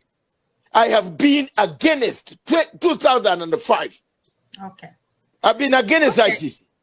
So, in the summary, that's what I am. Perfect. Thank you very much for bringing us that much clarity. And I am sure Ambazonians are so privileged and humbled to have you to stand up for them, because not so many people are out there who are willing to stick their career, stick their reputation, stick everything for a people that is not even his own people or their own people. They've lost their humanity.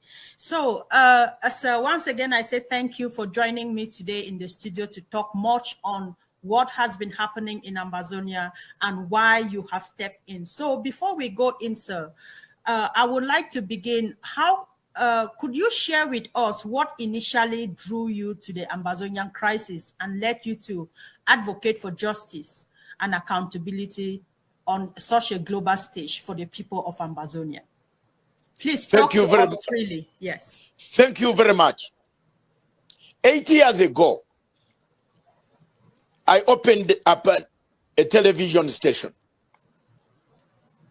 in Kenya, Nairobi, called Punchline Africa Television. I think you know about it. I do. While I was doing my programs under investigative journalism and trying to overthrow Yaya Jammeh. I don't like dictators. I'm the one who overthrew Yahya Jammeh, brought him down. I have no mercy.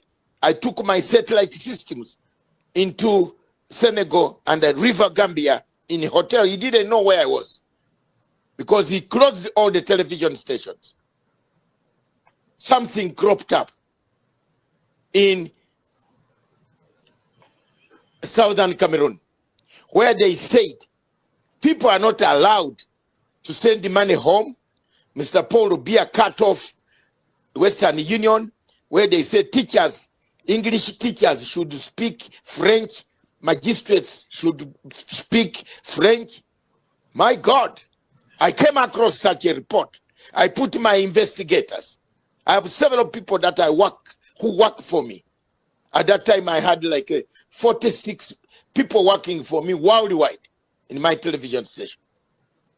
I told 2 or 3 researchers to find out why is this guy stopping saying people should speak French before they are given services. That it drew me to something bigger. A demonstration started. People started saying no, they cannot. They are not going to go to school. People close schools. Paul Biya forced the people to go and speak French. Surely. So I went deeper. I looked at Resolution 1608 of 1961, which had actually got a referendum. I found out that, oh my God, this is the good food I've been looking for. And I got it. And this is not a joke. I have never asked anybody for my single coin. Nobody in Ambazonia had a radio station. Right. Nobody. Not even Saku. I hear Saku say, Saku was interviewed by me. I was the one interviewing Saku. I know. Yes. And it is on record. If he says, no, I'll bring all these records out. I don't want people to masquerade. I am not looking for money. I don't want masqueraders. People are dying in the forest. Akwanga, all these people, I want them to listen to me today. Right. I have warned them. I warned them before. As an elder, I'm not their age. I'm older. And I warned them that I've been in rebel activities before. Take this step, take this step, take this step, take that step. And I'm speaking frankly in front of your executive. Let them listen to me. I am not a man you buy with money. Okay. Neither do I tax people for my work I do. But when I look for you like Mr. Muhammad Buhari and Paul Biya. I fix agreement documents. I catch you by documents. Let them try to fly into London again.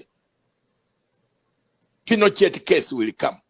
So don't worry about that. So I looked at all these things. I said, no, my God, these people, do they have a voice? I dedicated my television station. In the name of God, Angel Gabriel is watching, the nearest that we have ever heard about. I said that 2 hours every day we talk about the situation in Cameroon. First, the Kenya government wanted to stop me. But as things progressed, they understood the plight. One of their priests, a Kenyan priest, was killed. You remember? Yeah. A father from Kenyan Catholic Church. That is when the Kenyan government said, oh my God, this guy was right. I got momentum. I got in touch. There's a younger man, there are younger men in South Africa. And I want to take this opportunity to thank them. I said, pattern with me now. I will be releasing so many of these things on Paul Biya now. I am working on Gambia to install Adama Barrow and remove Yahya Jammeh. But I am not giving my people of Southern Cameroon. I want them free. I want to know why the UN, the Commonwealth, the AU, that Fulani guy called Dr. Muhammad Faki, why doesn't he bring the topic on the table in AU? What is the problem? Exactly. And I got it. I got the real answer. I saw exactly. I know a lot of things. Now we started. These guys in South Africa started doing my programs. I used to have, they could pick my program from Nairobi. It went on, it grew up. Mr. Sako came and asked for interview himself. Right. I didn't know. Me, as I sit here, I don't know your factions. I don't want to know your factions. Okay. Your factions are your factions. I'm not fighting for leadership. I am fighting for the women, the children, the people who have never eaten food since 8 years ago. They are on the run. They are being raped. They are being defiled. They are being maimed. They are being houses distracted. The children have not gone to school. That is what I'm fighting for. I'm not using a gun.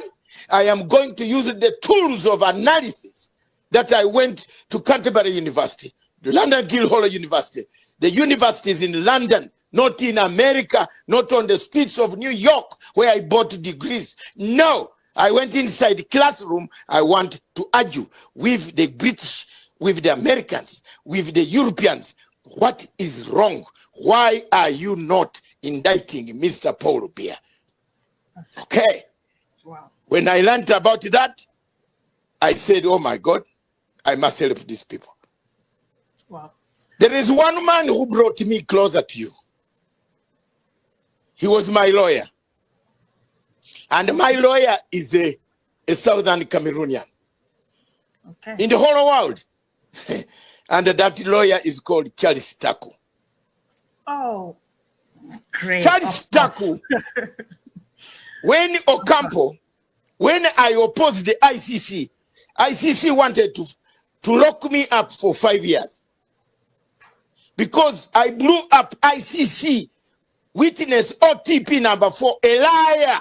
I looked for him. I'm a very bad guy. When I look for you, when I come for you, you know that program of New York, there's nowhere to hide. I got that man. He has been lying. I got him. OTP number 4 of the Chief Prosecutor's Office, Moreno Ocampo. He said he has never seen Moreno Ocampo. Moreno Ocampo is lying. I got him. They took me to ICC, interrogated me. My lawyer is a Southern Cameroonian in the whole world. I'm a lawyer also, but I have a lawyer. If you touch me, that man will come for you. Anywhere. A very good lawyer from Southern, very intelligent man who has won cases. We have worked together. This man pushed me. I asked him, look, your people are being killed. You are not an activist. You're a lawyer, but I am a lawyer and an activist. I'm gonna keep on this line, and I'm gonna be there. I worked out. We talked until, and I want to be very sincere here. When you people started having factions, people quarreling over TV, over social media, some masquerading as spies, I withdrew. Okay. I withdrew. And I want to tell you people, I know you, some of you who masqueraded as spies, some who wanted even, I don't know, I don't want to say much between now and, but I will say much later on. Let me continue with what I'm doing. Another person who has brought me closer, let me clear this mess. On 24th of November this year, there is a bishop in United States of America called Ayuk, Moses Ayuk. Okay. This man has been praying for me every day. I said, why? From 2016, he has been praying for me also. Praying for me every day. Long of us says, pray. David, he calls, he was where he's being, he prayed for me. He said, don't leave us. It looks like God has said, you must work. You must help us. We don't have money. We don't have what. But it looks like God has told me in vision, help us. Give a credit to Bishop Moses Ayuk. And he knows who else. I don't want to say more than that. Yes, Ayuk, yes, Ayuk, Moses, and I looked at the situation currently. After a 2 years lapse of free, I gave up because of your divisions. People were this, people were that, another group that. In fact, all these things happening to Ayaba, it is your own internal problems there amongst you. You are the ones reporting. That's correct, sir. And we will And come then, to that. As you come to that, let me tell you a point. 24th of November. I, not Saku, I know I worked with Karim Khan. Karim Khan was a lawyer of the suspects. I was the defender of the same suspects of Karim Khan was defending. We know each other. We have blood connections. We know each other for a long time, a period of 10 years. On 24th of November, I said, no, enough is enough. Mr. Paul Biya has crossed the line. I got my documents, and anybody trying to masquerade that he filed his in 2020, then why did it wait for 4 years? Let him bring it here. Let's see the reasoning, the way you frame. I am an insider of that system. I know how they work. I framed my position of ICC very nicely. That there is no room for Mr. Karim Khan. And I even told Mr. Karim Khan, you're a British national. I will take you down to Belmarsh. That's right. If you don't go, in the name of God, I told him face to face, if you don't go this time, I will file a case in the oil belly that you are betting crimes and war crimes in Cameroon.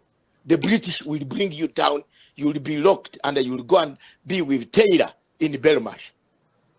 Thank you very much, sir. And so I'm happy that is why this current situation now, as far as the ICC, and I am not yet done, Mama. I am not yet done, Mr. Paul Biya. Sir. Don't be done. Yes, we need you to I am not yet done. energized. There is something in weeks to come. You are gonna celebrate. You are gonna celebrate. I am on this one this time. Before Mr. God takes me or takes Mr. Paul Biya, one of us has to account for what is going on. Why do you kill people and then masquerade as a leader? That's right. And thank you very much for clearing the air on the issue of who submitted what at the level of the ICC. And actually, my interview today is not here to satisfy some naysayers about who did and who didn't do. What is most important for us today is I wanted to clear that air.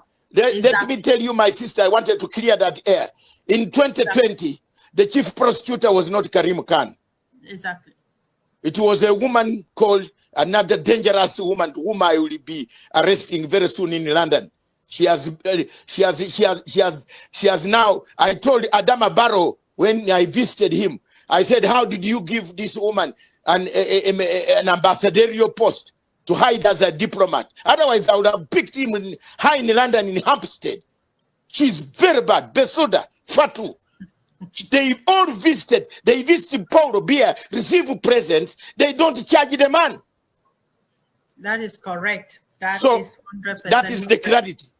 And that if you file yours in 2020, ask Besuda. Mine was in 2024, actioned, and I have documents here, actioned with certificate. I am not buttered about and I'm not doing it for money. If you collected money from people that you are filing an application in ICC, oh my God, return it.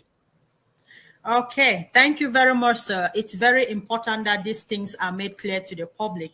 And like I said, my focus on today's interview is not to satisfy anybody's egoism or trying to take credit for what they didn't do. I am more concerned on the action that you have taken and what it would do for Ambazonia and how it can impact the Ambazonian revolution and bring, solution to our people.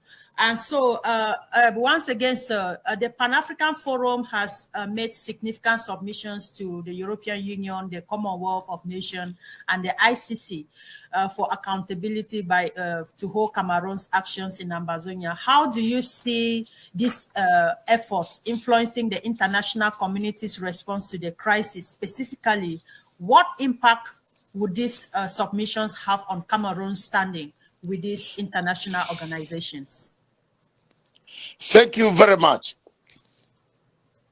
Last week, on 10th, I submitted an application in the European Court of Justice of Human Rights, not European Court of Justice, and mark you, European Court of Human Rights.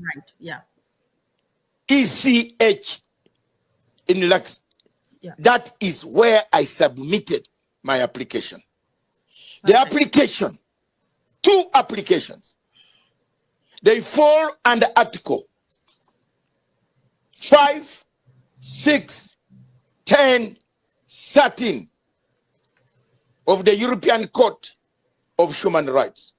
Okay. These articles fall under the Geneva Convention, International Convention on Human Rights, arrest of people, detention without trial, activism, which is a law in Europe that you are allowed to advocate how it has been suppressed. At petition number 1, these are the following people who are in court. The applicant is myself, Pan-African Forum. I live in Croydon, Surrey, United Kingdom. All right. The respondents are the following.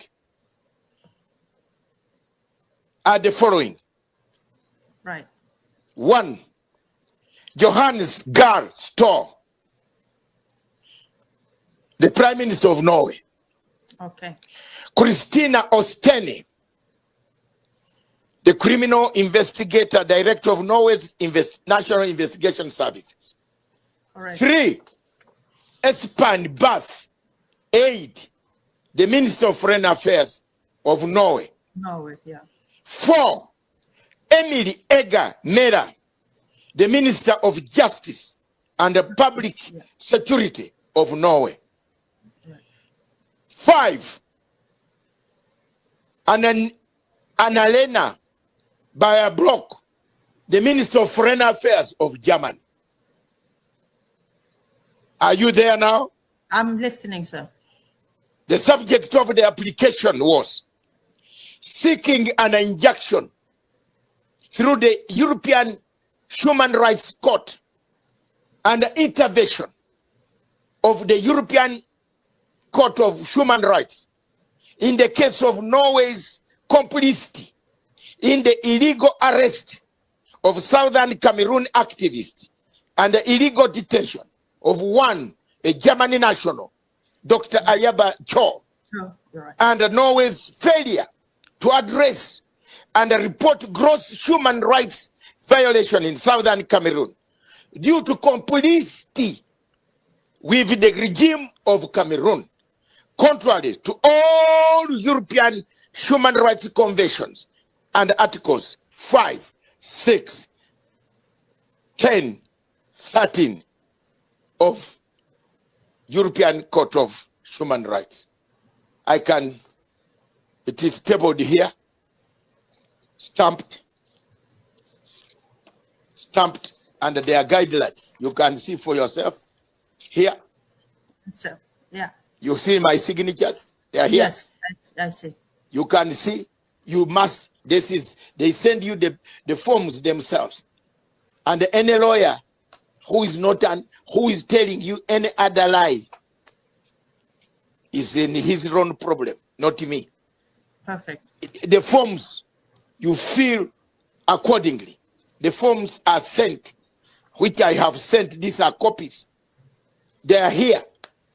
You fill the forms, which have got, answer all the questions, who you are, what you do, and file an application. Before it is admitted, you are given a locator number. I have now got my locator number. Correct. With my address, which I cannot fly around everybody and the polar bear comes to wait for me on my doorsteps. That's okay? correct. There are people who are saying, oh, give us this, give you what? I have not asked for money for fees. No. Exactly. This costs almost $500,000 to go to European court. What I've done, but I don't do for money. I do for that younger man. I call him younger man. I met them sometime, bounced into them somewhere in London. You're right. With a man called Akanga. And I think one of your members is here can verify that I told them. We can all verify that, so we in the leadership. So I have done, that is application, that is application number one. Don't, you know, any lawyer must have strategy. That's true. Wait for another shocker. Application number 2. This is a shocker for you. You see, you people, when you allow these countries, this white bazungu running around, threatening us, you can conquer them on law. Application number 2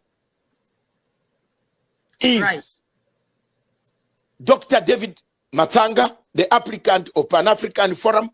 Yeah. I live in Croydon, Surrey, London, United Kingdom. Responded, the Kingdom of Norway. Correct. The Ministry of Justice of the Kingdom of Norway. Norway. Let me tell you why. Why? By European Union, and this is the application. Correct. Some people might think, whoa. That, I don't like the whoa in Africa. Howling must be accompanied by substance. That's what I read. Howling must be accompanied by substance. Stop howling. Let's have substance. Let me tell you, this application takes Norway to the European Court of Justice. The whole country, ministry, the whole government must come to the court. And guess what? It is here, stamped. Everything is here. And I have accused Norway for the following. Norway's failure to raise a red flag. Are you hearing me? Norway's failure to raise a red flag on gross human rights violation committed by the government of Cameroon against the people of southern Cameroon due to 1, economic benefits, 2, concessions indirectly or directly from the Cameroonian government. Hello? Yes. Did you see that coming? We didn't see that particular one coming, sir, to be honest. You didn't. That's why I've got the doctorate. And the other lawyers lie you, they have simple degrees. I've got a doctorate. This is the only thing that will take Norway to release Ayaba. Thank you, sir. Because they are also, yes, they are also culprits. You have not raised. Where has Norway gone in court? Accused. It is going for gas, oil, concessions. They are being given contracts. They are doing it over human rights abuses that are taking place in Cameroon, in southern Cameroon. Okay. Where have they? Where on earth? Show me. I'm bad man in the court. Show me the document where you have placed Norway on red list. Did you raise a flag? Yes or no? You didn't. So I have told Norway, my lordships, the 27 judges of the European Court of Justice, 27 countries. I want to ask them, some of them are communists. They don't want to hear your nonsense. They want to hear, did you raise a flag? Yes or no? Some people among of you, some people are saying, who can go to court? Anybody. No lawyer. Your lawyers should not lie you. How do you waste your money going to a Supreme Court that has already detained your client? Okay. Sir, I'm really glad that you brought all of this up because there are a lot of questions. Bring them here now. Let's swag it. Bring them here, we swag it. How do you go to the same man who has already taken your goats and say, I am going to go to the higher place to seek my goats? Go to another place which can say, hello, Norway, are you aware of this? By tomorrow, Tuesday, Wednesday, Norway will be looking for you. They want to know this. They want to come to Brussels to reply. Okay. Hello? Yeah, to reply. sir. They have to reply. I would Thank like you. you to talk more on this. Thank you very much for that, for expatiating on this and also bringing more light and throwing more light on what awaits Norway and what you've done that we even didn't know you've done it, because we know about what you did with the European Human Rights Court, the Commonwealth of Nations as the ICC, but we didn't know you had petitioned Norway. Okay, I think your camera went off, but I hope you can hear me.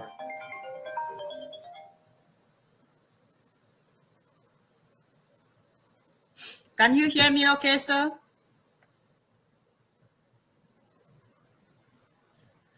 Okay, ladies and gentlemen, I think his light has gone off or something, so let's just give him a few minutes to come back. But please keep putting in your comments and please sending in your questions. If you have any questions for Dr. David Masanga, please drop them in the comment section and I will pick them up and I will ask him so he can bring us clarity. We just lost him there, but I'm sure he will come back and you can see the fire in him. So by all means, we have to have him back because we have so many questions to ask him and we are happy for what he has done so far. And we are delighted to know that there is somebody fighting for Ambazonia, but there is somebody fighting for our leader. So he's back. Thank you very much, Doc. We thought we've lost you there, but no. Yes. Imperialists are now panicking. Norway is panicking now because they didn't know that this was coming. They didn't know that it was coming, but unfortunately for them, you've said they are concentrated. The other first application is seeking an injunction in the court, and I've laid reasons, 27 pages of reasons, right? Attached annexes. Why it is necessary for you to campaign for your freedom, if there is any. If you have no room, you can even call for any form of why. If someone says there is terrorism, why is Norway supporting Syria? Why? Who took over Syria? Let's go, let's go. Who took over Syria? Isn't it the terrorists they wanted to arrest? Why do you hold a person who is simply saying you are not even raising a red flag, but you are keeping us quiet? There is no case. I went behind you, all of you. I went to Germany, and the German contacts of mine gave me all the background of Mr. Dr. Joe Ayaba.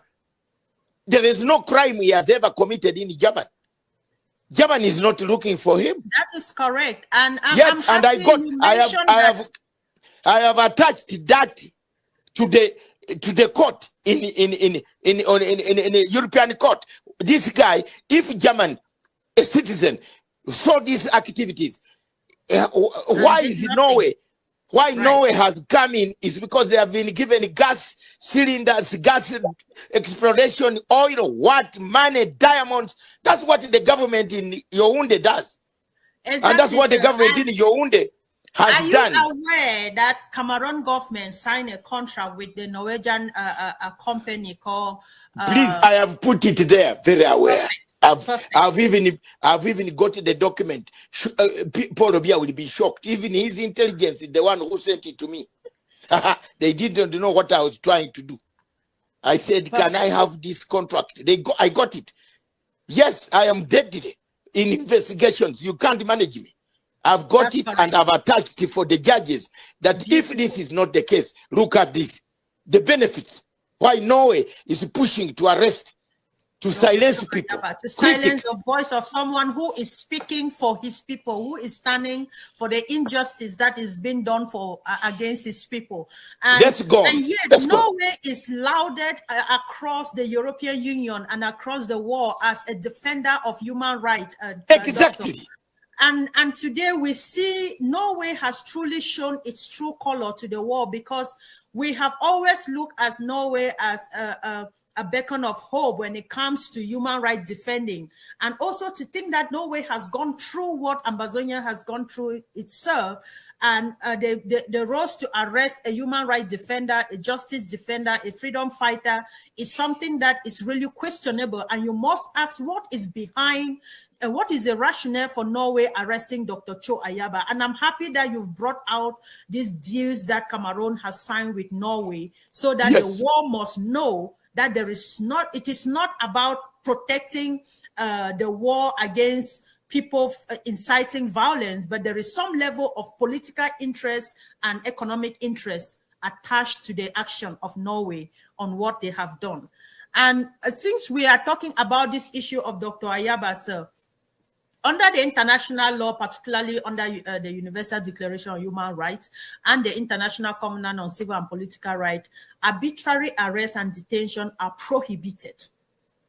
On what legal ground exactly can we say that Norway is detaining Dr. Ayaba?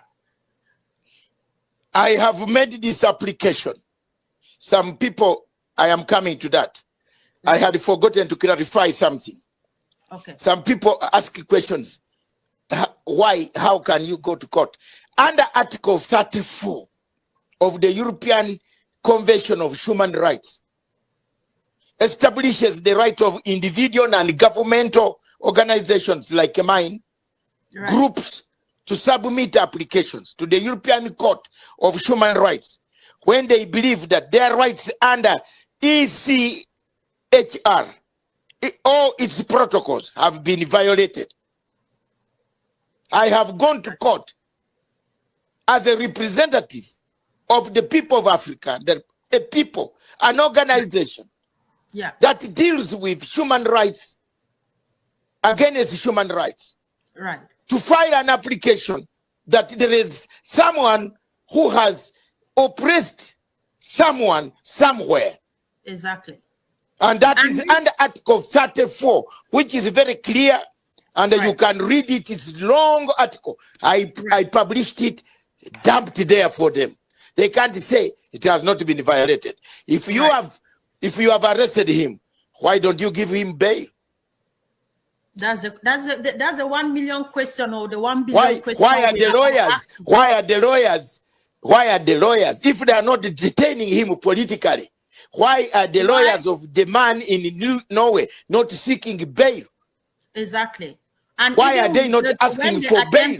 For the first bail, it was rejected. What is the rationale behind this rejection? Especially it is political.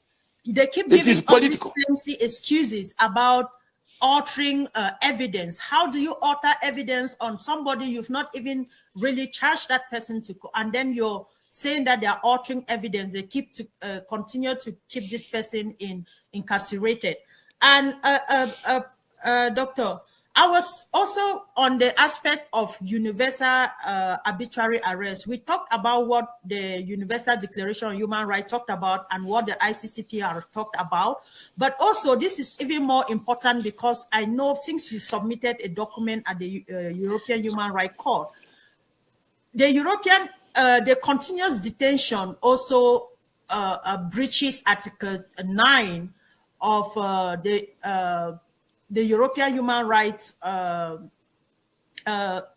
European Convention on Human Rights, especially because Norway is also a party to this convention. So I don't know at what level Norway would tell us that the Norwegian law is completely different from the European law, even if they are not part of the European Union. No. That is now, my sister. Those who talk to you like that are laymen. Right. Then why do you get one visa and travel in all places? That is a question. Ask them. No, don't ask me, ask them.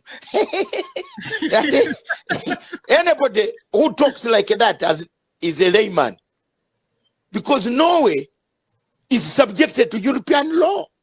Exactly. That's why when you get a visa from France, you are able to travel to Oslo, back to Denmark, back to Hague, back to Luxembourg, back to this Ukraine, this, all those places, sorry, not Ukraine, all these places of European Union now, one visa takes you. Norway is obligated under Article 19, established by the court to ensure observance. First, clear this thing of the gas, observance of agreement. Before you sign the agreement, make sure that human rights where you are signing are not being trampled on. Article 19 is here. It's here. At the bottom. Here we are. That one is one. Norway is obligated by the European Court under Article 9 to serve, to be part and a parcel of the findings, the bindings that bind Norway as a member, corroborative member. For example, United Kingdom has gone away from European Union. But if you have a case in the UK and you are not happy, you can still go to the European Court of Justice and be able to call Britain, which is a non-member of European Union. So anybody telling you that under Article 9 you cannot, they are just doing it for the case of laymen. It is, they are supposed to adhere to the principles. You are not supposed to kill the rights of a person, to arbitrarily arrest and say we don't follow here. Where then you follow here? Do you live on Venice or Mars? Tell us, where do you live? You live on the same land, the same train, the same roads connecting Sweden and Norway. So is Sweden, if Sweden is in the European Union, will you refuse its people from coming to Norway? That's right. So there we are. Any more questions? Go ahead with your questions. Yes, sir. I'm just, because on this issue of Dr. Chua Yaba, there's been a lot of concern that is rising, especially because most people look at Norway to be in the heart of Europe and is, abide by European Union laws or by European standard laws that we've been preached to. We've been told human rights, we must hold value to human rights, we must promote and protect human rights. But at the same time, they are the breach all of these lay down principles that they put and they preach and force them down the throat of others, but they are the first persons that violate it.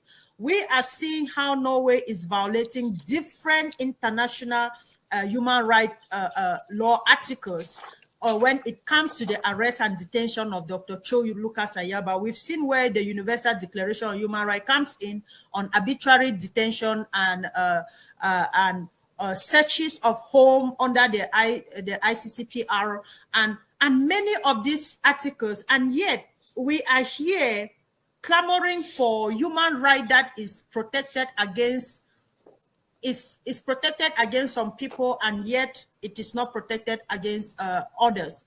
So again, I want to ask you this: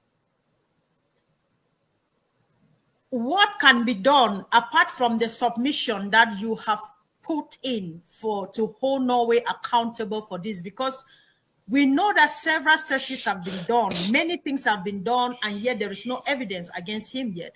And yet they still hold him down without any, no bail. What can be done for him to actually be released? Because for Norway to hold its own part of the bargain by respecting these human rights that he's a European citizen. His rights cannot just be violated. Excuse, ma'am. Why did I file 2 applications? Am I not clever? 2 applications. 2. 1, my sister, the first application is seeking an injunction. Can I read it for you? Go ahead, viewers, give the part just a summary of it, because I know I am not reading all of it. Of course, I am not. But the first application is to seek an injunction. To seek, you can, the Supreme Court of that land of Europe, is not that small court of Norway, Supreme Court. You are going to a wrong court. That court cannot give Mr. Ayaba freedom. Right. Whoever is telling you that is misleading you. The only court that can intervene now to say there is something wrong here, answer. Right. And as we go for preparation for you, now first the man is seeking an injunction, a stop to that case. The only court that can now superintend, the English word is to superintend upon the Norwegians. Right. Is when they feel this document arrive to them. What is going on? They thought, oh, Africans are very stupid. But there is an Africans have arrived with documents saying, oh, there is something wrong here. And it is going to expose our deal of gas, the cylinder. I've even put there how much they paid bribes. Exactly. No, bribes. I have exaggerated by saying bribes. How they paid bribes to people. You know, excuse me, we are not as stupid as these guys think. Exactly. So the only court that can stop the mess is a bigger court. Okay. Otherwise, that court of Supreme Court, believe me or not, is going to say the lower court is right. Is Mr. Ayaba a flight risk? No. Okay. Release him and tell the German government that that man should not leave Germany. Detain him, detain his passport, so that he doesn't travel, but have freedom for him to exercise his rights. Right. You can investigate without him having a passport seated there. Why are you not taking his passport? That's already a violation of human rights under Article 6 and Article 13. It says right to any remedy. He has a right to remedy. Right. Article 5 says he has a right, provides for everyone to have a right to liberty, security, to have a right to bail. You don't refuse somebody's bail because you think in Europe, in Africa, he could go to River Nile or River Gabon or River Zambezi or River Congo and hide and say he died. But in Europe, you know where he has gone, especially Norway. History. Yes, especially Norway. Norway people are very few, 4 million people. You can know who is who in Norway. Prisons are empty. In Norway, they give you even a date when to come to jail, to be jailed. Did you know that? I have studied that system of European Union. In Norway, they can sentence you today, then tell you, my sister, wear your good shirt, the last one, and say bye-bye to your husband. And remember, tell him I'm not coming. I will see you after 4 years. You know, they give you that time. So why are they refusing to release this gentleman? And it's appalling to even know that even at this level, there is a lot of restriction as to what can be said and what cannot be said by his own lawyer and even his family. So it's a very delicate situation. Because do you know why they are restricting? Coming up. Do you know why they are restricting you? Do you know why? No, sir. Tell us. Tell Ambazonians. It's political. Right. This application has touched them. You will see. They will release him. They don't want this to flow. They don't want the judges to see all these gas agreements. Oh, they don't want their dirty lenience to be to be shown to the public. That is what we should have done. That is what we should have done. Yes, we should have done that long time ago. And they say, don't waste time that way. Let's go here and ask them, why are you not giving the man bail? Exactly. Even in London, if you arrest Dr. Masanga in London now, irrespective of what the crime is. Yes. Right. Yes, the judge will say, has been his good background. He has been a good man with 8 good children, well grown up and well mannered. Let him go home and we shall come back. That don't approach this place. Don't go here. Sit home. And there's been a lot of questions coming up on the issue of indictment, like, you know, repatriation, that they can, you know, they can send him back home, you know. To send him home once you get a nationality. Are people mad? These are your political opponents who are doing so. How can you say send him home where? The man has a German passport. Exactly. Once you get in the law, have you read your law in this Republica?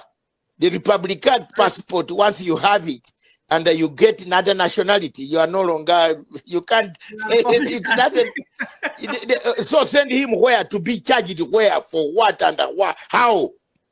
You know, so this is because a lot of people are questioning that Europe is known for its values for human rights. If they can violate your rights to freedom of speech, right to detention, they hold you arbitrary, then the principle of non-refoulement can also be violated. So this is what the concerns are rising. Because if you can violate a valuable principle as that of freedom of speech, then we can also question how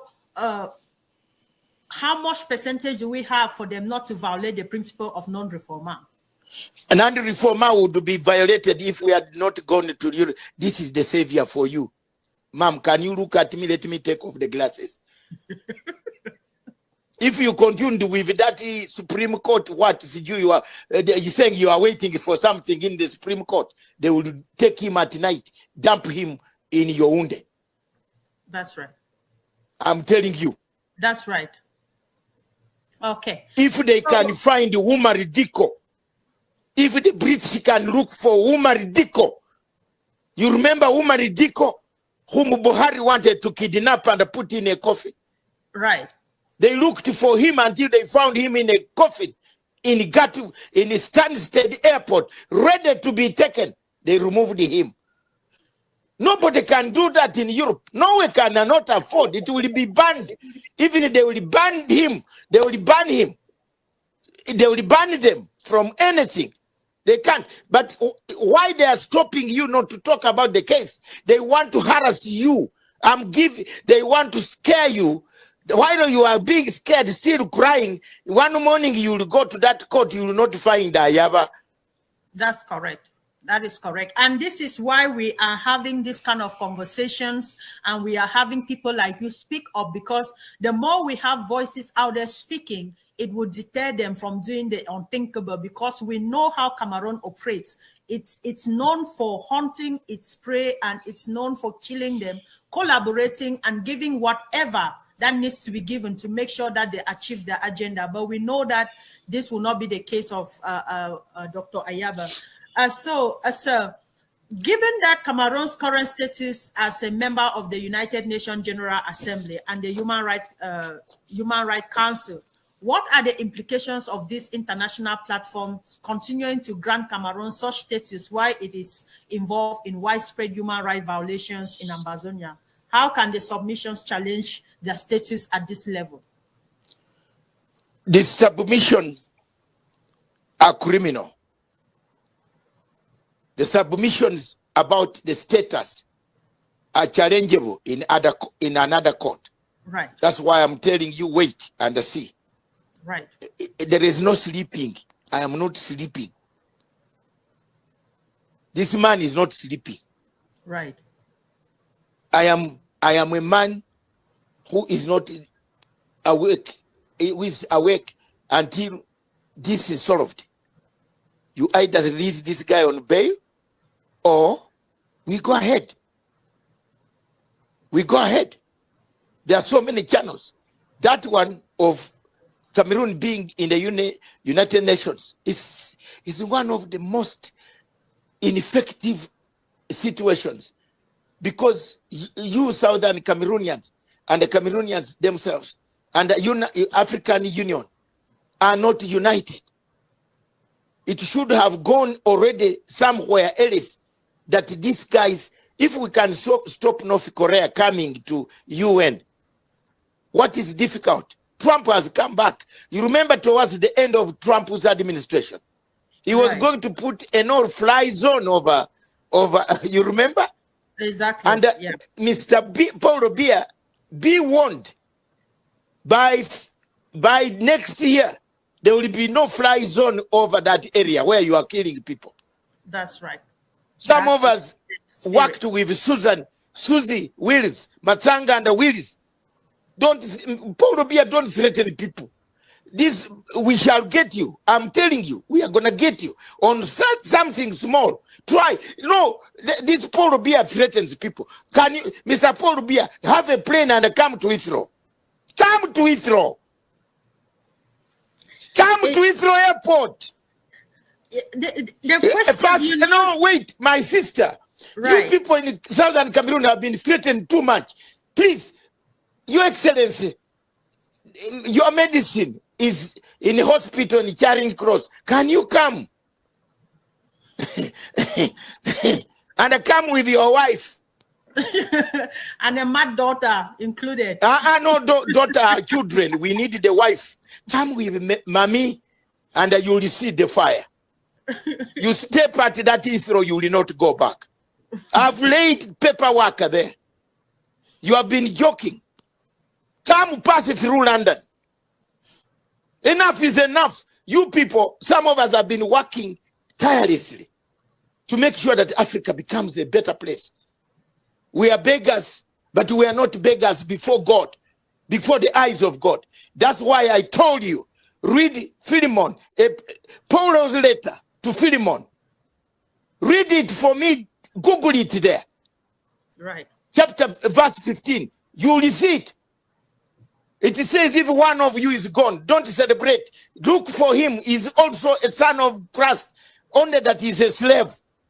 That's true. That is this man. Those people, whether SACU, whether organization, this is not the time. This is not the time for you to fragment yourselves. Please, this is the time to unite. Mr. Sako might be in Europe. The truth is that when it comes to the Ambazonian revolution, we have people who genuinely fight for this struggle, and we have those that have been sold or have been bought, and they still posture themselves as people fighting for the struggle. So you must be able, I hope that you can find a way to draw a line between those people who still come out to posture themselves as fighters in the Ambazonian revolution, whereas they are just fighting and propagating the agenda of La République du Cameroon. There is a difference with those people, and genuine Ambazonian fighters and groups, we always collaborate. There is just this narrative that there is a lot of division. Indeed there is, but these are the people, the ones for this division are the ones that have been paid by La République. They just go out there and set in confusion and let the world think that we are too divided, but we are not. When it comes to what concerns Ambazonia, I can promise you that you will see Ambazonians stand up, just like they turn up in Canada. So this is very important for people to know. There are a lot of people still posturing themselves in this struggle as fighters of the Ambazonian revolution, whereas the agenda is just to push La République's agenda across the globe. That said, sir, let me come back to you on this. The Pan-African Forum submission connects broader Pan-Africanist goals of justice and sovereignty in Africa. This is what you've always stood for and you fought for in your career over many years. What strategies can be used to strengthen this submission to ensure that they resonate with the international community, African Union, and global institutions to see that they draw attention to the Ambazonian revolution? Thank you very much. I have notified the African Union in my letter to the Commonwealth yesterday, Secretary General, my sister, Baroness Patricia Scotland. I have notified the King of United Kingdom, right, that there is a lady by name Patricia Scotland, correct, who visited Cameroon And at night, she received presents. And I have attached a video. Ma'am, I've attached a video, not your things that you put on paper. Serious video by somebody close to. That is, yeah. Yes. And I don't want to put it to public. I have told I am saying it here. I've told Patricia, my sister, do something now, because these papers are going to reach the king. What did you receive in Cameroon, which made you to keep quiet? Yet the former Secretary Generals suspended Nigeria. Abacha was suspended from Commonwealth. Zimbabwe was suspended. Exactly. Why haven't you suspended Cameroon? What did you eat at night in Cameroon? In Cameroon. What envelope did you take? You don't, because the video shows envelopes. So which one did you declare this to Her Majesty? Exactly. Why is it that the Queen died when she doesn't want to see you? Question. So that is it. Quickly, if before you leave office in April, do something. I am a friend of David Lamy, who is from Bahamas like you. You might be in trouble. You might have served so well, but you end up in Belmarsh. Exactly. You have connived. You have connived. You have connived with a man who has trampled on human rights in the Commonwealth, which is the first value of the Charter of the Commonwealth. Exactly. My sister, why have you kept quiet? My brother, Faki Muhammad, is it because you are Fulani and you have forgotten that the other tribes in that region? Is it because you are tall? Is it because you destroyed Idris? You connived with rebels to kill Idris? I'm honest, man. I'm very deadly. I face it as it is. You see, the chairperson of African Union calls the rebels who killed Idris to Qatar. Is it the same he has done with Cameroon? What was he given in Cameroon that has kept his mouth very shut? Completely shut with gum. This gum, there is a glue. What is it called? The one that cannot allow the mouth to talk. Super glue. Yes, super glue. That's why we want Raila Odinga. Raila Odinga cannot be closed. If Raila Odinga wins that seat, he would go. I am telling you, he will go in Yaoundé himself. You will see him seated in Yaoundé and say, dismantle this thing here, call your troops from southern Cameroon. I'm telling you, that's how we East Africans work. Have you seen me talking with any fear? No. Am I talking with any fear? That's Patricia Scotland, feed me. Am I looking for a job? Okay. Do I need a job? No, that is true. And you know, the painful thing is that Patricia Scotland visited Yaoundé in the heart when we had the worst forms of massacres being committed in Ambazonia. It was at the time when we saw young men in Bali and other parts of Ambazonia gathered, massacred, their corpses set ablaze, and then they were buried in mass graves. This woman went in. We saw with all the hope, with protests, Ambazonians in the UK rose, went in front of the Commonwealth, hoping that when she goes in, there will be some level of internationalization of the Ambazonian struggle, and there will be some level of suspension on Cameroon. But this woman came back, and that was the last of it. It's the same thing with many other diplomats that have gone through in Cameroon. When they go, they receive the gold statue, they receive envelopes, they receive a lot of gifts, and then go home and nothing is said again. The same like Antonio Guterres, and also the former chairperson for the African Union, and many others that we have evidence of them receiving bribes from the government of Cameroon. And I'm happy that we are having this conversation, but talking about the African Union and the people on Africa, Doc, I'd like to ask you, why do you think that countries like Uganda or Rwanda that have seen and suffered the pain of genocide have been utterly silent on the Ambazonian issue, especially because President Kagame is still alive today? And we've had a lot of voices in Africa that have spoken against what is happening in Ukraine, what is happening in Israel and Palestine, and yet in the very heart of Africa, where African children are being killed, are dying on a daily basis, the African continent is basically mute or utterly silent about the crisis in Ambazonia. What is the issue, sir?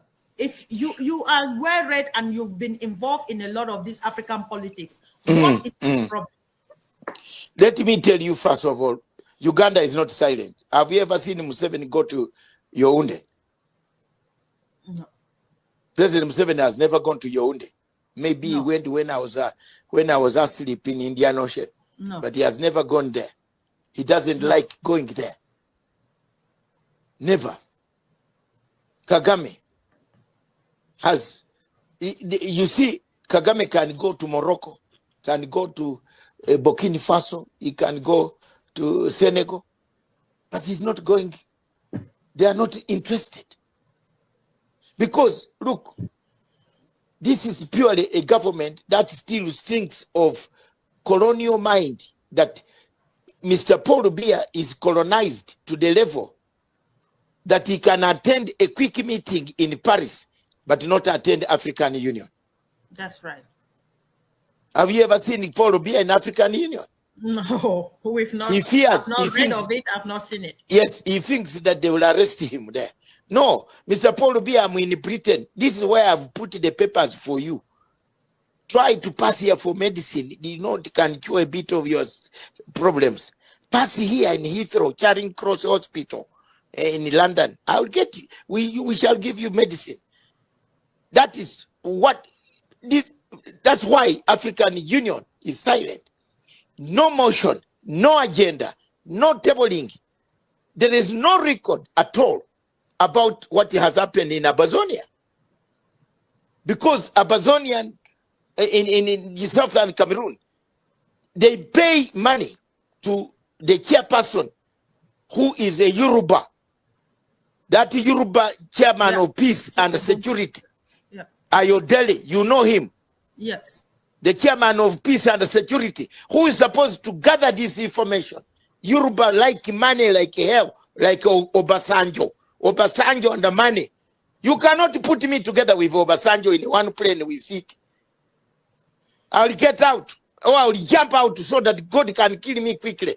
I can't sit in the same plane, because what I've suffered with Obasanjo when we are doing this peace process of Congo embarrassed me. So there is no peace process that Mr. Obasanjo does if it doesn't have money. The same thing has gone to Yoruba man who is in African Union, Ambassador someone, and Doreen. Yeah. That guy cannot file an application, cannot even say, bring the agenda, and we put it on agenda. No way. They have been paid. Okay. So it's unfortunate, to be honest, to think that African leaders are quick to talk about what happens in Europe. They are quick to petition the ICC for what is happening outside of the continent, and yet, especially like somebody like Cyril Ramaphosa, who is South Africa's president, and South Africa that went through apathy, considering that the whole of Africa rose when South Africa was suffering, to support South Africa, and then leaders of this day in South Africa see what is happening in Africa, and yet they say silent. But I still question the fact, because you are an African, you saw what was happening to an African nation and to people that are your people, and you decided to take an action to submit write submissions to the European Human Rights Courts and the ICC, and also the Commonwealth of Nations and many others, the Norwegian government. we have heard people like PLO Lumumba speak about the Ambazonian struggle. We've also, may his soul rest in peace, J.J. Rawlings of Ghana spoke so, bitterly about the Ambazonian struggle. But we've not seen that an advocate like yourself or a Pan-Africanist like yourself, like people like Julius Malema, who talk a lot about African unity and Africans standing together, to even talk about this struggle. And we are wondering, when it comes to African unity and African liberation, does it end at the borders of Ambazonia, or what could possibly be? Let's forget about government. What about human rights defenders like yourself, sir? What could be the problem? Is this just political interest? The problem, or what? The problem is this. my sister, look at my eyes. I filed this application pro bono. Right. Pro bono. And your executive are here. These applications are paid money. Are paid. You pay. Once you get the locator, you have to pay according to the bundles. I filed them pro bono. Other people ask for money. The people you are mentioning, they want money. You try them to call them for an interview with your television. They will ask you how much per hour. PLO will ask you for money. He's my friend. He can't speak at the conference without money. You pay for his hotel. And Masanga, you ask me to go and speak in Ghana. I use my money. My money. I don't ask for fees. Filing this application, a lawyer in Europe will ask you for $200,000. Honestly, before he touches any work, you will deposit that money. Pro bono, you must have a heart, like some of us have a heart. That's why God has left us to stay here. Right. At my age, when you look at me, when I tell you my age, unfortunately, I don't want to say it here, you'll be shocked that I am a real African man. And is this the age? Are you sure? I am able, because God has left me to do this job. If I don't do it, I feel pained. If you younger people dying in exile, people dying in the forests, women dying in the forest. Exactly. The pictures going around. I have that heart. I don't have the heart of money. Mugabe told me to go and file an application. Do you know what? The lawyers who came from Europe, plus his Attorney General, they asked Mugabe for $2.5 million cash. Mugabe said, what? I heard about it. I flew to Harare. I told him I will file that application for bed and breakfast. He said, are you sure? You don't want extra money? I said, for what? I'm a national of the European Union. I live in Europe 40 years. I will file this application on bed and breakfast, Mr. President. Hey, he couldn't believe it. He gave me a ticket, bed, and a hotel. And that's it. When I came back, when it had been filed with all my documents, he said he wants to give me something. I said, no, it's okay. Keep it to the hospital, in the Paranyata hospital in Harare. Okay. I have 8 children, they work. If I have no money, I'll ask one of them to help me. But I cannot tax on behalf of those who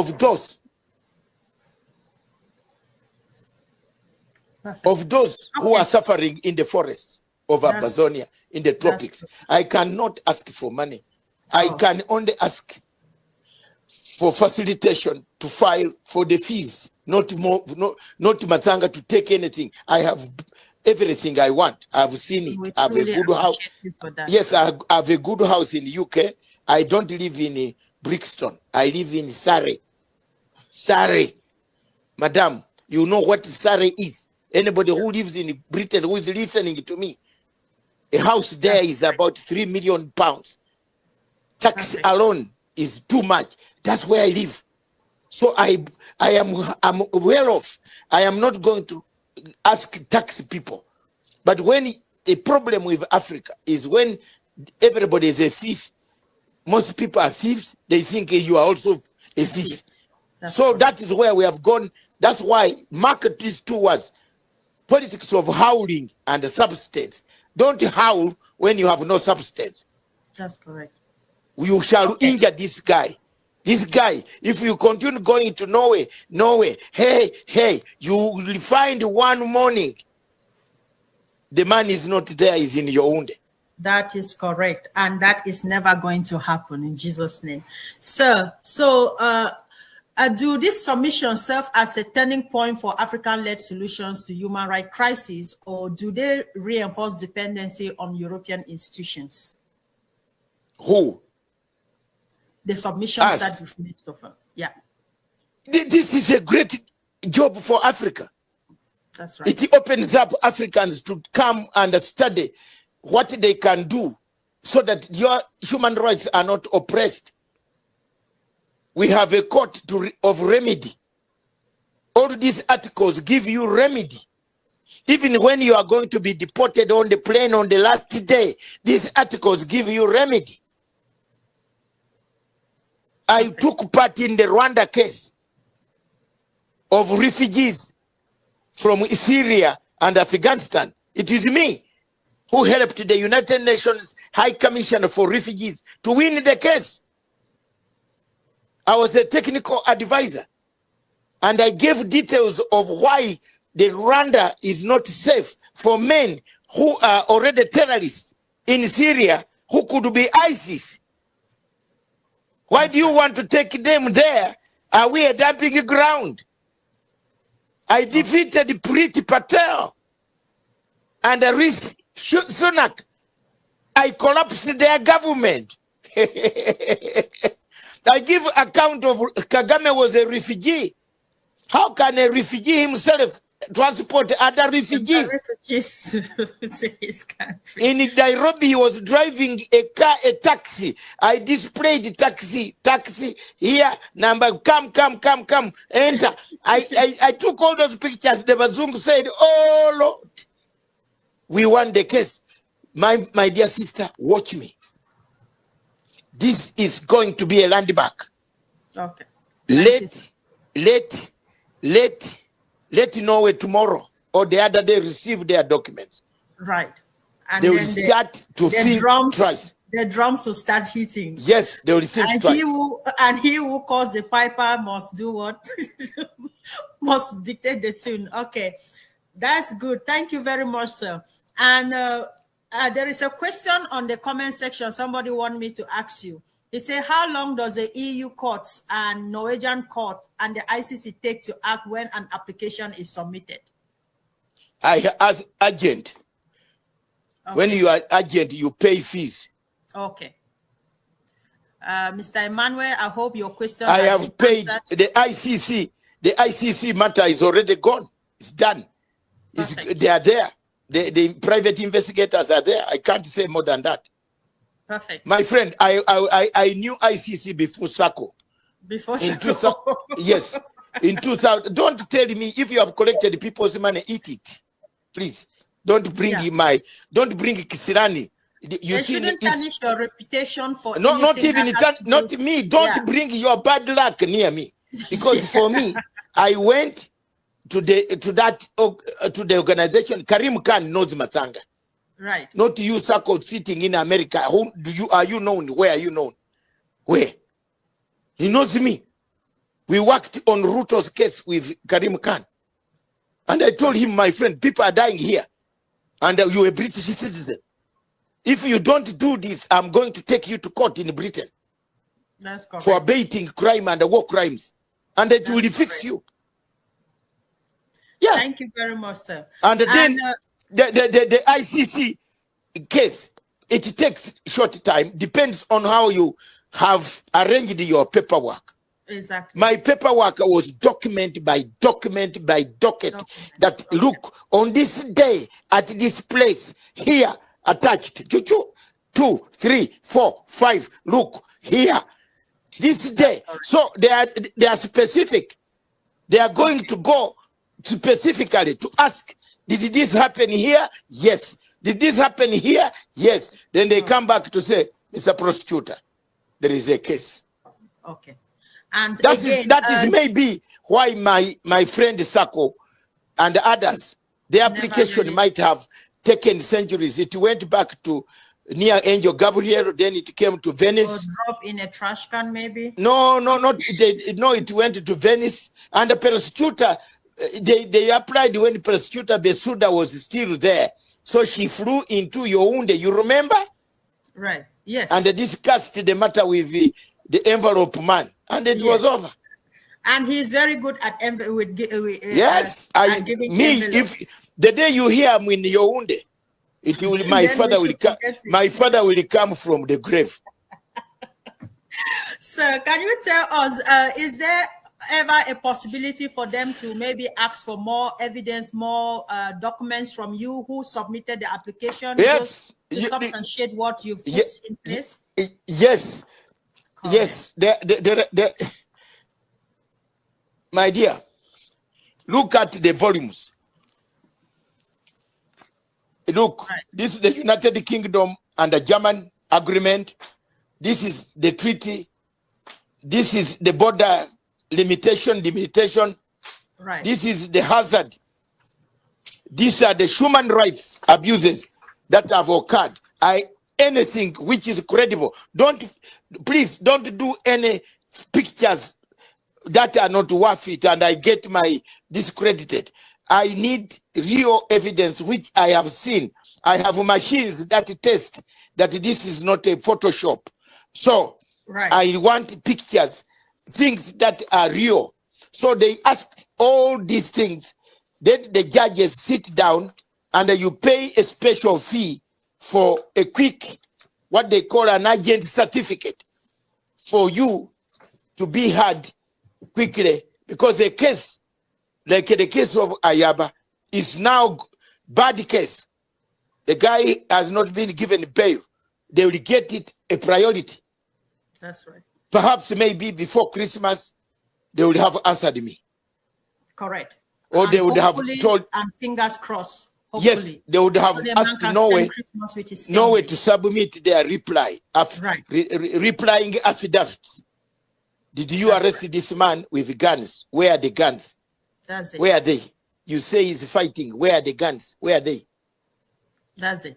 And again, sir, just to bring out one more question on this Dr. Ayaba's case, I just wanted to know what steps can be taken to highlight Dr. Ayaba's detention as a case study for the violation of political activists' rights globally.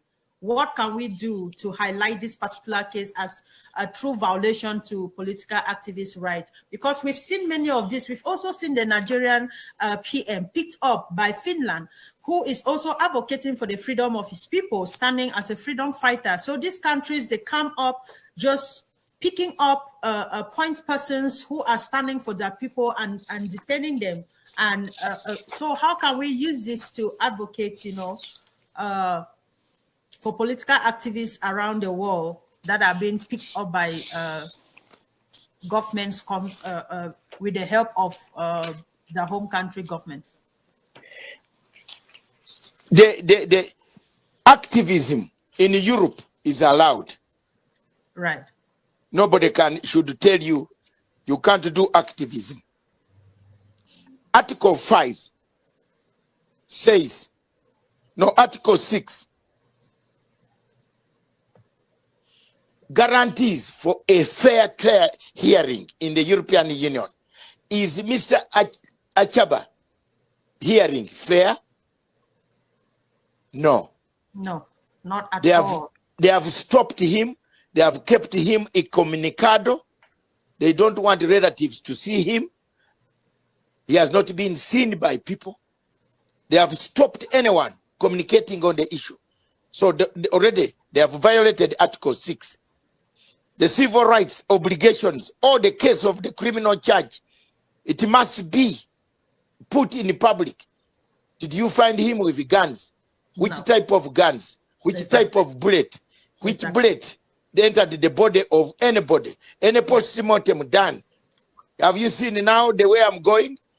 I can make you drink water with your mouth becoming dry when I'm asking those questions. Exactly. Show me the caliber. How many millimeters? How many millimeters? You see, how many millimeters were they shooting where? Exactly. It is like a Karim Khan, the chief prosecutor, issuing a warrant of arrest to Netanyahu. He did not investigate which type of guns went to Gaza. He doesn't have it. You need to send experts on the ground to pick those shells, bring them to court for the crime against humanity, genocide, to be qualified. Exactly.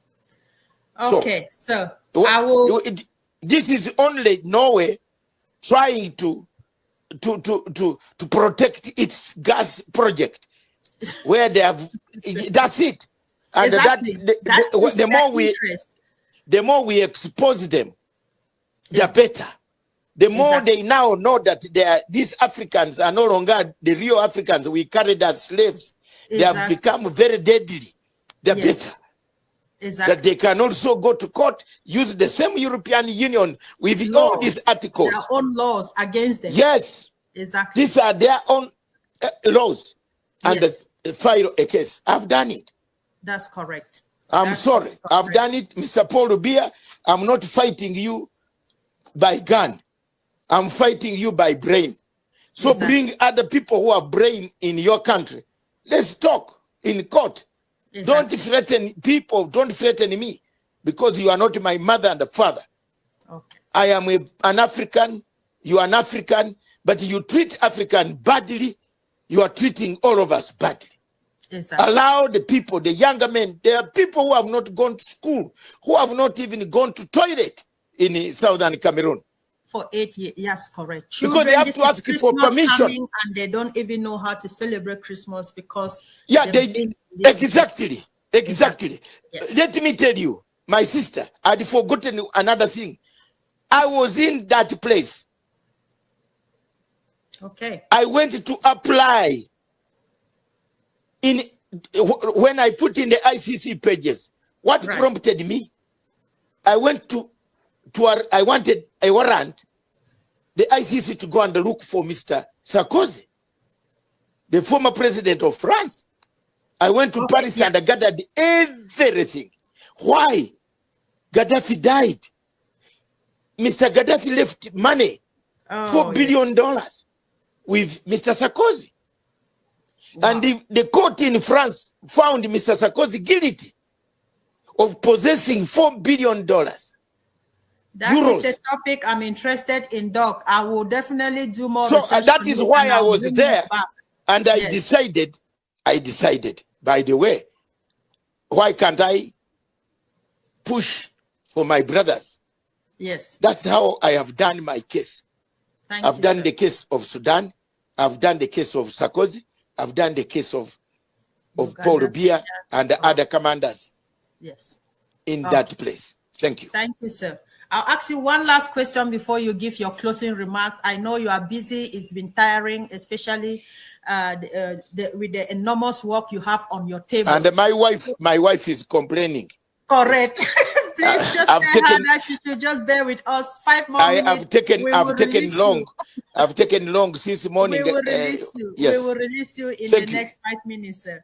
So, as someone deeply involved in Pan-African justice effort, what legal avenue remain on tap to ensuring that Cameroon and by extension Norway in Dr. Choayaba's case are held accountable for violation of international law? There is no other court now. The other court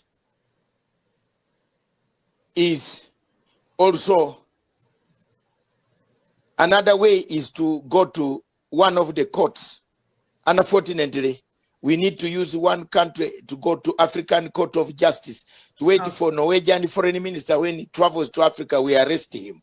Not correct. That's another way. Anywhere you go and seek a summons, you don't seek a warrant, a summons. That when you see Norwegian foreign minister anywhere in African soil, arrest him. Okay. Thank you very much. There is a provision in the African Court of Justice of Peoples and Human Rights.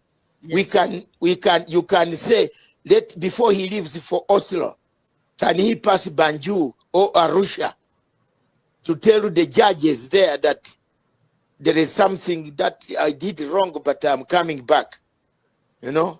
Okay. You can inconvenience them if people in your side were cooperative. If people talked with one side. But as you know, my sister, I have been in a struggle. You know it. People don't talk with one side. People talk, some are interested in these things, some are not interested in these things. Some don't want to listen. We can do quite a lot to escalate this Cameroonian issue. Because you Cameroonians, if you talk, they will think you are Cameroonians. But when somebody sees a letter from a Ugandan who is not even married to a Cameroonian lady anywhere. And it's taking up an Ambazonia yes, case. Yes, it's credibility already. That's correct. That's correct. Okay, sir. Thank you. And I will give you 2 minutes to give us your closing remark on this. It's been incredible. Thank you. Any violation of human rights anywhere on the continent of Africa is an issue for Africa and for all of us. Any person who has been violated, whose human rights have been violated, as long as he's on the continent of Africa, must affect us.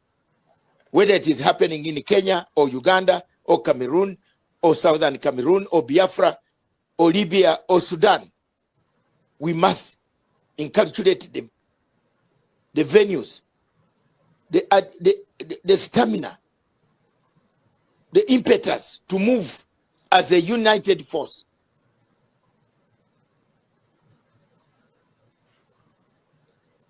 Okay. Are we together? We are together, sir. Okay. We must have the impetus, the stamina to be able to work in unity of purpose as Africans. Exactly. That we should not sit back and watch while Ayaba is in prison. Another one is in prison, and they say, oh, it is his case.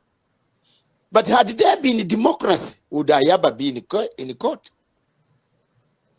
If there was democracy in Cameroon, if Southern Cameroon was given its rightful place, would Mr. Ayaba be in prison?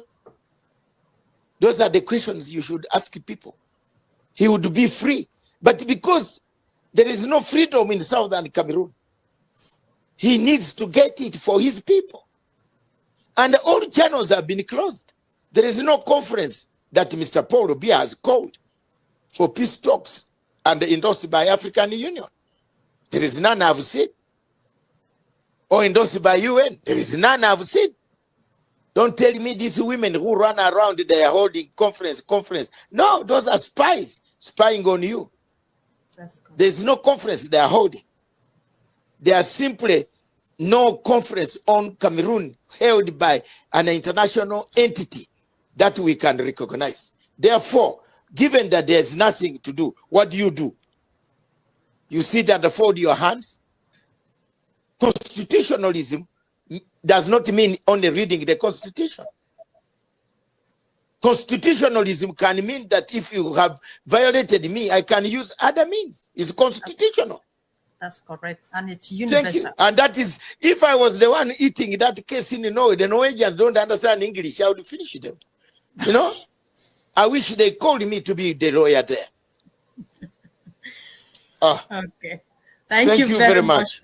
Thank you, sir. Thank you very much. God bless you all of you. Unite. Sako, all of you. Unite. Don't separate each other.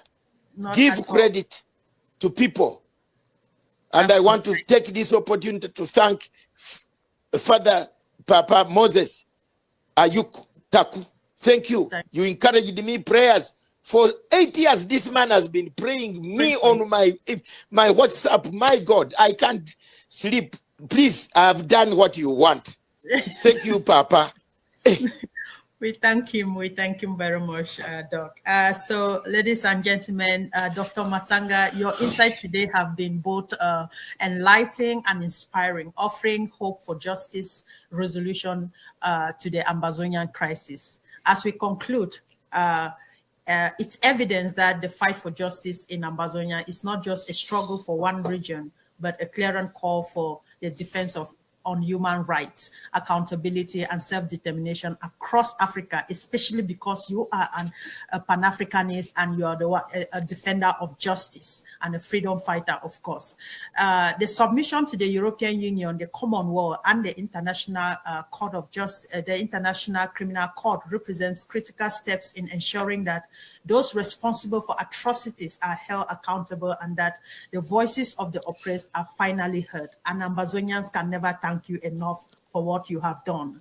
So your commitment to Pan-Africanism and your tireless advocacy for justice reminds us that the fight for transcends borders is it is about the soul of humanity itself. As we move forward, the hope is that this effort will galvanize greater action from international institutions, African leaders, the ordinary citizens around the world. The people of Ambazonia deserve peace, dignity, and freedom to rebuild their lives. And we cannot thank you enough, sir. Your dedication and for sharing your vision with us today, and also sharing your hard work, your time, and taking you away from your wife, who is already calling me to let you go. So we just want to say before you land, there's some smaller thing that I want to correct and amplify. Perfect. There are people amongst people might not have understood this. Mm-hmm. Cameroon is not a signatory of ICC. That is true. But Article 15 of the Rome Statute allows what we call priomoto. Right. Priomoto by law. You can own the chief prosecutor. I went and begged the chief prosecutor by kneeling down. Please, priomoto, can you go there? The chief prosecutor has a right, even when the country is not a member of ICC. When human rights, like in southern Cameroon, have been violated.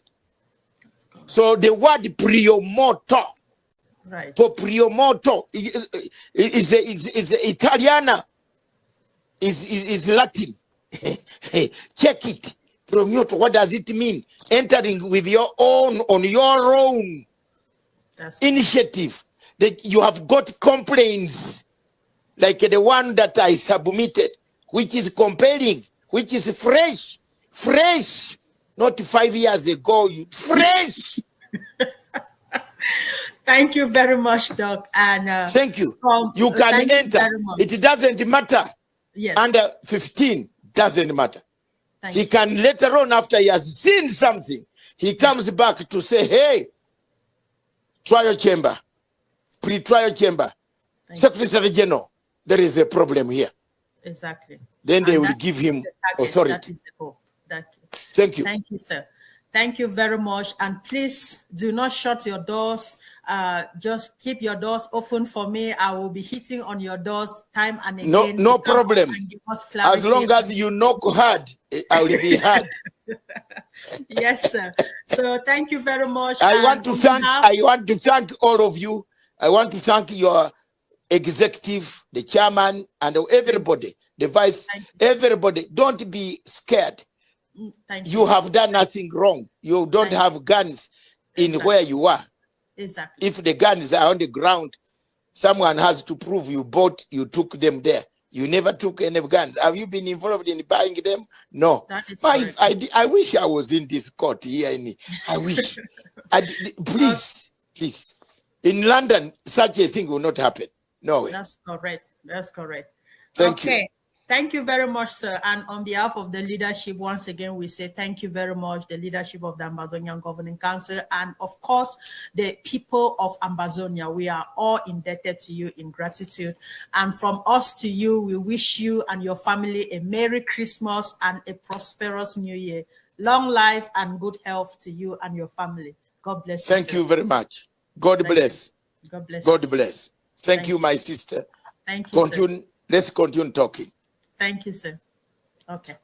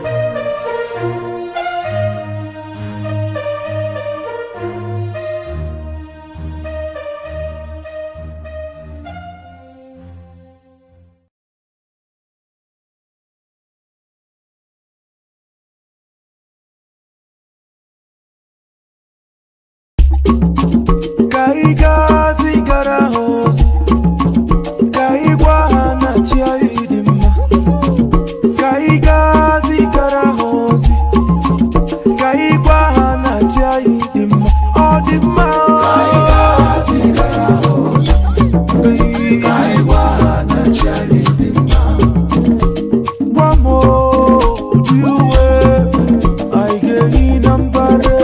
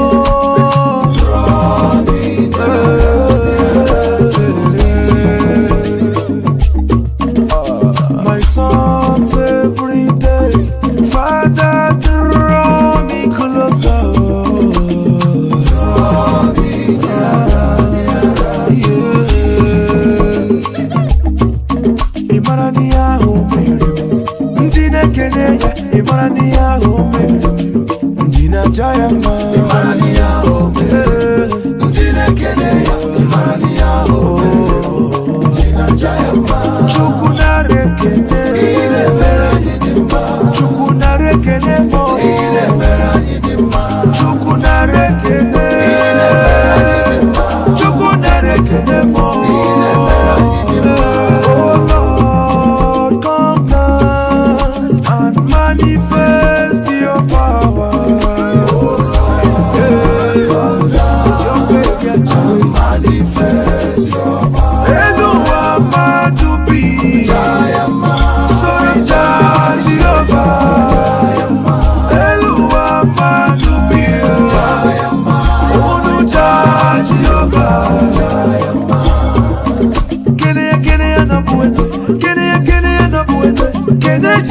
Jesus is the man. Jesus no mercy. Jesus is the man. Jesus is the man. Jesus is the man. Jesus is the man. Jesus is the man. Jesus is the man. Metu onuwe yaka ka metu onuwe yaka ka metu onuwe yaka. Oge make am diacha. Oge make am diacha. Oge make am diacha.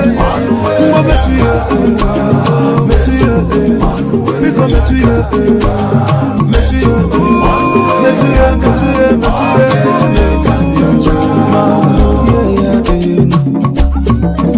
Mambunia Ogadora Burupio Mambunia Ogadora Burupio Mambunia Ogadora Burupio Mambunia Ogadora Burupio Mambunia Oh when I came Gaponu Yuku Emeweneva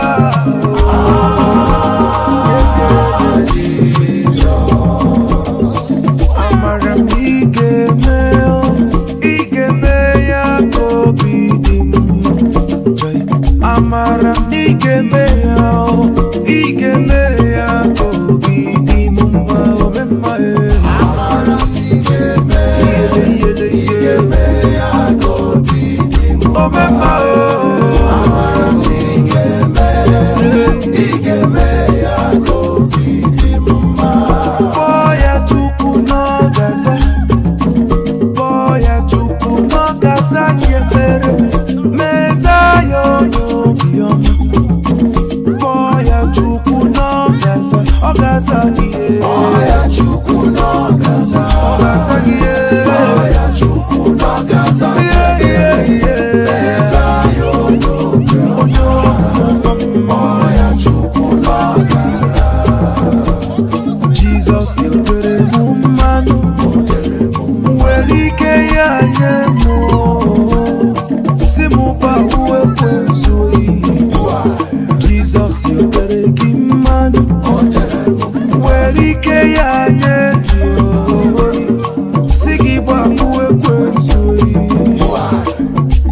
oye nememe mekwala yoso oye nememe mekwala yoso oye nememe mekwala yoso oye nememe mekwala yoso oye nememe mekwala yoso oye nememe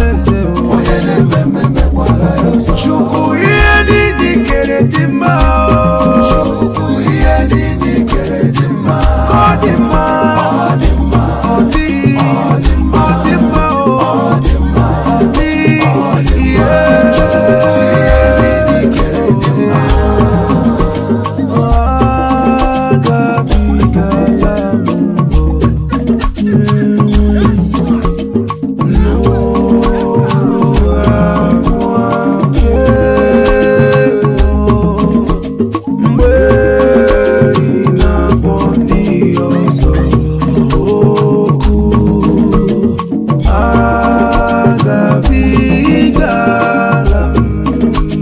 Agabi galamu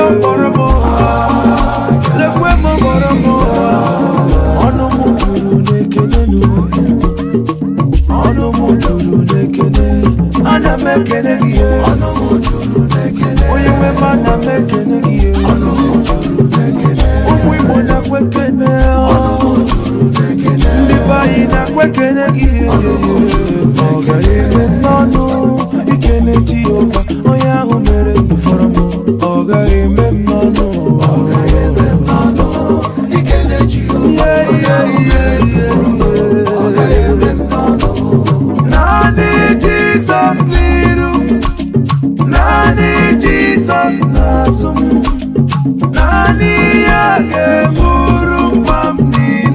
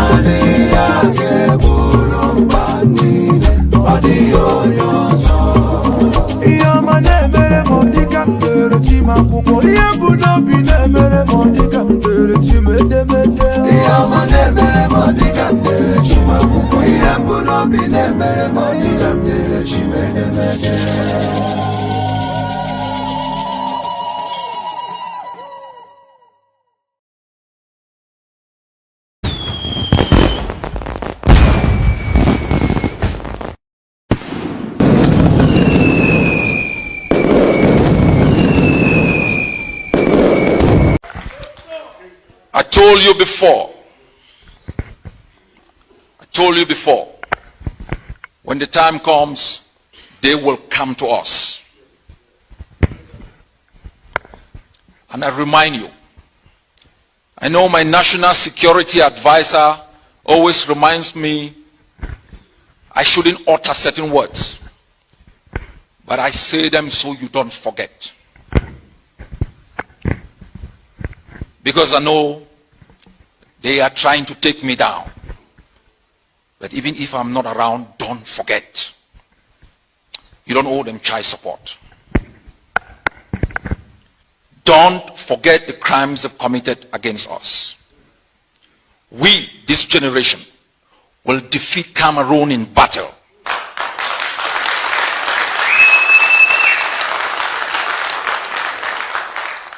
They said they could fight. They said they had trained bees.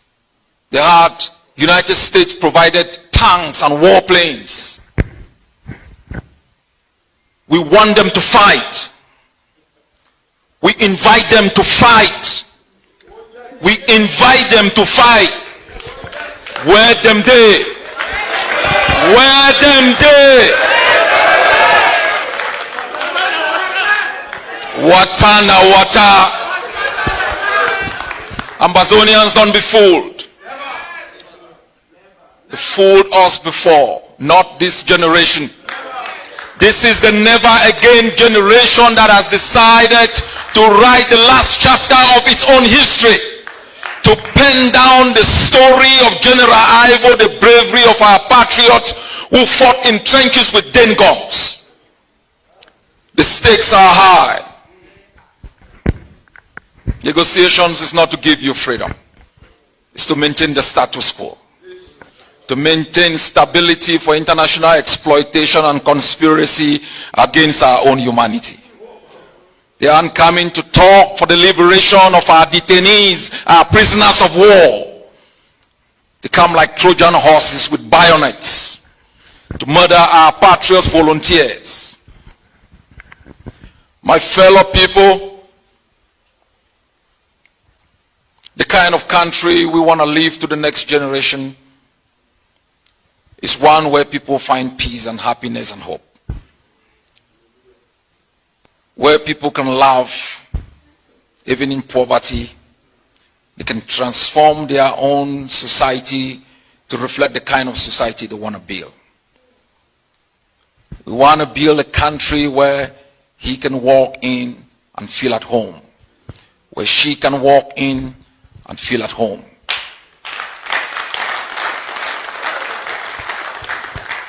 We want to build a country where if you are a hairdresser, you take pride in creating beauty. If you are a farmer, you are happy producing cassava, being able to turn it into gari and find the market 6,000 kilometers away. We want to build a country where we can have a curriculum of education that empowers our people to capture the creative energy of sunlight and power every home. We want to make sure you can capture the rain of the raining season and make sure you can still eat fresh fruit in the dry season. We want to build a country where you can find peace, you can unite your body and your soul and have hope even in poverty. We want to build a country for all of you. So when your final days shall come and you bequeath to the next generation something better than was given to you. That's why you've taken time off to come to this hall today. You're the finest, you are the bravest, you are the warriors of our war of independence. Don't let anyone fool you. I stand between you and your colonizers. And I'll make sure you're going to have your freedom.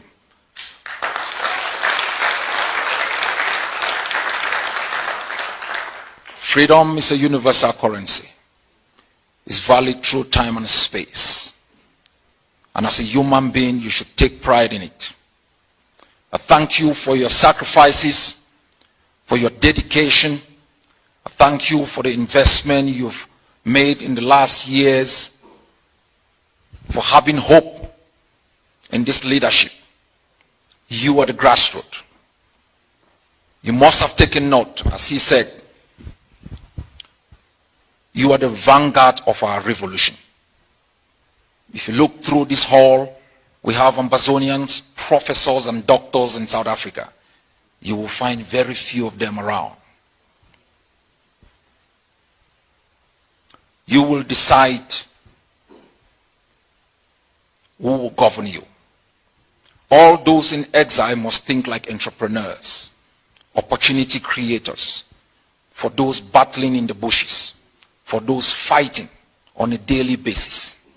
I ask all of you to recommit.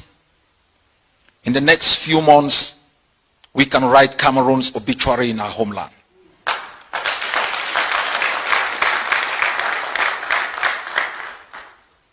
Thank you, fellow Ambazonians. Thank you, South Africans, for coming here tonight. God bless you all, and God protect Ambazonia. The CIC. My country people, this audio where I can't go play this audio is dinner for the language for the people them for Bamising. So if you come up Bamising, you go surely understand what they talk for that audio very well. Me, I need to understand Bamising very well, but first way come up Bamising, don't take time for explain for me what we did for that video, because it be very essential. May we hear. We did for that audio. It be essential. May we listen. Listen. But let's see.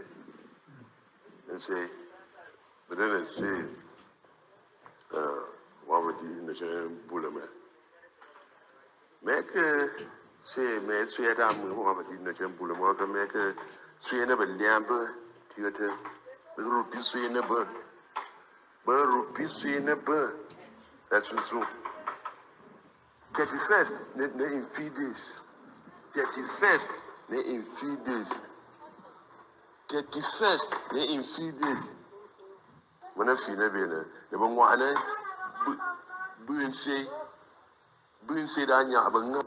so I'm not going to punish people that they need to understand and say language. Over for play this thing too long, make you no understand. But I want me just hear them, so I may hear the voice, and then so me understand saying actually in say person to talk, that say me say person will come up by me sing, and then use and say language. So I may understand saying that actually from there where that message come out, then people the way they come out and say where they come out and by me sing, of course you go here and people they come out babongo, people they come out com side, and even some people for that side they from go tunja. Some of them go here, they'll catch us small. But you and me, we don't surely hear say 31st is in 3 days, 31st now in 3 days. The person where they talk inside this audio now a soldier. Now a soldier where they work for La Republique. Now Bamising Pekin. Where they work with La Republique military. We don't swear say he go do everything for his power. Better he go wipe out all Ambazonians, therefore make sure say make Ambazonia remain slaves for La Republique. Listen, if they talk for that audio say, the fun of Bamising, and I've been talking for you already yesterday, say that fun of Bamising, now illiterate, he no go school, he no feel read, serve and write. And say that very fun of Bamising, we don't run from village for all this time. He don't do for Douala for all these years. Because we feel still with the people, because of course, as usual, most of them don't be members of that CPDM crime syndicate. And so they need to ever stand for the wishes and aspirations of their people. They ever stand against their people. So when this kind of time start with the people that they woke up for ask which way they want from La Republique du Cameroon, then say they immediately realize say since they be with the enemy and they be part of the enemy, so them too they be the enemy, they take off. So now that fund, the other members for the CBD crime syndicate, which they don't go school, they write some serious long letter. Send them, they talk say that the fund don't sign, I talk say any Bamising Pekin where it be self-defense volunteer. Say they give them until the 31st of December, say make them come out. They go for DDR, they go surrender for the like Shina Rambo. Say make they imitate Shina Rambo, go surrender quick for DDR. Because if they don't do them, after the 31st, they go wipe them all. So after that illiterate form, they send that thing come out. Now anyway, this other illiterate soldier too, because that illiterate, we be enter military for that we come on and start illiterate first school. So he too come on now, now anyway can talk say at the table now will get all the power. If La Republic of Cameroon be get all the power and the people for wipe out the self-defense volunteers from Bamising, from Baba, from in short from Goketunja, from Ambazonia as a whole, they for don't wipe and finish. All this one na noise, na bebe. All this one na empty noise, na bebe.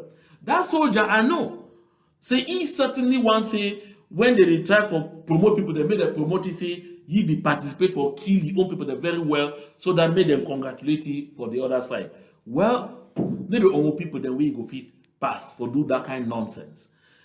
If you call DDR, I want to ask this question. How many of people them? If you show me one of those self-defense volunteers when they become a go DDR where they don't become anything. Show me one of them. Now Clovis, Usa Clovis day. Clovis Nasiri, Usa ide. Na Yani Kawakawa, Usa ide. Maybe Nambere to be go join them. Ubora General Nambere, Usa ide. Then Nambere be don't go see her with your own eyes them. God bless you. The same Ambazonia show you helping hand. He run. Because the Ambazonia be helping for moving from La Republic to Cameroon. And Ambazonia help you for those every day now. He run. He see him with the eyes. You say picking. You will self-defense volunteer. When some lunatic can tell you say come on go DDR, no say this so as you carry your food they go and say your own door end. I don't talk plenty of times say if at any given moment you feel say you don't tire for fight, you don't tire for fight the freedom, you know place where others they go for it, they go relax. Of course, we come with no pity to be the time. Instead they take the time. They stay every day. Why to not just go surrender one time? But they take your time. Go relax. Take your time. When you don't feel like still being ready for come back in, you will come back. Because this thing, it will only end now with freedom. No other two ways, no the way it will end. So that lost soldier for La Republic of Cameroon, they make that noise. The people will send me this audio from Bamising. They tell me say that soldier get family for inside that village, and the voice up in on, and they don't say send this thing for the boys them, and they instead work at the try for locate who side way the family members them day. Why you go and put people their lives at risk? I want to take this opportunity for tell we self-defense volunteers for Bamising. Say I did they got your name Abekuna. No be the family members that send out this audio. Now that lost soul, make una address it as who we be. Abekuna. Because he be a measure. We mean he be big man. Your family members are not rule his heart. Now he himself they do those things on his own behalf. And so I take God the name Bekuna, make una leave the family alone. And I tell the family members, make una stay clear, make una not involve yourself for fight way in no get place or run go hide. They call up for big grammar say a battle will no hide out. At the Bekuna, make una no allow ourselves for being misguided for getting to something where una no know where you start and no know how you go finish. And then generally for the people that for Bamising, because when they make that noise, that fund they make that noise, he no say no get no power for implement them. He says no first come back for Bamising. But why they make that noise? Because the council they go can't give 5,000, 10,000 for some of una. Say go show you side where those boys and they take note. Say as you operate with those people, then when they give you that money, they go call your name. They go tell people they say now such and such a person they can't show me. I go end up one call for bet some good morning. I see they twist your neck for some side say now black like this. You go benefit with it. 5,000, 10,000, it be equal to your life. It be equal to this freedom with the fight and for them. So my people for Bamising. And everybody from Goketunja for that matter, and everybody for the entire Ambazonia, civilian population, make una no transform una self into the grass where elephants they go fight on top. Because now the position said that we already did. Make we know what's now. You hear that audio, put them for trash. I say put them for trash. Because as I talk so, the self-defense volunteers, the one for Bui, the one there for Ngokotunja, the one there for wherever, they talk say they go focus on Bamising because they want face that fight. Then SSF, they want move into Bamising for face that fight. You won't find yourself. Say make some lunatics that stay there for some side. They transform your village into a bloodbath scene. Look out. Maybe we look out. 2025 will be a very bloody year, especially inside La République du Cameroon. We will focus all our attention on that side. The talk Shina Rambo. Look Shina Rambo. Ask Shina Rambo say get with it now. Ask him. Say since he go that DDR, he don't get with it. Apart say they work carry up and down the talk say go show us for them day. And then with the risk plenty of that boy they go DDR, they end up say die again from fire from their very other brothers where they still fight. Because like people go carry them, say go show side, they go put them for front. They will put them for outside fire day, and plenty of them don't die like that. DDR, where probably they run out for the name DDR, now surrender center. Now so you change camp. So they tell you say stop for fight for Ambazonia, come now fight for La République du Cameroon. Nothing that mean no mean say me come up for fight, come they rehabilitate you. That one they exist. The one that they don't they tell one every day. They all deal, the two they live through. Who of they don't go, they don't give capital so they open store. Who of they don't go, they don't send it for some school, go train so they give job. Who of they don't go, one of those members of that CBD crime syndicates, where they be general managers for a year and there, or deputy general managers, because their life, eternal life now assistants. Who of them, of those people there for DDR, where any of those people don't ever call and give job for some side? One to no day. No carry your head. Go put her for some place where you know go fit stand. Here again.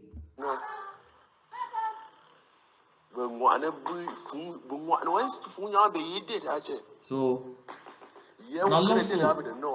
Nangaput, forget about her. Trash the thing. I know I say for continue. At least not hear the voice. Trash the thing, which I mean say when me do her trash her. Yes. So I say trash her, I mean I say just trash her one time. You no get no place for normal community. La République du Cameroon has sold all their own noise. Oh, I give you this number of days. If you don't do this, I will do that. Okalia Bilai Bernard, be common, go for Idabato. Tell the people for Idabato, say, I give you 72 hours for produce that deal way they capture them. Now how the market be end. If you doubt me, follow Okalia Bilana in this. I gave the population of Idabato, who are 95% Nigerian, to release the GO. It is well established that the GO was kidnapped with the complicities of some so-called Nigerian businessmen who refuse to comply with the laws of the Republic in their illegal activities. They refuse to pay the taxes. And once the GO want to carry his job out, representative of the state, first of all, to fight the illegal activities, and second, to request the payment of taxes, he has been attacked, kidnapped, and carried to Nigeria. It's well established that he's now in Nigerian territories. We have received all the indications. So I came to tell the Nigerian community that they should release the GO. I gave them 72 hours. And while waiting, all the activities here in Idabato and the surrounding area are closed. 72 hours. Where did GO carry today? They don't release them. They don't release them. That one Okalia Bilai Bernard Talker. Now he be probably representative as commander-in-chief for those forces. Who said the GO? 72 hours. Some of it tell that lunatic, where they call himself soldier for Bamising, say that in that way, Okalia Bilai be doing. He data. Some of it tell that lunatic fund, that renegade runaway so-called fund, where at the end of this liberation movement, they go remove the royalty from their family. The royalty for Bamising no go be that very line again. They go change them, put different family. You go become a different family line. We not check say we now do that trash in the name of funds and all that kind of thing carry and go scot free. And then we no go push we for disrespect we culture. We go maintain fundoms, maintain them well, but we'll make sure say for inside those villages where they be affected, the royal lineage go change, go for different families. We'll take away from families away, their hands will be stained with the blood of the martyrs which they fight for with freedom. So may some man tell those people that lost soldier and the runaway fund, Obama saying, so may they try harder. May they try harder. Population for Obama saying, my message for una be clear. Make una no involve ourselves for fight way you need to give una place for go hide. Make una no involve ourselves for a battle with no hideout. Make una stay clear. Una continue for operate una picking them as una done the operate. And the self-defense volunteers of Bamising, make una leave the family members of those CPD and crime syndicate members intact. Not be them to run their minds. Those family members, may una no involve ourselves for thing way it go bring una trouble. Because the people they push una, they did them free for the Republic of Cameroon. Of course, that freedom said don't be relative now. Of course, I talked yesterday, they don't start kidnap them too for the collect ransom. Make we be very, very, very careful. So if you know any Bamising man, make sure say make it get this message from me. If you get any Bamising man, make sure say you send me this message. I don't always talk for self-defense volunteers. Make una always know the best way for operating. I say when will people see una, make them feel very excited for run towards una as their freedom fighters. If they see una, they run away from una, they una get for tell una self something be wrong. And una get for stop, sit down, try for a result that will be wrong immediately. Because now the people in that one they die for. They get for filler. Okay.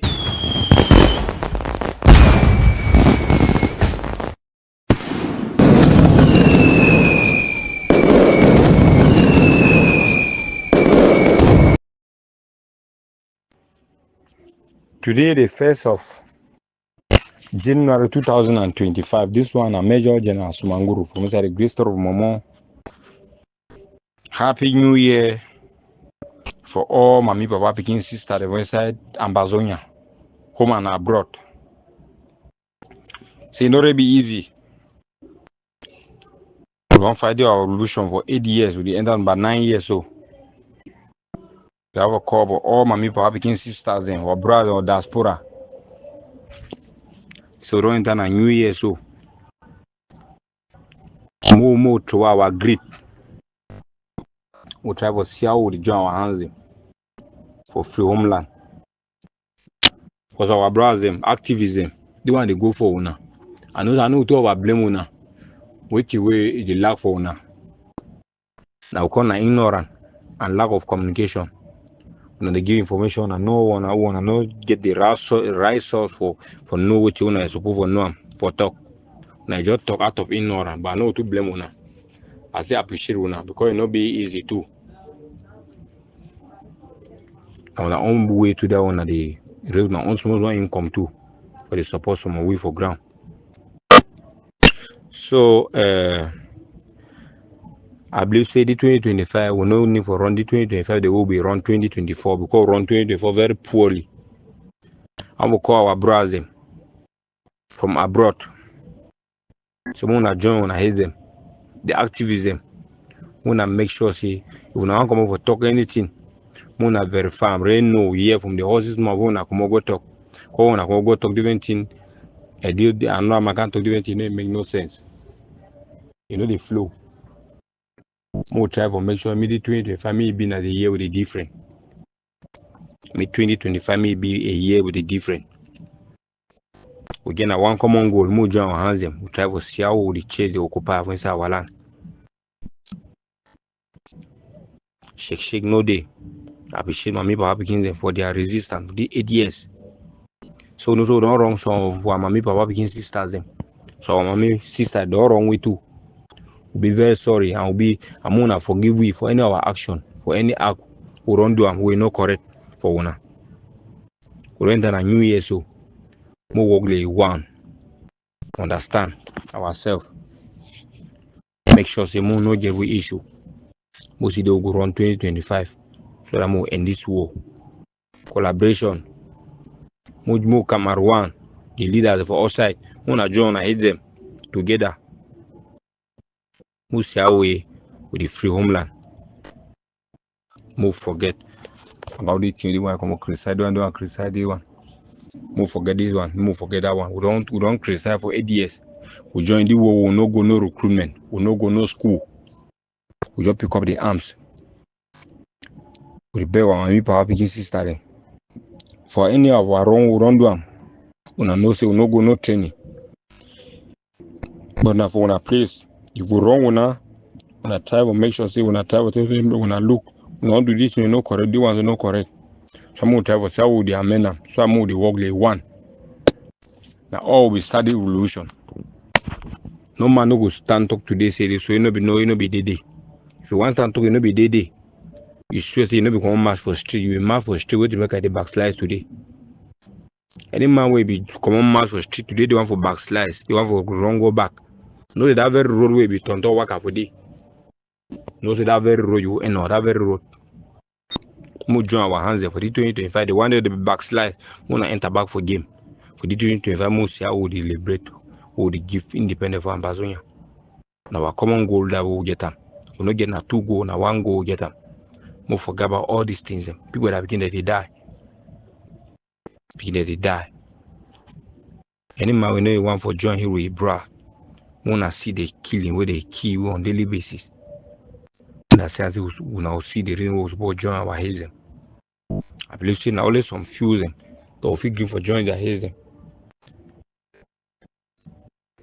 Yes, if you wear shoe, now you know side that shoe they hold you for it. Because some man go you tell some man no go feel here and it be something. You know they have had the scene where the see what they happen. So I go call my people begin to start them. So more try for change the game for the 2025. I want to see particular talk the one particular for people of Momo.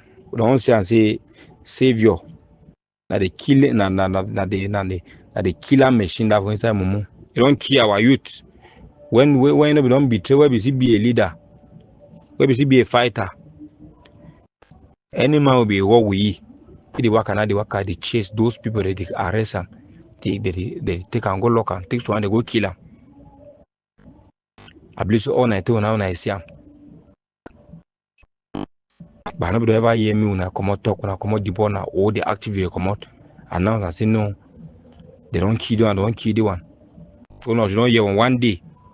Inside one with the cash about 7 youth lost. I'll never say I reach today. We got cash 12 lost. I'll never say I reach today. Lost our youth.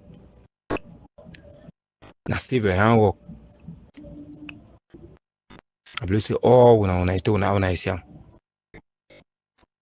But there's time for there's time for everything. Maybe keep down the injury the dance, maybe keep down the dancer. Maybe don't time injury the dancer. Any man get a turn. The God of Israel Mogamo. They go strike you. They don't refer strike you already. Just they playing a living corpse. I mean no say this no matter how they smile we. Like we will see go with it. Because the same way betray we and the same way we betray them.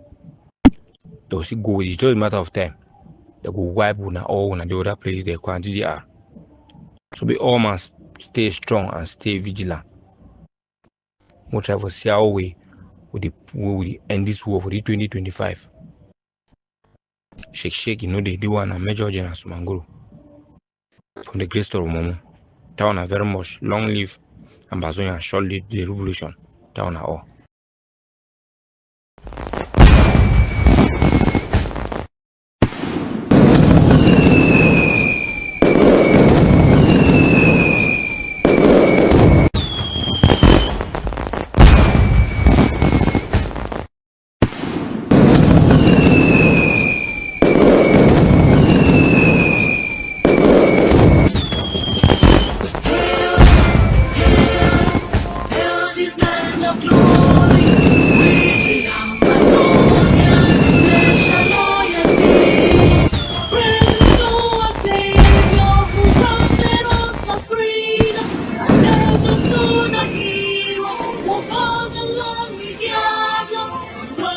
To glory we rise and never to fall. Here in a nation flowing with earth and holy. Glory, glory, glory to the Father for making you a nation, a joy forevermore. Ambazonia, land of freedom, you shall live in plenty, meeting our need. And your children shall be like the stars above. The Most High God being the watchman of this nation. Ambazonia, land of freedom, you shall live in plenty, meeting our need. And your children shall be like the stars above. The Most High God being the watchman of this nation.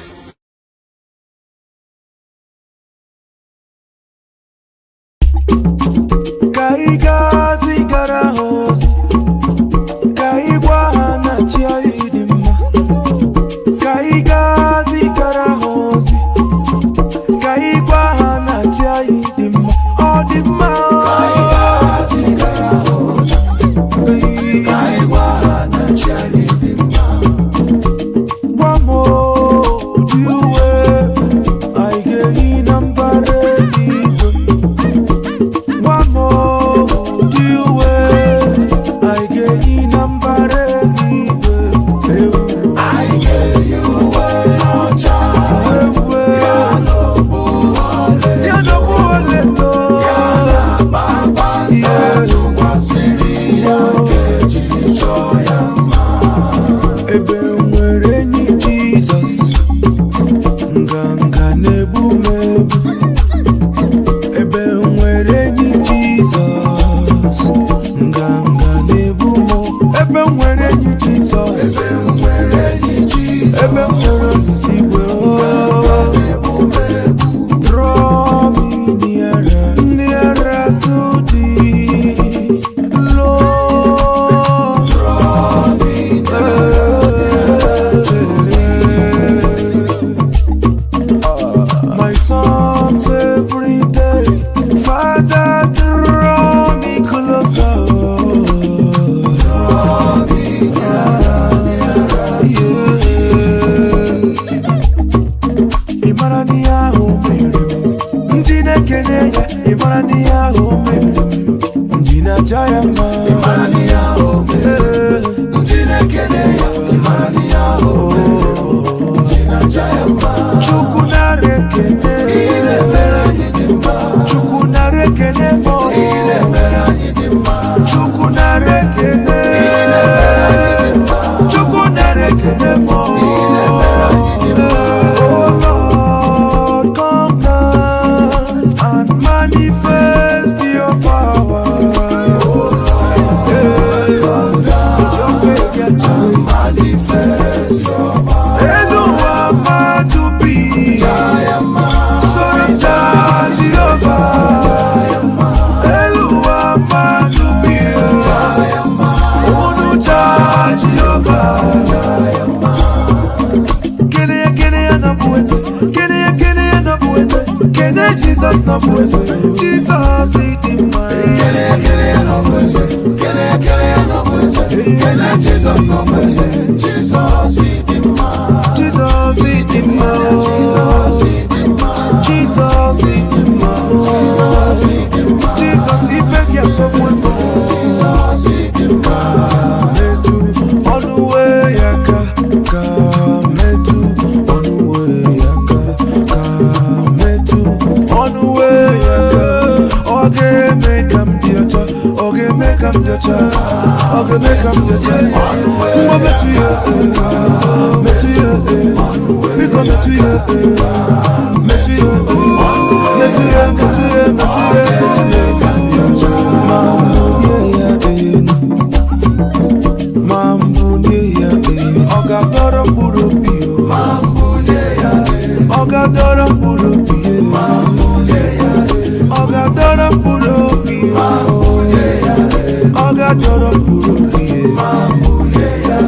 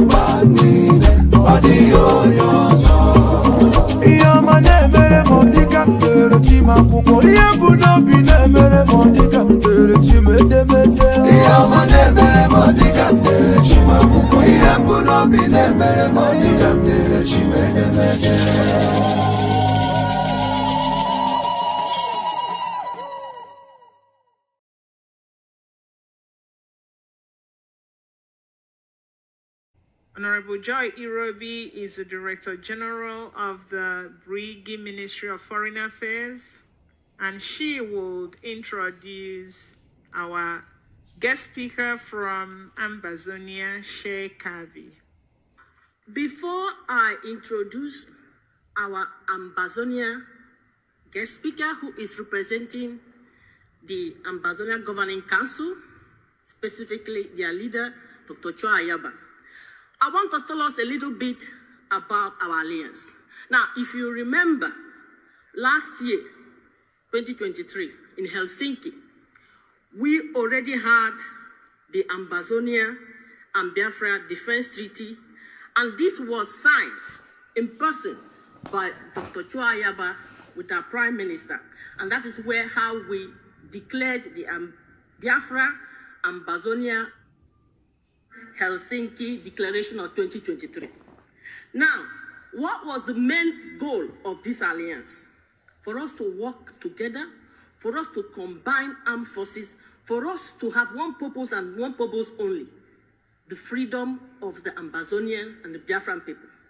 Now, also, December last year, there was a press conference held by both leaders. And in this press conference, they were able to establish the creation of the Ambazonia Biafra Council of International Affairs and Economic Council.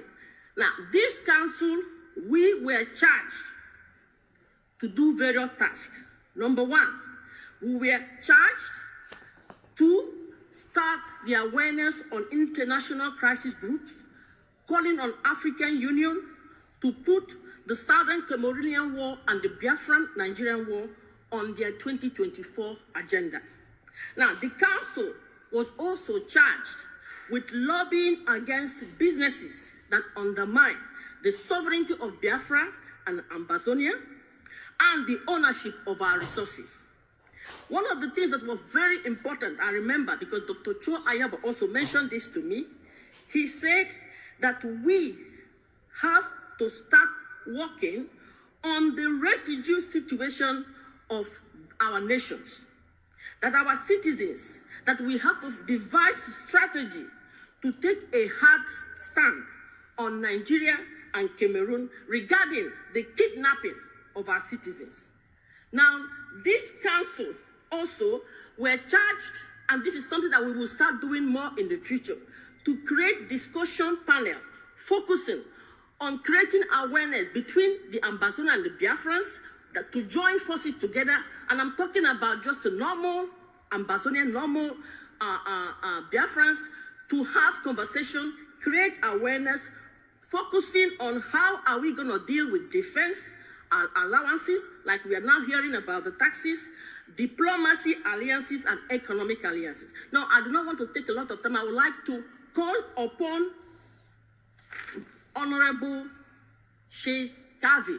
He is the defense chairman of the Ambazonia Governing Council. I would like to say one or two words. Sheikh Kavi is the barefoot soldier. He is the founding father of the Ambazonia Governing Council and the Ambazonia Defense Forces, Ambazonia representative of the Biafran Alliance. Now, the Deputy Defense Chairman of the Ambazonia Defense Forces and the Special Advisor of the President and Supervisor of the Ambazonia Alliance is here to represent Dr. Chua Ayaba, which we all know is being detained just like our PM. Please, great Biafrans, I would like us to give a loud round of applause to Honorable Sheikh Kavi, Ambazonia Governing Council. Can sit down, please. Thank you so much. Thanks for that honor, and thanks for the reminder, Dr. Joy. Like I was saying, it's a pleasure for me to be here this evening and to address a crowd as big as this one. This is what we call defiance.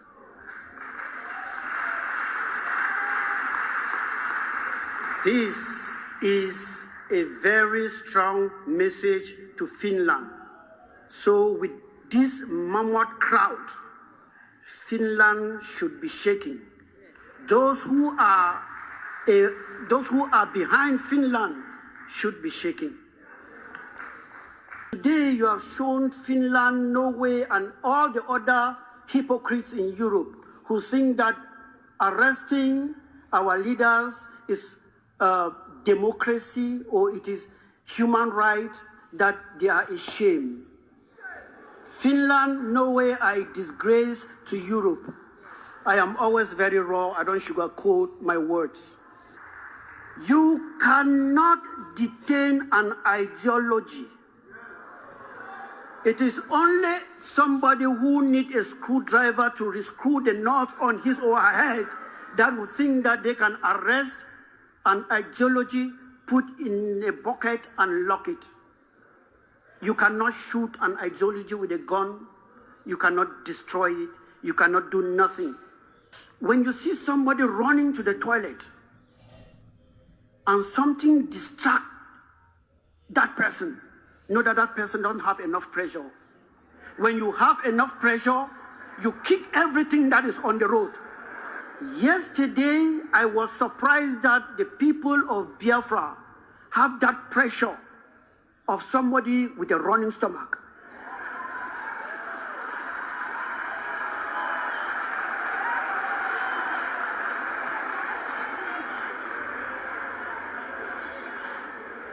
I was arriving here, ladies and gentlemen, with the anxiety that this declaration of independence will happen in my very before. I was surprised that it happened yesterday.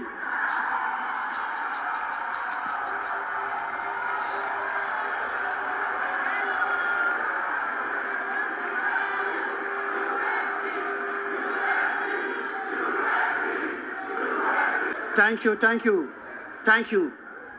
This showed that the pressure that we have for the toilet is the same pressure we have for this independence. Nothing, even Finland, could stop us. They arrested Mazi Nnamdi Kanu. Did it stop us? They arrested Dr. Cho Lucas Ayaba. Did it stop us? Now they stupidly went again for His Excellency Simon Ekwa. Has it stopped us? Yet we declared.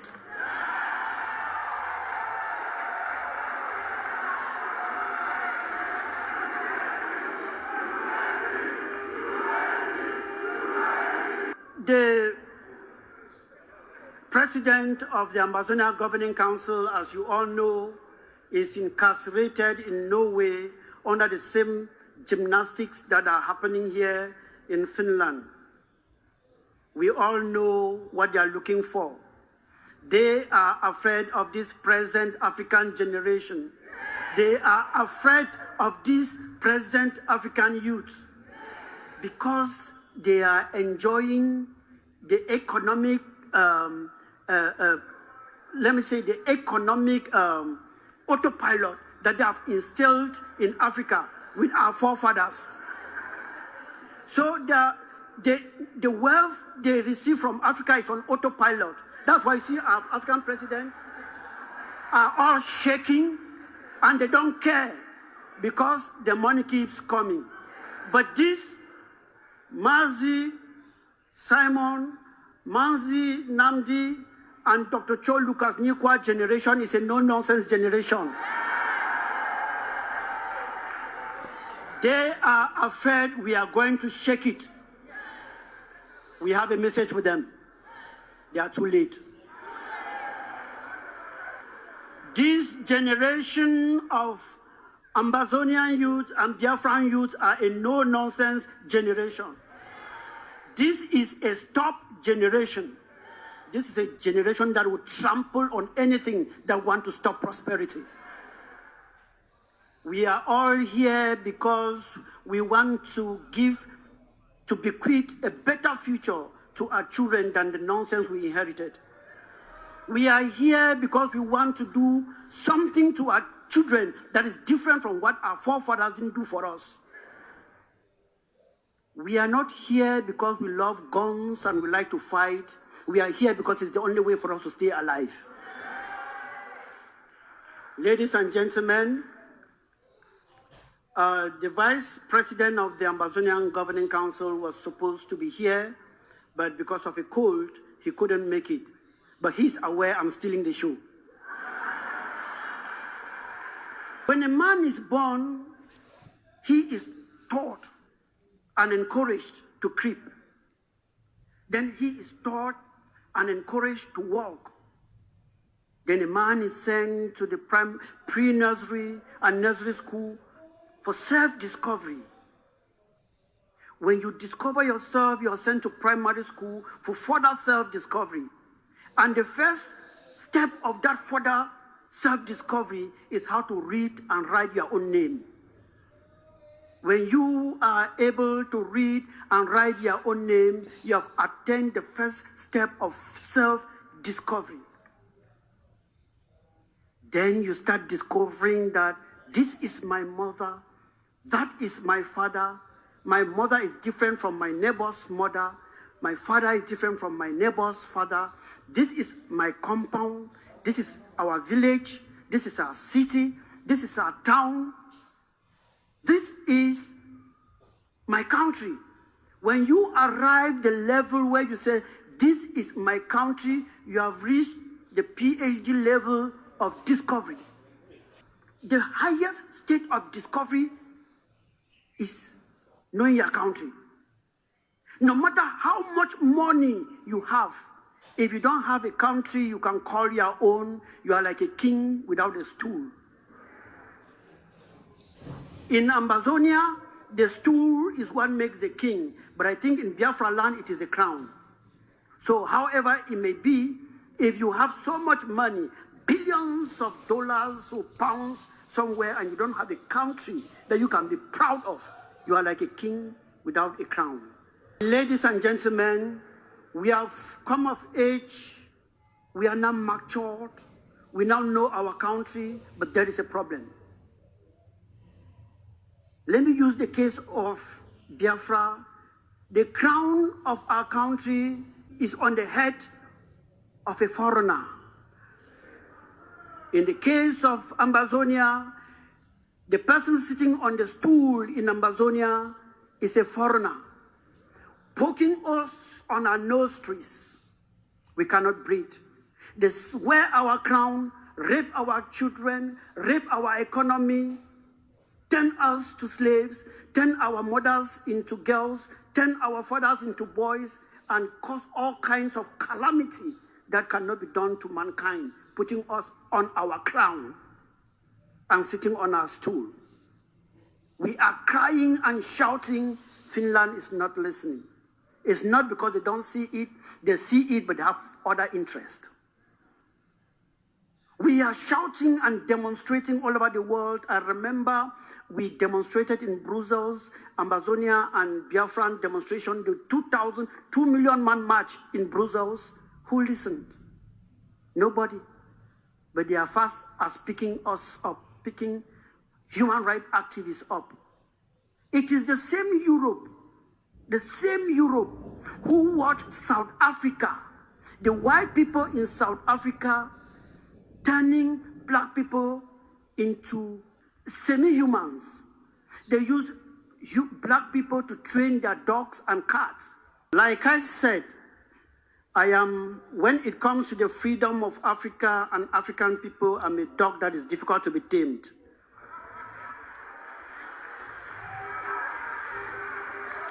Because at least someone needs to face these guys eyeballs to eyeballs.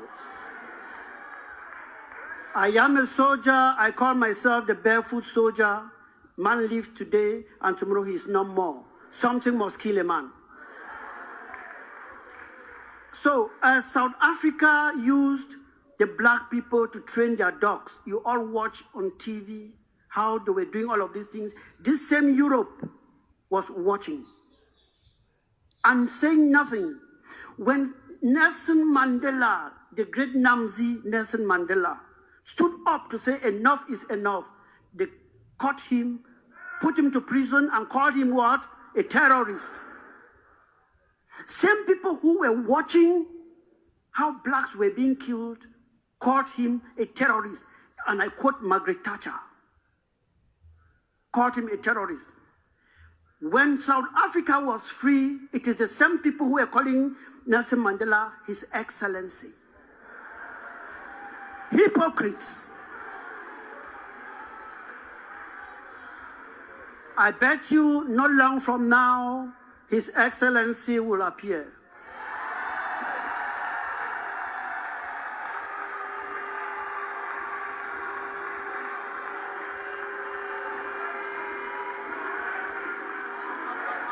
when your back is on the wall, there is one thing you should do: move forward. Moving forward is facing your enemy eyeballs to eyeballs. Moving forward is using the same stick that the enemy is using to beat you with. If the enemy is using an AK, use an AK. If the enemy is using an RPG, use an RPG. The right to defend yourself is an inalienable right, and no one should take it away from you. No matter how much they arrest or do what, never bow to them, because we are free. Akanchawa, it is written.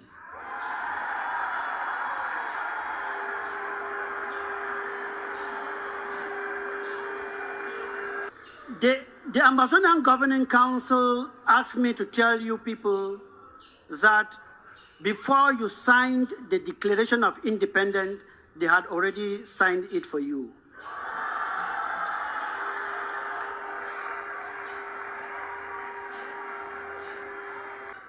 You know, Ambazonia declared her independence sometime in 1999 when Justice Elubede Ebong, Chief Ayamba, and a host of others seized Radio BIYA and declared the independence of Ambazonia. But we had one mistake. And that mistake is something that my president, Dr. Cho Lucas Ayaba, told His Excellency Mazi Nnamdi Kanu, my brother, don't make the mistake we made in 1999. Independence must be defended. Don't declare independence if you don't have an army to back you up. You only can create a government when you have an army that will be protecting the people who are coming out to honor the activities that the government is putting in place. If you put a government without the defense first, you are taking the second step before the first. And today, we are here.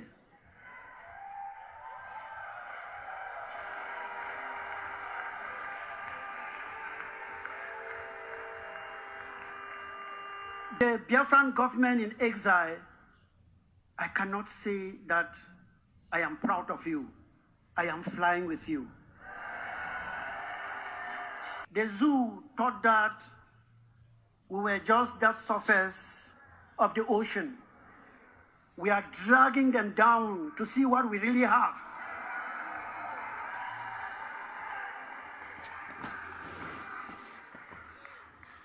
Only a man who is smoking something I don't want to smoke will not differentiate the difference between a river and an ocean. Ambazonia, sorry I use Ambazonia too much because it's something I've been talking about. Biafra is an ocean, same like Ambazonia. The Biafran people are too rich, not only economically, but too rich mentally, that they should not be enslaved by people lesser than them.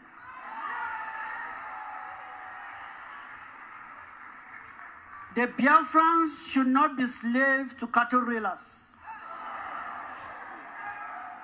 It should not happen. That is the reason we are here today.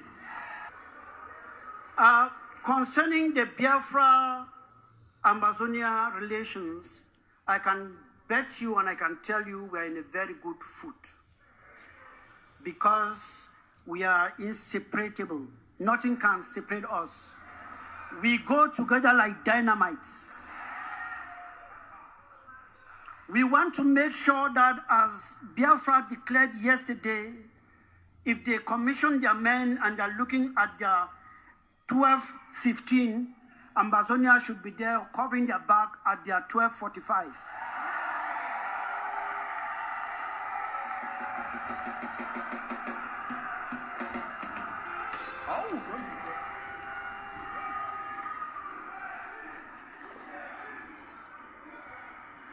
That is why I stand here as an honorable member of the defense unit that we have with the Biafrans, and I want to salute the chairman of the Biafran defense government in exile, because he's the chairman of that our group, and he's doing a marvelous job.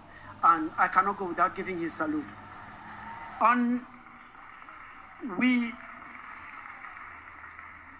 We will make sure that as you have declared yesterday, that the movement of people from both regions will be as free as anything called free can be.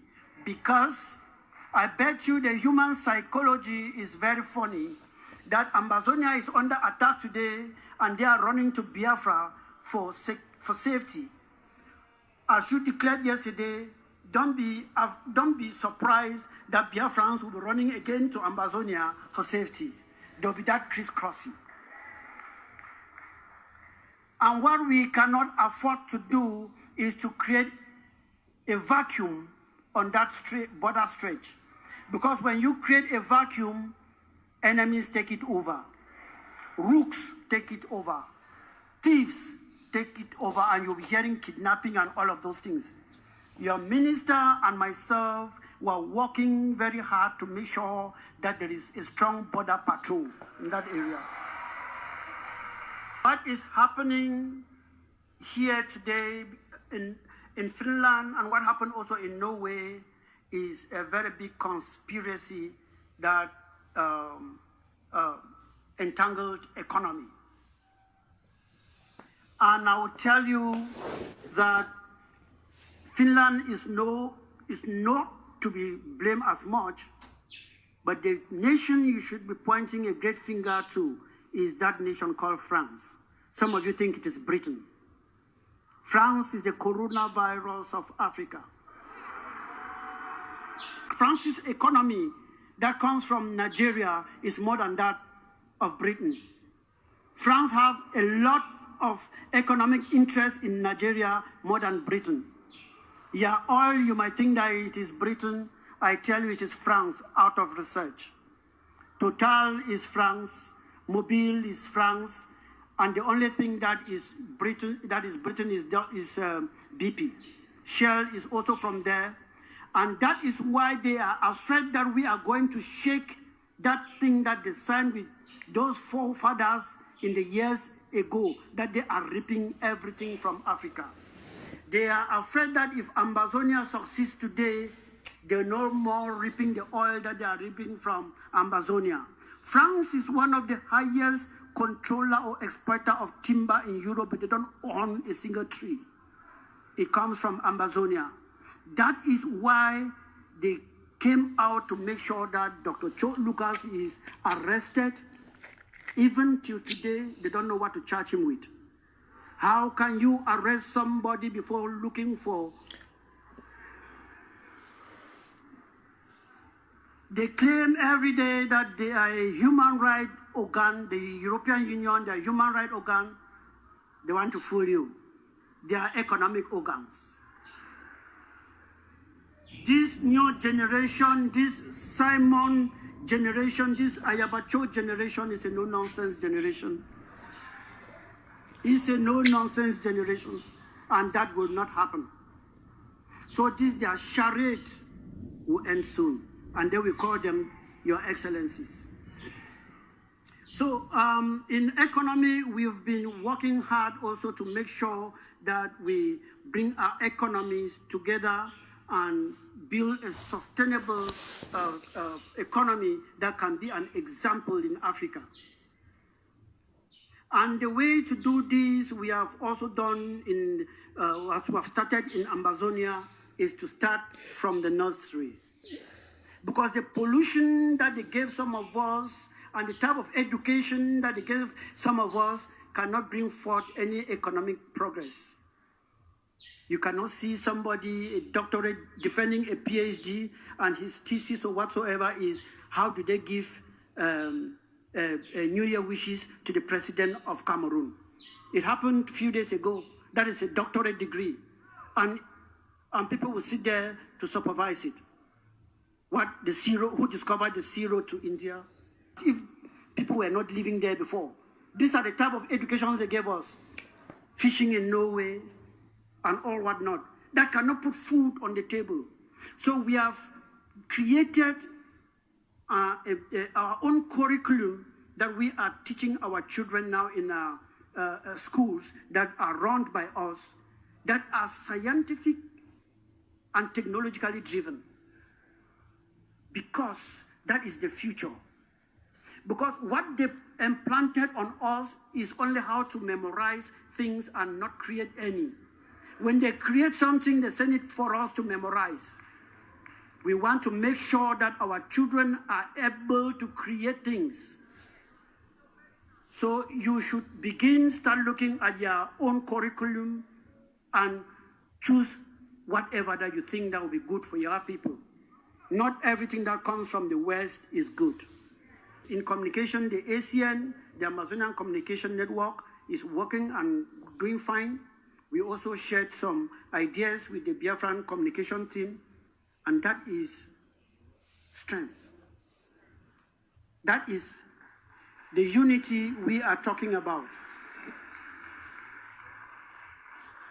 As you have declared your independence yesterday, be sure and be aware that you have commissioned men and women to hold materials and defend that land for you. It is easy to shout, of course, but let me tell you, it's not a walk in the park. I am saying this because when it comes to economy and population, Biafra is our big brother. But when it comes to the defense of homeland, we are your big brothers. We have been fighting for more than 8 years, and I tell you, it's not easy. Your worst enemies will not be Nigerians. They will be Biafrans. We would have defeated Cameroon long ago because those guys, they are fighting for salary and we are fighting for our lives. That's the difference. We would have defeated them long ago if not because some of our people could not listen. They thought that, no, it's not time for gun. Not time for gun. We will march in the UN, march in Europe, march and UN will come in.